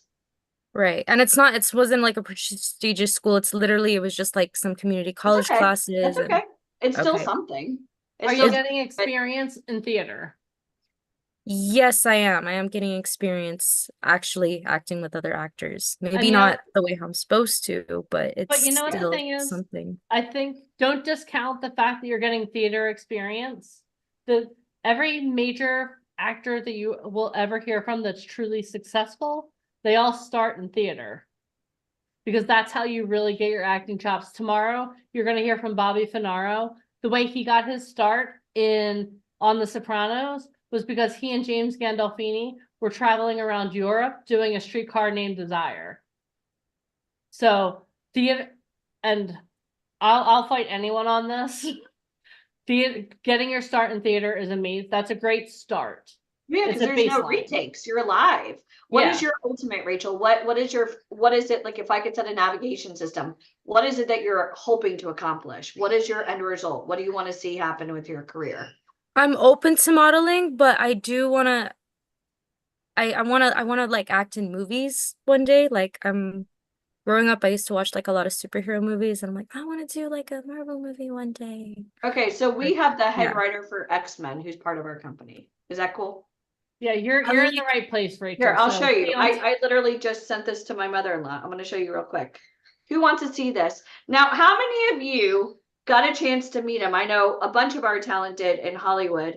I'll show you very quickly. He's a head writer for X-Men, Transformers, Bumblebee, and Wolverine. And he stopped by our last event because he's friends of ours. Here he is. Oh my gosh. And there he is hanging out with my kid. This is what we do. And here's my fiance. And what's funny is I introduced him to Jeff, and Jeff didn't read his IMDb until after. And he was like, holy shit, because he is a huge Transformer, like Marvel junkie. And the fact that he had a chance to like sit there and talk to him about the screenwriting process. And he's also a producer. So even if you had tremendous school, I don't care if you went to Harvard or if you've just watched YouTube classes, the fact that we're able to give you like from point A to point B, we're putting you in front of the right people. Does that make sense? And that's why you're here. So over 2 decades, I mean, you see that award behind us. We've invested millions of dollars in Broadway and TV and film and modeling and things like that to be able to get access to these people. And even then, like I'm going to tell you right now, networking is like my forte. If I go into a room, I'm going to dominate that place. I'm going to meet everybody, but we also have the credibility to back it. Does that make sense? And that's like why we do these free calls is I pray to God there's somebody on here that's going to be the next something. And what they love is like Mara and even Tanya, who you'll meet tomorrow. She represents people on Stranger Things and All American and Outer Banks, and she does voiceover and she does Disney. She does Wednesday with Tim Burton. When they find somebody that they love, like through our company, that nothing excites me more, because if you heard when I was talking at 6, I knew I wanted to be a filmmaker. And it's too bad my mom's outside eating dinner with Jeff. But like at the age of 17, everybody told me I was nuts for wanting to go to film school. And that's why like we created this company, because I hear all the time, I don't have all this money. I don't have any time. I don't live in the right place. I don't know what I'm doing. My friends and family hate this. I don't effing care. Do you want help? Yes or no? And if the answer is yes, be here tomorrow, because tomorrow it's game on. You had to go through today in order to go through tomorrow. Do you guys understand? And here's my question. If I put you face to face with somebody who could snap their fingers and change your entire life, are you ready for it? And if you're ready, type I'm ready, because that's what it's about. So it's great if you did community theater. It's great if you went to Harvard or Yale. But at the end of the day, nobody gives a shit. When you're face to face, that's what matters. And even Mara said, personality is everything. Yep. Hollywood has a no asshole policy, for real. And even on Zoom, some of you may not even know, but you're saying a million things about you before one spoken word. You got it? So make sure you show up. Too much? Thank you for your question, Rachel. You're welcome. Thank you. Okay. All right. Let's see here. Anthony, I could see your face now, so I will add you. Okay, Anthony. He's out of this world. Oh, there he is. All you have to do is click on mute. My fault. I've never used this app seriously, for real. It's okay. But Zoom has been doing real freaky things today. Go ahead. I mean, my real question is, as Can you you show your whole establish face? All yourself I can as see a, is from your nose up. Thank There you. you are. my fault. It's like, as you establish yourself as an official brand and you're your own representative, and what are some of the actual questions that I need to be asking an agent that would to work for it, if that Well, makes you know sense? what? I'm sorry, Rob. You're Like, what's the asking an right amazing questions to question. ask? I love your question, Anthony. That's all going to be answered in the school community, so make sure you join there. We I answered that did. question. I I did. I'm actually just did a waiting. whole 2-hour call on how to ask the right questions. And So that's we'll going to go be over Okay, that in because school. I take am. notes on that one. That's a great Okay. question, but we answer the question in school. So I'm not going to cover that here. I'm going to let you discover It's a that in whole school. training. This call would go to Literally. 7:30. All right. Okay. That's a Happy great Thank you. question. birthday Did you anyway. join school? Yeah, I did. Okay, perfect. Okay. I'll let you in as soon as I'm done this call. All right, we have time for All right. one more question, but that's a good question because, and I love want that you to think question. about this before you go, Anthony, or if you're listening. When you're working with these companies, and I'm going to say this as lovingly as I can. No, I'm not. I'm going to tell you the truth. But like a lot of times with like the brand ambassador stuff and the influencer stuff, when you're working with a real company and they're submitting you out for like Chanel or Gucci or Givenchy or Nordstrom's or even like 20th Century Fox, Netflix, if that brand diminishes any of that credibility, they're just going to say goodbye. It's just too much drama. So I want you guys to think about that. So when you're going through school and you're listening to that's we go through it all. Okay, real question. One more question, Deneen. Okay, your choice, Alicia, since you said it's the last question. Dana? What Dana? I'm gonna pull Dana up. There you go, Dana. I have a seizure disorder, but yet I want to be an actress. And I have no idea how I can achieve it with you guys. Because my thing is I'm trying, but I don't know exactly if it's going to be possible with me living in a group home. Do you want me to answer it, or do you want to Yes, answer? you can Okay. answer. So the very first step is to join school and Yeah. learn about how this business works. Now, Right. as far as liability, you live in a group home. Are you Yes. able to get to set? Are you able to get to set? I am trying, but I don't know exactly where I can go. And I Okay. need Are you I able need a to drive? person. Are you able to drive? Are you financially able to invest in an Uber or Lyft? I if can't chosen? drive. That's the problem. Okay. So see, like things like this, it is possible sometimes, depending on the brand, to maybe do like some things, you know, from home, like maybe where you get shipped clothing or something like that, depending on your look. But you're Yes. definitely going to have to get some professional photos done in order for a brand to want to compensate you. So where do you live? Don't give me street address, but city and state. Where are you? I just live in Michigan. Okay. Well, we unfortunately aren't in Michigan. We're New York, LA based. I Obviously, understand. we also work in Georgia and Miami. Yeah. Could you travel if given a chance? If I could, yes, I could. Okay. So here's a good thing for you. We have school. Definitely go through school, learn about it. But we also do some really cool stuff online where travel wouldn't be necessary. And that also might be an option for you. And we also can go over how to find real castings in the state of Michigan so you can tell the bullshit artist from the real. Capiche? Okay. So be on Thank tomorrow. you. We'll go through it. But I'm Thank glad you're you. here today. Did Great you love question. Thank you, Dana. You're it? I hope you welcome. loved it. You Okay. too. Bye. Okay. All right, everyone freaking out that they can't get into school. None of you can because I'm still hosting this event. I'm waiting to get into school. You're the creator of the school. You're not waiting. To I get know, into I'm just school. kidding. But she's Oh. already said there's 78 people on here and every single person who filled it out's waiting. As soon as we log off, I promise you that's what she's gonna do. She might have to go potty first. Is it okay if she goes potty and gets some water because she keeps choking? Is Yeah. that okay? Okay. Hey, thank you for giving me permission to use the restroom. I really Janine's appreciate been all of you. standing I'll this remember that. entire time. So Yes. round of Awesome. applause for Janine White. All right, amazing people. We will see you tomorrow. Same time, same bad channel, same link. Same link. What? All right, so let's do this. I promised you all I was going to make you get to your feet, so let's stand up and let's celebrate the fact that you made it to the end of day one. And tomorrow is Transformation Day. Celebrate, make your move. Woo! Rachel I'm doing my Scottson, robot, woo! Janine. John This is my Conlon, go-to. oh God. Alicia, no robot. No robot. All right, guys. This has been amazing. I'm so proud of each and every one of you for being here all day. I can't wait to see you all in school and get to know you guys. God bless you. Have an amazing evening. And tomorrow we celebrate Alicia K-Back's birthday. Yay. It's going to be great. Tomorrow's Transformation Day. It's going to be amazing. I cannot wait to see. We got a lot of people coming on tomorrow. We Woo! got Tanya Klecker coming on, one of the biggest Hollywood agents ever, live here. Plus we One have of the an top members of international The agent. Sopranos, who also, P.S., was in The Irishman, and he's one of the voices of Grand Theft Auto. You guys, your life is about to change tomorrow, and we've got some big announcements, so stay tuned. So, yes, we have an international agent too. Oh yeah, from one of our Milan. good Thank friends in you. Milan. Yeah, So, Jeremy's coming on, and he's always scouting. So Yes. I suggest you all wake up, get your coffee, and do whatever you got to do to. I'll be a year older. right. To think about how So- I feel. make sure you're dressed to impress tomorrow, okay? Because we have an international agent who's looking for new talent. Woo! All right. All you have to You do guys- is show up. Have an amazing evening. I'm going to go let everyone into school, and I will see you guys tomorrow. Have a great night. Bye. Good night, everybody. Hi, Kingston. Bye. Masharad's here. Hi, Masharad. What? I'll Okay, share his goodbye. story tomorrow.